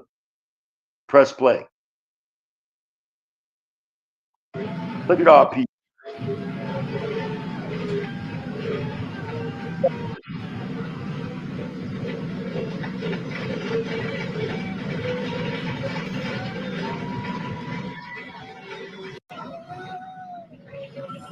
Stop it. Stop it. Stop it. So you just seen Ben Ami and Prince Asiel sitting up there. Ben Ami is crying because he has been appointed to the world as the king of Israel. The whole point that this was a big ceremony, but the whole point that I'm saying is we don't know who's watching, because it was our brother from the Mona was just watching. He inboxed it to me. He said, well, show him this. We talking about, I'm identifying who Israel is, not just by everything we said, but look at the social progress. The progression is showing you who Israel is. Look at the progression of foundational Black Americans leaving from the United States and building this. That's how you know who established this thing, because you clearly can see the progression socially. Just like when they say about high civilizations, high culture civilization, they say, well, Kemet was this, and that, because they built this, built that to prove their stance of civilization. Well, if we look at Israelite culture, you see us in the land. You see us making the same thing how we spearheaded the civil rights movement, which in turn now gives all immigrants all over the world all these rights to come to the United States. Everything is off the backs of FBA. That is a fact. Like everything, man. Every single thing. And then in turn, we get marginalized or some way, somehow belittled. I'm not saying the Pashadai is doing that. No, I am saying the populace, even when it comes to the culture, when you say all the North American, South American, and Central American Americans are all Israelite, it's like they trying to dominate from the Negro. If the Negroes are only Benjamin, Levi, and Judah, and then the whole Northern Kingdom is them, come on.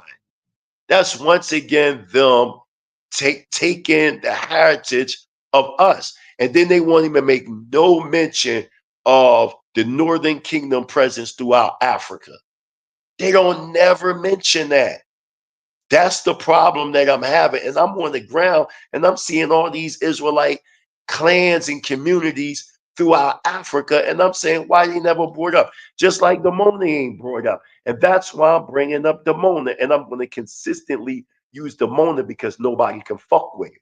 That's why I'm using the Mona as the premise, because the Mona is the one that has set the record straight to show the social progress. Them other communities, them Native American communities, they're not producing no leaders in our communities. They're not forcing us or pushing to navigate us back to Torah, and we can see a vibrant community. They're not even trying to go over there and line with us at all. Yeah, you had a couple of Native American chiefs from the United States that went to Demona and visit, but that's about it. Wait, can I cut in for a second, Mighty Hebrew? I think that the Demona, I think the Demona brothers are also in the book of Zechariah 12, because they're there already. And it says when the rest of us go there, at first it's going to be a problem, and then we're going to join with them against Edom and the rest of the other people. Go read it in Zechariah 12. What is it? Zechariah 12. 7. Where is it? Zechariah 7. It's like Zechariah 12, like starting to get like 2 and 3. It's like then the captains of Judah will say in their hearts, the inhabitants of Jerusalem are a source of strength for me, and their prayers to Yahweh, master of legions, their God. Right? Because the first is going to be like a problem, because we're going to be like new people coming, but we're going to be the same people, and we're going to join up. If you read Zechariah 12, they're already there in the land. So when the rest of us go back there, it's first it's going to be a problem, and then we're all going to join up, and we're going to whoop up on you know who. We can't, but yeah, go ahead, brother. I'm sorry. And if you and finish playing the rest, it's only like 30 more seconds of it. Play it.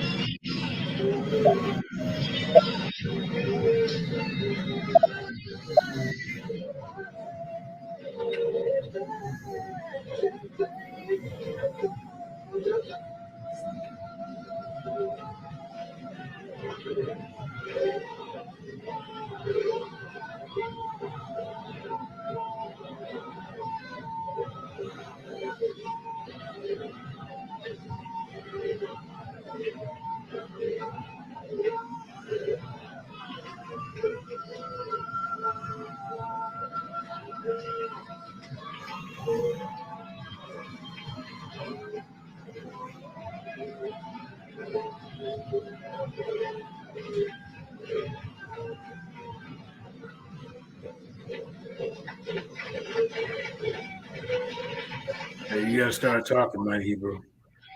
Yeah, you can stop it right there. You can stop it right there. That's enough.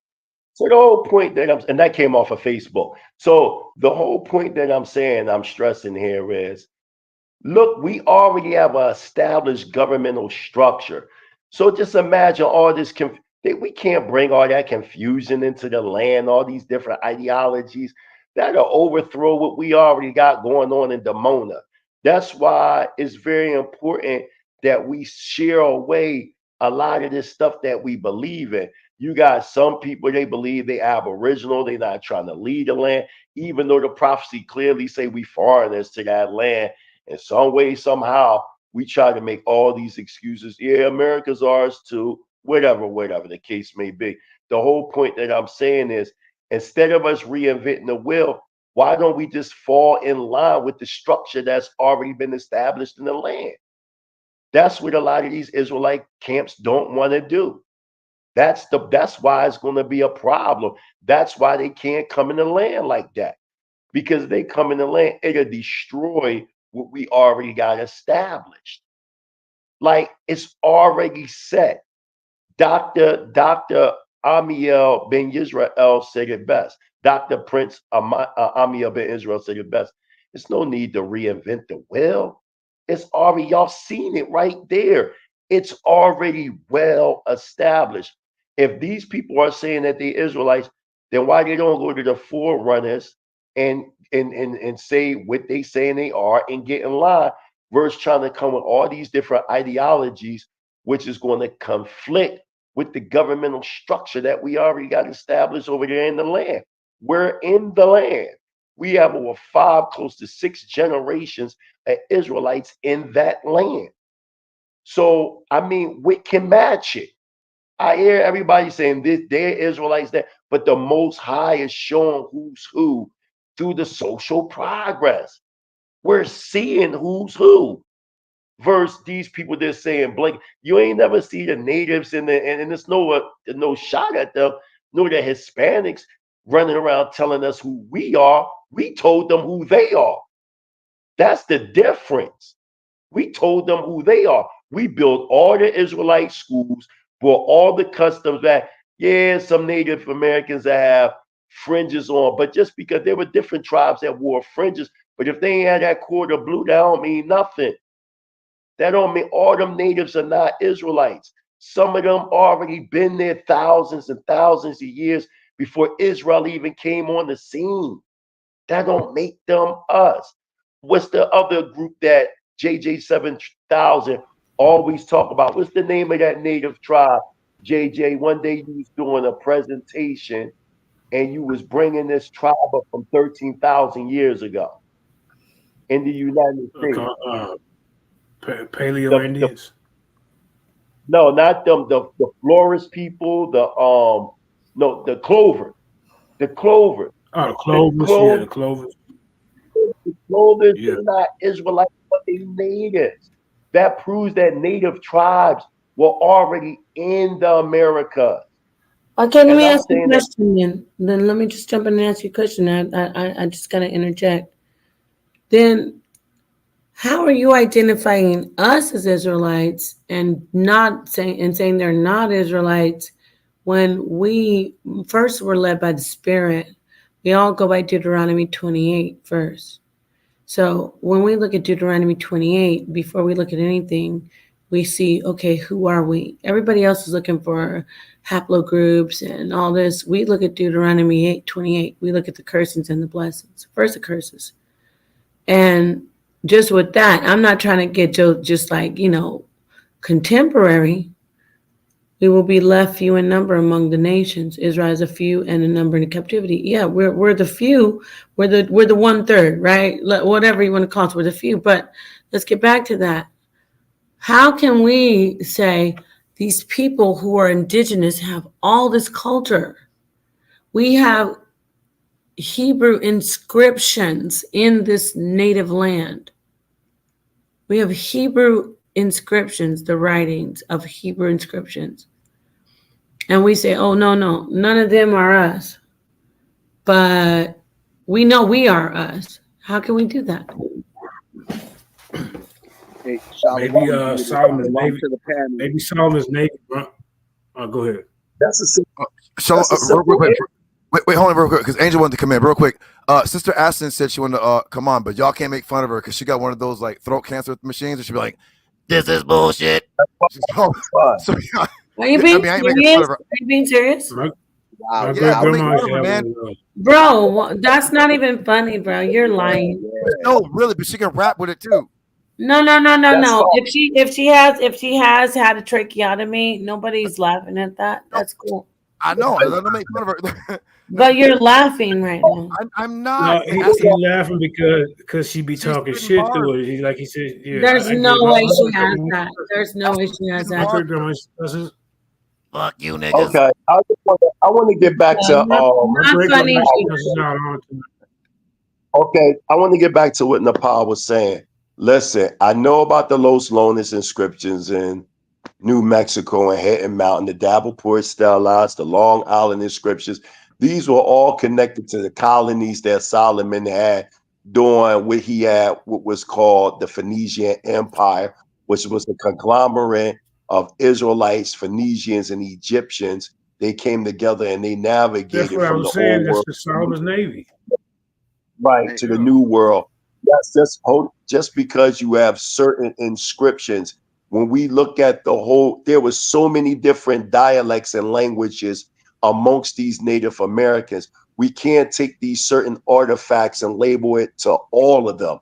That's number one. Number two. No. Stop. Hold on, please. No, I never did. you gotta stop. I'm asking to stop. I need to ask a question. How are you trying to say? I'm going to hand it back to you. But what you just said is, you just said, yes, we have a very, very significant artifact here, but we can't say this is attributed to all natives. Why? Why can't we?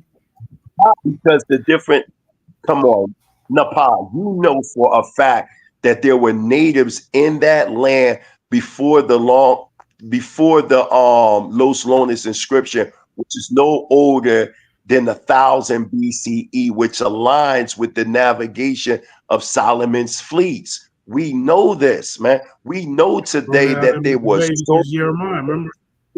How you destroyed the ancient watchmen?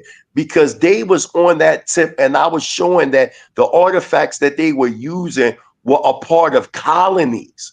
They were a part of colonies. They weren't a part. If that be the case, we would see this all over the Americas, but we don't. We only see these in different little pockets. You know what I'm saying? So jump in. Mighty Hebrew. Notice how I said I stopped and then I let you have it. Let me say this. So we can talk about Africans because you're okay with Africa because they're black, so-called black. We can say, oh yeah, of course, of course they're black, Africa in that region in Canaan. Oh yeah, we got that. We got Dimona, and I know I'm not talking about the people. Let me take that back.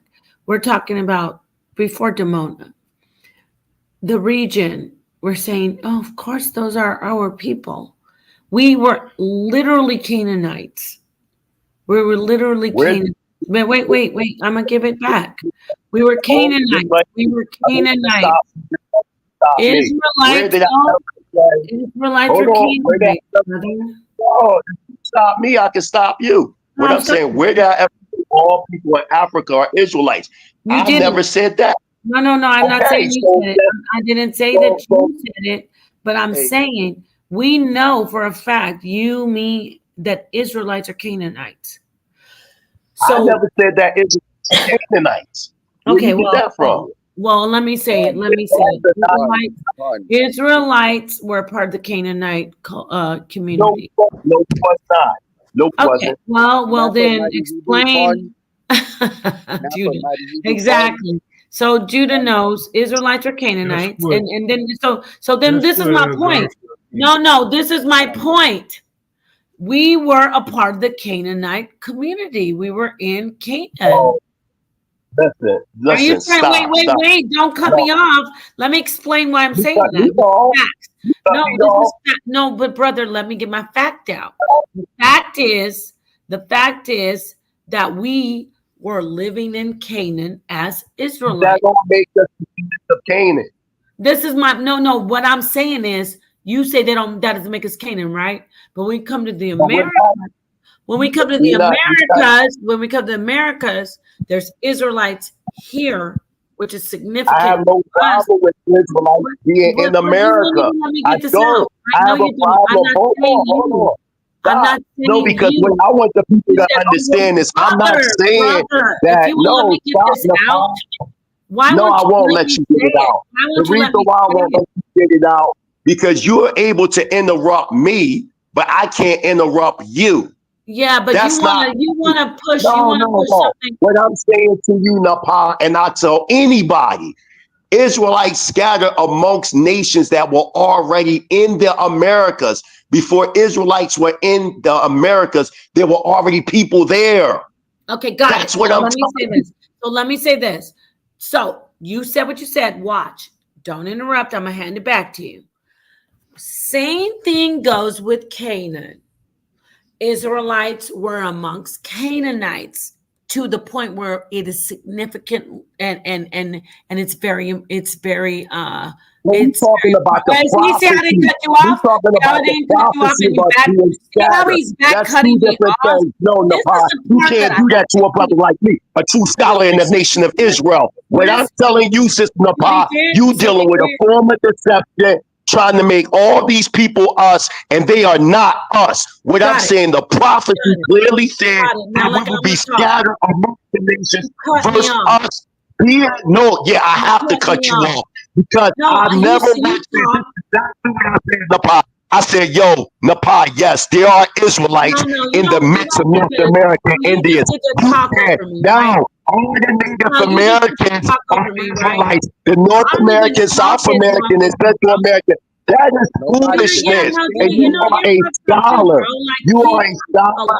I showed you the Mona. You never gets on this channel and fucking takes his shirt off and I didn't get to talk. What the fuck, Judah? Like, bro, he talks more than me. You didn't like let me talk. Damn. Somebody that's benefiting our people. Show us a community like the Mona amongst the Can you let me talk? No, I'm asking you right now to show when the Native Americans came to help black people in America like Ben Ami did, or Prince Asiel. Where's the Yahweh Ben Yahweh at? Where's the where is the black Israelite amongst Native Americans and amongst Hispanics? All y'all do is copy off of us and then turn around and say God created things. Why did the Cherokee put us in slavery? You know what's funny? I always she can cut me off every time I talk. This woman can cut me off, but then when I cut her off, then it's a problem. That's not cool and that's not fair. And you do this all the time. That's why my leaders don't come back. Because all y'all do is it ain't about talking about you're wrong, bro. You are wrong. What happened just now? No, I'm not wrong. And you are wrong. You keep talking, bro. Let everybody.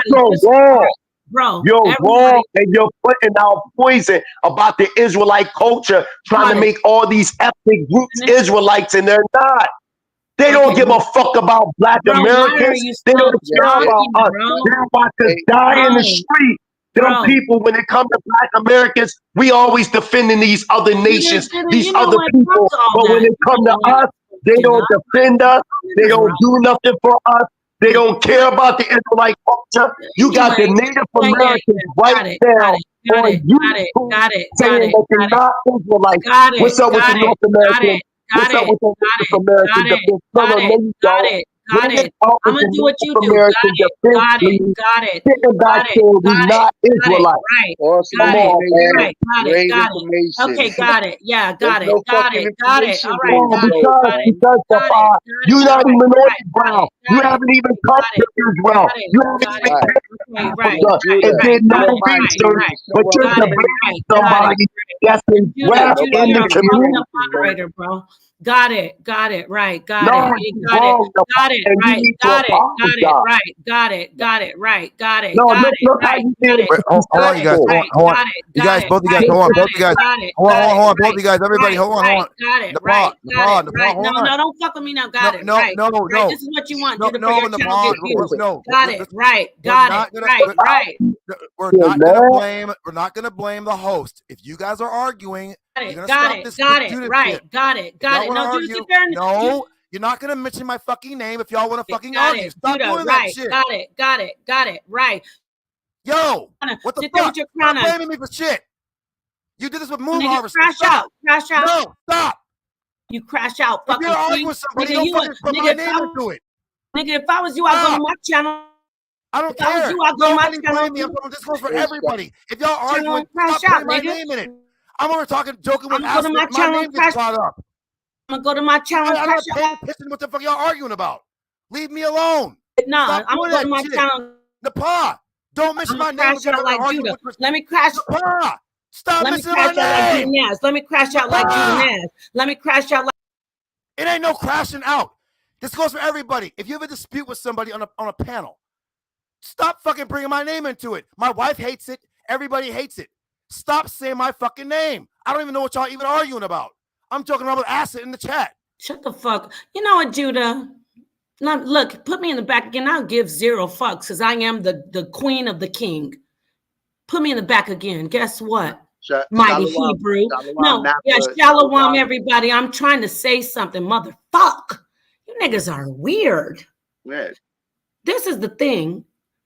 Mighty Hebrew sang a whole fucking love song over my shit. When y'all come to my shit, my husband's shit, I let you niggas talk like Rambo. And you motherfuckers can't even let me get a word in edgewise. Talk over me right now. Trigger time. Trigger time. I'm not scared of you motherfuckers. Wow, it's amazing. It's silent. Goddamn, that's crazy. I'll praise the Most High. Like that. Oh, wait. Oh, sorry. I was about to say I'll praise the Most High. Guess what? Guess what, Mighty Hebrew? Don't talk. You talk all the fucking time, bro. And I show you Matt love. I don't even come on these shows, so what is you talking about? I'm barely even on shows. You just wrong. Napal, you are wrong for saying all Native Americans are Israelites, and that's wrong. Yeah, because you just rambling and you're not teaching. You're just rambling. You're being disrespectful to somebody else's husband. You are talking. You are talking. You are talking. You are talking. You are still talking. It doesn't matter if I'm talking, but you're talking about you're talking, and you're being disrespectful. Bro, you're talking, bro. Bro, you're talking. My God, you're fucking talking. My God, I can't even fucking talk. Bro, you talk all the time. Let me talk, bro.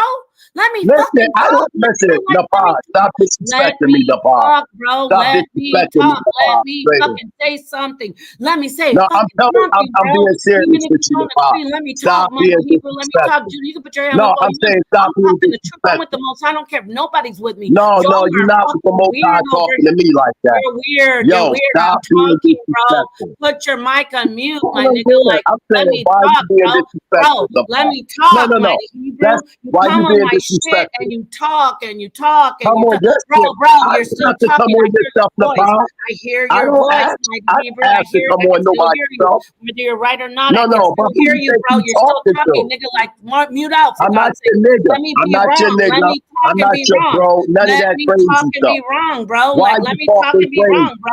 Bro, like you talk all the time, my nigga. Like you talk forever. Like, remember that, Napal, you right. Mighty Hebrew, let me talk. You're still talking. Like, bro, I hear your fucking voice. Let me talk. God damn. We done, Napal. We done, Napal. Let me talk, bro. Bro, let me talk, bro. Bro, can I say a word? Can I say like 3 minutes, bro? Like you say 30 to my 3. God damn. Shit, nigga. Let me fucking talk. I only say a few things and let me start from the beginning. Let me say something. I don't give a fuck what these niggas say in the chat. Got me fucked up, Judah. Because you will crash the fuck out over me just saying mute. Let me mute you out, Neil, so Judah can talk. I'm going to go to my channel and I'm going to go drag the H0LY nigga. Put your fucking special Burger King look fucking crown on the fucking big screen if you want to. God damn, nigga, run your shit right. I run my shit perfectly on the H0LY. Shout out to the H0LY. That's why we are the best. It's Torah Nights and H0LY. Yes, Mighty Hebrew. But what the fuck is going on over here? God damn. I have to act like a dude over here because what the fuck? Niggas are emotional. Let me say a couple words. God damn. Shit, I forgot. Guess what? It was necessary because this is the curses. Niggas won't shut the fuck up. Until you disrespect the male. Fuck a male shit. If I could do my husband, who's a king, I could definitely tell a motherfucker shut the fuck up over here. Now, like I said, stop with your emotional black ass, blackity black. Niggas want to talk about Africa over here. Oh, I don't like Africa. Blah, blah, blah, blah, blah, blah, blah. Nigga, you niggas are scared to say that there's other Israelites besides blacks. Check. Okay? God damn, I can't believe it's quiet. The fuck? The world must be ending. I have to act crazy over here. And then you want Africa and the one West. Shut the fuck up and tell the truth. The people in America who were here first are Israelites. Just like people in Africa, Mighty Hebrew, and I'm with you on that, are Israelites. Are everybody in Africa Israelites? Of course not. But Mighty Hebrew, you say they are, basically, because you always like Africa, Africa, Africa, Africa, Africa, Africa, boobada, boobada, boobada, boobada, obada, obada. Oh, but when we talk about the Americas, oh, there's just about 3 of us over here. No, fuck all that. You want to tell us Africa's Israelite? You're going to tell us the North Americans are Israelite because we have proof. Shout out to Jeremiah. I see what the fuck's going on here. And special guest, Jeremiah. He is the one Hispanic. Fuck all that. Guess what?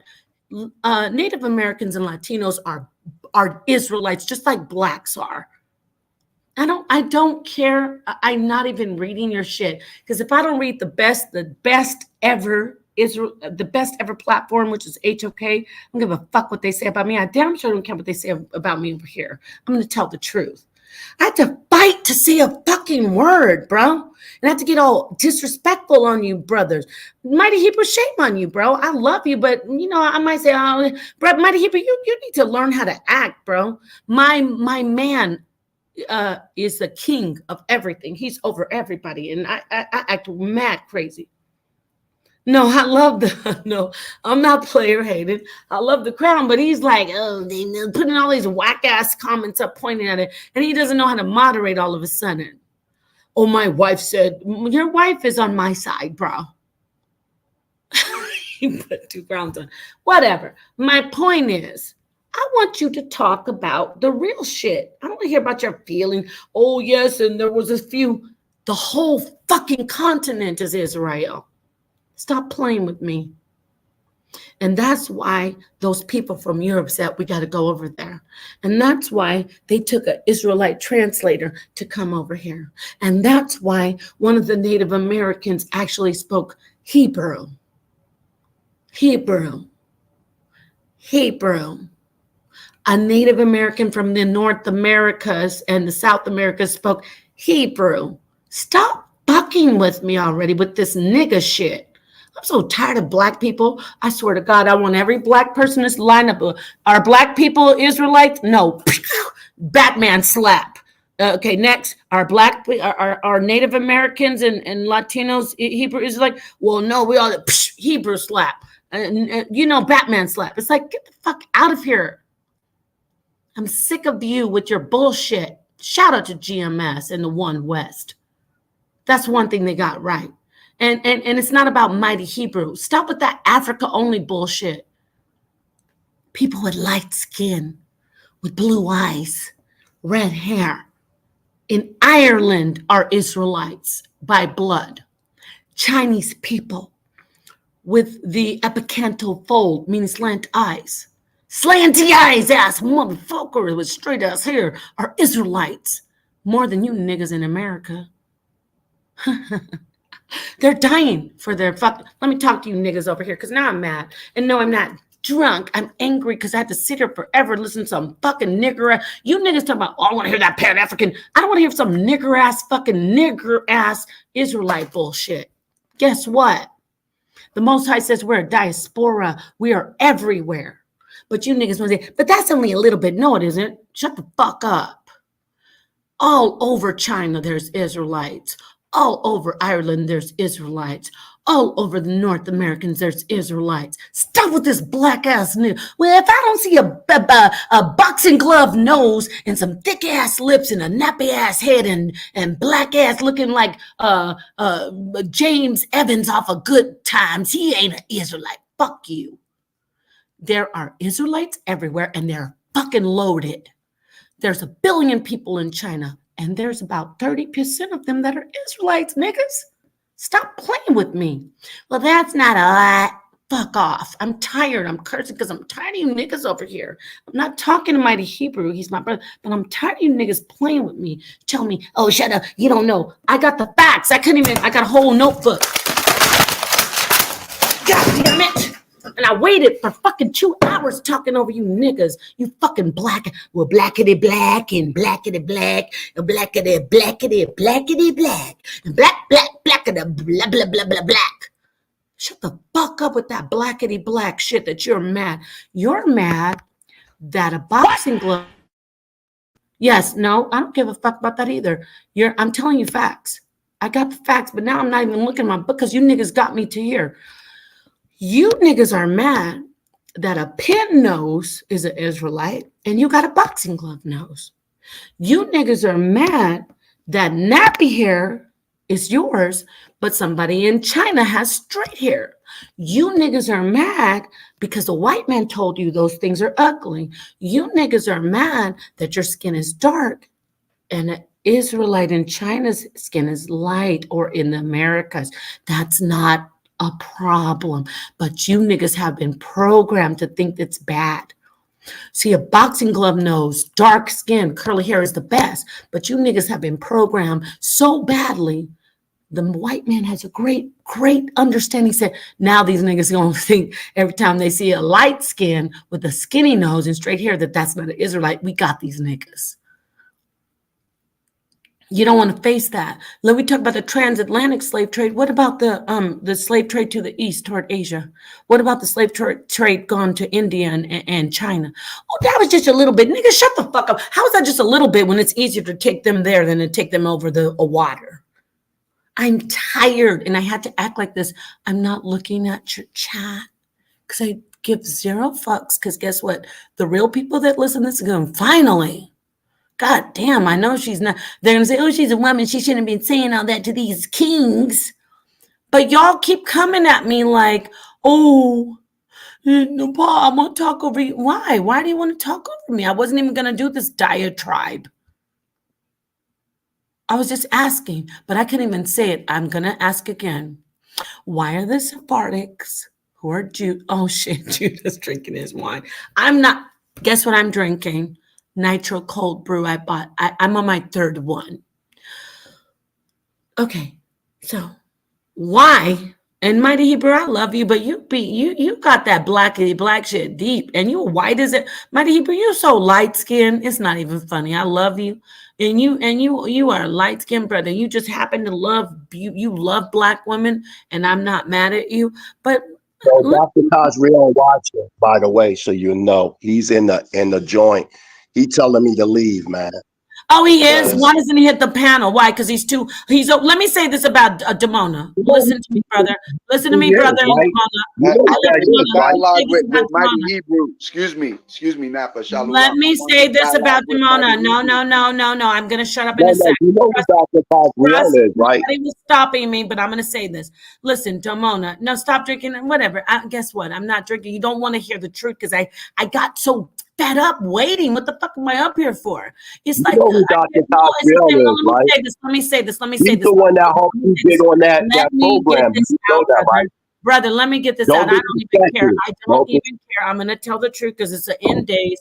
Guess what? Damona, I love you and I speak for you.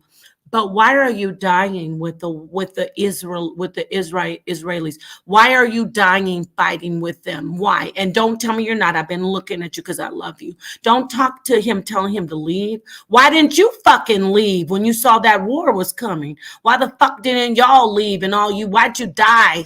Why'd you fucking die for a white man's war? You need to stop. Don't tell him to leave. I'm going to mute out. Oh, because, she's a wild woman. Because in Dimona, our women just lay down and open their legs and cook a big old stew of vegetable soup. Why didn't you leave? Why did you leave? Yo, Napa's crazy. A big old vegetable soup. Pardon, Napa. Shalom. You do know, Napa, you do know that's the man that organized you to do that lecture. You do know that, right? And you said all that to him? Like that? Look, let me tell you something, Mighty Hebrew, that you don't understand. My husband, no, hold on. You spoke. Why? I'm going to tell you something. Mighty Hebrew. Let me say the fucking. I'm going to keep talking. I'm a woman, you're a man. Now you disrespect the elders. I don't care what you say. I'm going to talk, and then you can talk. Thank you. I am a woman. It's not about culture. It's about being You're making a scene. I'll make a bigger scene. I'm a woman. Which I'm one? not making no scene. quiet, and then I be quiet. You like to be quiet, and then I'm quiet. I don't give a fuck. You're gonna listen. You're going to listen clearly. Listen to me. I don't give a fuck what you say. I do not give zero fucks. Listen to me, my people. You're still talking. You're still fucking talking. Everybody. No, I'm not gonna. No. Hold on a second. Hold on, please. No. We have to go shopping for our kids. No, I don't give a fuck. I'm gonna talk. Let me tell you something. I could have been done. You men don't get it. You motherfuckers don't get it. No, I don't give a fuck who talks. I do not give a fuck who talks. If Jesus comes down off the clouds, all you gotta do is be quiet and let me say what the fuck I gotta say, and then I'll be quiet. You do not have to talk, so nobody fucking cares. I don't care. Let me tell you. We have to go shopping for our kids. Let me say this, then let me fucking talk. Mighty Hebrew, if I could talk to my husband like this, who's my God, I don't give a fuck who is listening. I talk to anybody like that's this. fine. That's if I can talk to my husband like this, I don't give a fuck. Okay. No, we don't want to. We don't want to keep hearing all that. You're just being now disrespectful to elders. You're being disrespectful to everybody. No, that's not acceptable. That's not acceptable. No, like they got to be some type of limitation now. No, it doesn't. You went up. No, it doesn't. Enough is enough. Enough is enough. You don't have a right to disrespect elders in our community. No, you are being disrespectful. Stop. No.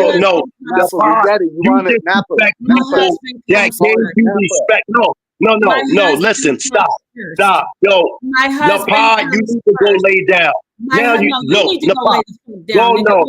I sat here. You disrespected an elder that's 70 years old in our community, man. Live in front of everybody, so our enemies can take the shit from us. It doesn't matter. Who's there? You're wrong, Napa.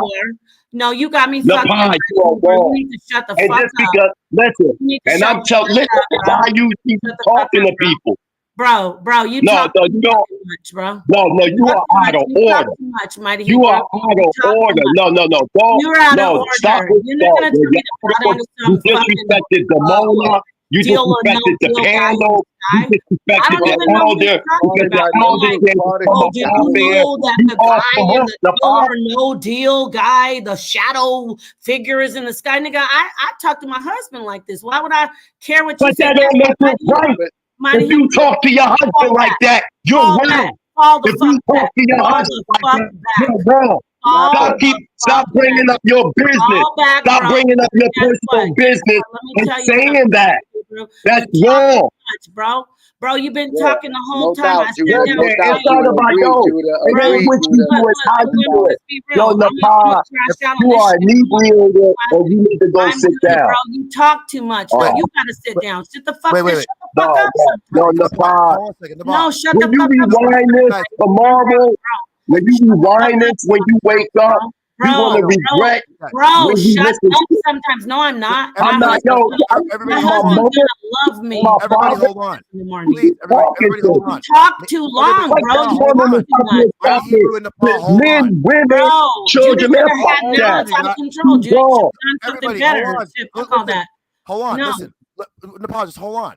Me and I have to go shopping. Yeah, bye. Just hold on. Wait, let me finish. Speak for 2 minutes, 3 minutes uninterrupted. Let Mighty Hebrew speak. Let Angel speak. No, wrong. I'm going to speak first and then I'm going to leave. I'm going to leave. Listen, I just said we have to go shopping. She was like, okay, good. I'm going to go the 2 minutes first and then he could go. Let me say this. All right. 2 minutes. Don't interrupt her, please. 2 minutes. Yes. Let me say this. I show Mighty Hebrew respect all the time. Everybody knows it. I knows it. And she's a very good wife. People see it. I love Mighty Hebrew. He sees it. He's a very informative brother. He has a lot to say. So he talks a long time. And I understand that. You know, you're gonna tomorrow. You don't know what the fuck I'm gonna do tomorrow, Mighty Hebrew. How dare you? You're overstepping your boundaries. See, just because I'm a woman, you think you could say that shit. You're wrong. Because my husband, he deals with a lot. People say, oh, she disrespects you. No, I don't disrespect him. You show me the respect, and then I will show you respect. You talk too damn much. I'm going to say that, brother, respectfully. And to the elder, I would never disrespect the elder. I didn't disrespect you. I've been up here for how long? God damn, 4 hours? You were talking forever. When I first came in, I was sitting here quietly for an hour and 45 minutes. And you kept talking. You kept talking. And I didn't mind because I respect you. And then when I came in and started talking, you cut me off all the time. Good for you. That's great. That's not me. Okay, he's talking about sleep it off. How dare you? Who the fuck do you think you are telling me sleep some shit off? How dare you? How about you sit back and not be triggered? Judah, I don't need you to be on there doing all your you do that with Mighty Hebrew. When he comes in saying she's out of order. No, I'm not. I'm in line. My husband, you know what the problem is? The only thing I did wrong tonight? He didn't say don't hit Judah's panel because he loves Judah, you know. But he said, baby, don't just try to just go watch a movie and go to bed. That's why you should always listen to your husband, even if he disrespects you all the time. He doesn't mean to. Listen to your husband, ladies, even if he's an asshole. My husband isn't an asshole, but even if he is, if he doesn't, listen to your husband. Because when I came up here, I got disrespected by Judah, Mighty Hebrew. Because see, now Judah's like, give 2 minutes. You should have said that a long fucking time ago, like I do. When you're on my panel, Judah, and I was muting out Neil Spite for 3 seconds, and you dropped off and ran to your channel and said, blah, blah, blah, blah, blah. And I came over with respect. I said, Judah, no, I was trying to let you talk, my friend. Come back. And I put you on my panel and I let you run. And you don't run. And Mighty Hebrew, every time you get on, I love you. I said, let him talk because he's very intelligent about certain things. Okay, Judah, get over it. I get it. Remember I told you how you're always like, you're like Sonnet or like, oh, I'm so innocent. Never say me. You're running the panel, bro. It's the same as me, bro.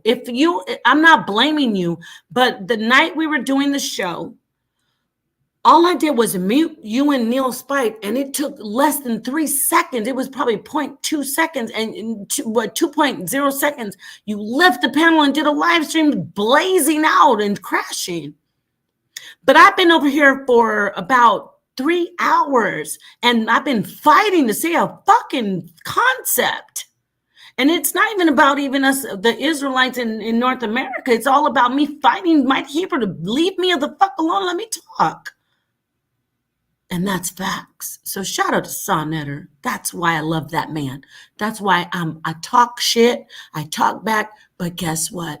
That's my king. And he can fucking tell me what to do. And he can tell me. I learned how to say the F word from him. That's my king. He doesn't play. He's always right at the end of the day. I'm wrong. And then for you to come in and talk about so-and-so is listening, you think I don't even know who you're talking about. So whatever elder, I apologize. I'm talking to the sky. How dare you talk about that elder's listening? My husband's listening, Mighty Hebrew. Don't ever get it twisted. If I tell my husband, let me speak, you think I'm not going to tell you to let me speak? Get over it. Trying to talk over me. How dare you? You're shameful. And when I leave, he's going to run his mouth. And of course, all you niggas are misogynistic. All right, Shout out. sister, No, I'm done almost. Shout out to shout out to Brother Reggie. See, this is why I went to the HOK. What in the hell This is going why on? I went to the HOK and I crashed out on Israelite men because guess what? I sat here. Judah's my friend. His wife is my friend. I sat here quietly and I couldn't even get a full thought out in a dialogue without being shut up and, oh, Nepal, you're drunk, don't talk. And Mighty Hebrew, don't tell me about another man out in the sky. And if you're listening to me, elder, you know I'm right. How dare he tell me to think of some ghost man when I'm going to do this with everybody. If I do it with my husband, what makes me, like, what does the scripture say? If they do it to me, why do you think they won't do it to you? You're lower than me. That's what H0LY said. So I asked you some questions about Israelites in America. You couldn't answer it. And it turned into you finally being quiet, sadly, because it's a woman. She's crashing out. God damn, what's wrong with you, men, sisters? Don't hate me. Don't you dare try to get a pat on the head from these crazy ass men. They can't shut the fuck up.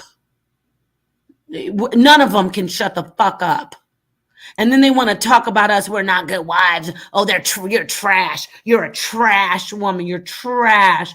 No, niggas, you niggas are damaged. You niggas are damaged. I still rock with my husband, but you black men are damaged. You're damaged. Sorry. I love you. You're damaged. How can you possibly allow this disrespect? What disrespect? I sat up here for 2, 3, 4 hours trying to have a dialogue.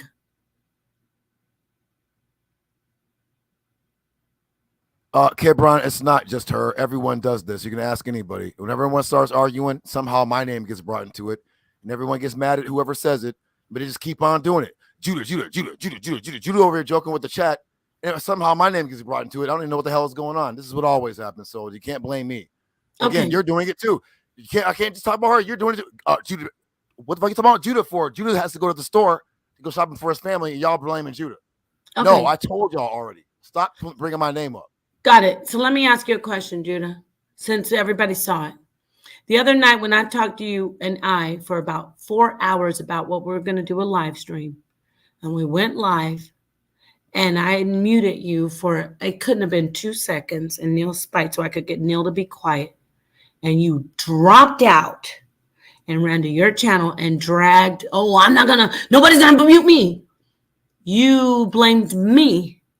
So the scripture says, do unto others as you would want done unto you, Judah Naz. You had the ability to That's control. That's not a question, Paul. This is a sermon. What's your question? No, I'm not going to sermon. It's not a sermon. It's a sermon. When you're in my panel, you crashed out. Speak maybe 2 minutes, DePaul, before it's all right, brother. Be quiet. So, and you already know this. Everyone knows this. I barely get to speak. I don't even care because I have my own channel. Stop. Okay, but I wasn't muting you to stop you from talking. Well, if I only speak 2 minutes on your channel and I get cut off within 5 seconds, of course I'm going to get pissed off. I barely get to speak on HOK. Everybody knows this. I get timed out. I used to get blocked. Stop. Okay, I let everybody rock out, right? Unless it just gets way out of hand. Stop bringing me up. I let it go because I figure you guys were adults. So you guys will turn the temperature down a little bit after a while. I'm like, they'll figure it out. You guys are adults. Yeah, got it. But that's not what happened, everybody. I talked to Judah for about 3 hours, and we were going to do a stream, and we both planned it, not Neil spiked. And we were going to do a whole stream. We said, we're going to do this, we're going to do that, you and me. In fact, Judah's like, hurry up, let's get the stream going because we got to get to Israel. I said, great, brother. We did the stream. Neil Spike came in cutting Judah off. And Judah, like what was happening with Mighty Hebrew and me, they were going back and forth. It was too chaotic. I didn't just sit there and go I didn't whistle the Andy Griffith theme song like. You know, your 2 minutes is up. I want to be clear to everybody. I want to be clear. I want to be clear in how you act. We got to act right. I barely get to fucking speak on HOK. What are you talking about? Like I said, we already heard what you said. Everyone fucking knows I barely get to fucking speak over there. Okay, well. Someone's cutting me off. Of course they're going to get pissed off. I get 2 minutes to fucking speak. Okay, before it's all right, brother, mute, all right, brother, mute, put in the back, blah, blah, blah, hit the panel, motherfucker looking at me and leave me back there. Oh, some fuck ass nigga talk about nothing going on for a goddamn hour. Everybody knows how it goes. I'm not complaining. All right, got it. Now watch. No, you don't get it because you're still talking about me, talking about some motherfucker that don't even debate, cutting me off. Okay, you spoke. Yeah. Now let me say this again. No, Angel, don't. Go to the store. You guys see how they do that? My husband isn't the only one. They tell their lies and then they got to run. I have to go to the store. I have kids. So I have kids too. And guess what? Guess what happened no, hold on. That's not what happened. It was on the HOK Coliseum. You and I made the show together. I said, I muted you because both of you are arguing. I muted Neil, so Spike and you, because you were arguing. I wanted to tell Neil to be quiet for you to talk. I was going to say, Neil, let Judah finish. You were talking. And you left on your channel and you said, like you said right now, I always get muted and blah, blah, blah. Well, on your panel tonight, I came over here, graced the panel. I love it here. I love it. But every time I waited an hour and 45 minutes to talk. And once I started talking, I kept getting cut off by our brother, Mighty Hebrew, cut off, and he talks 9,000 hours. And you just sat there and you were chilling out. And I called you and I said, Judah, I talked to my sister. I said, I need to speak. And I said, should I go back in? And I'm not blaming anybody. I came back in. And even when I start talking again, I keep getting cut off. So the point that I'm making is, it's all good. But you see, you got to do people like you want to get done. That's what I tell my hub. I love that man. I love my husband. If you want to be treated a certain way, then treat people a certain way. If you're going to crash out because you got muted for 1 second, 2 seconds, so I could get orders so you could keep speaking, then why do you let people talk over people, cut people off when you know I came to your panel to speak? Why? So that's rhetorical. I'm going to get out of here. Mighty Hebrew, you can say what you want to say. You were wrong because you wanted to talk about how every time I said something about the truth, about the Israelites being in North America and South America, whatever. Judah, you think if my husband... Damn, stop whining. She's talking about you. Whining? You're the one that whines. You said whine. She's talking about you and what the fuck are you talking about, whining, nigga? You get over here and cry. Damn. See what I'm talking about? Our blessings, Sister Napa. No, bro, you get over here and cry, and when you got muted, you don't even know. Get muted. Hold on, Angel. She's talking about Mighty Hebrew. I'm not talking about her. She's talking about Mighty Hebrew. You're the one whining. She's talking about Mighty Hebrew. Sister Napa, please. Brother, hold on, brother. Accent said 3 times. This is a debate between Mighty Hebrew and the pod will be good, modded. Now, why is the pod talking about me? She's talking about you and Mighty Hebrew having a debate that's moderated, where the goddamn moderator don't get fucking blamed for no bullshit. Where Donald Trump ain't getting fucking because you can't mod. You don't know how to moderate. No, you're right. I don't need a mod. If goddamn Kamala Harris is modding, she's gonna get goddamn blamed. Oh, Kamala, what the fuck? Man, it's goddamn raining. It's your fault. Niggas be like, what the fuck? Well, then don't come to your channel and cry when you get muted. What the fuck is going on here? Don't come to your channel and cry when you get muted. Satanic. Don't cry when you get muted then, bro. I don't need to go to fucking HOK ever in my goddamn life. What the fuck are you talking about? It doesn't matter, HOK. Whenever you get muted, all right. Bro, when you get muted, don't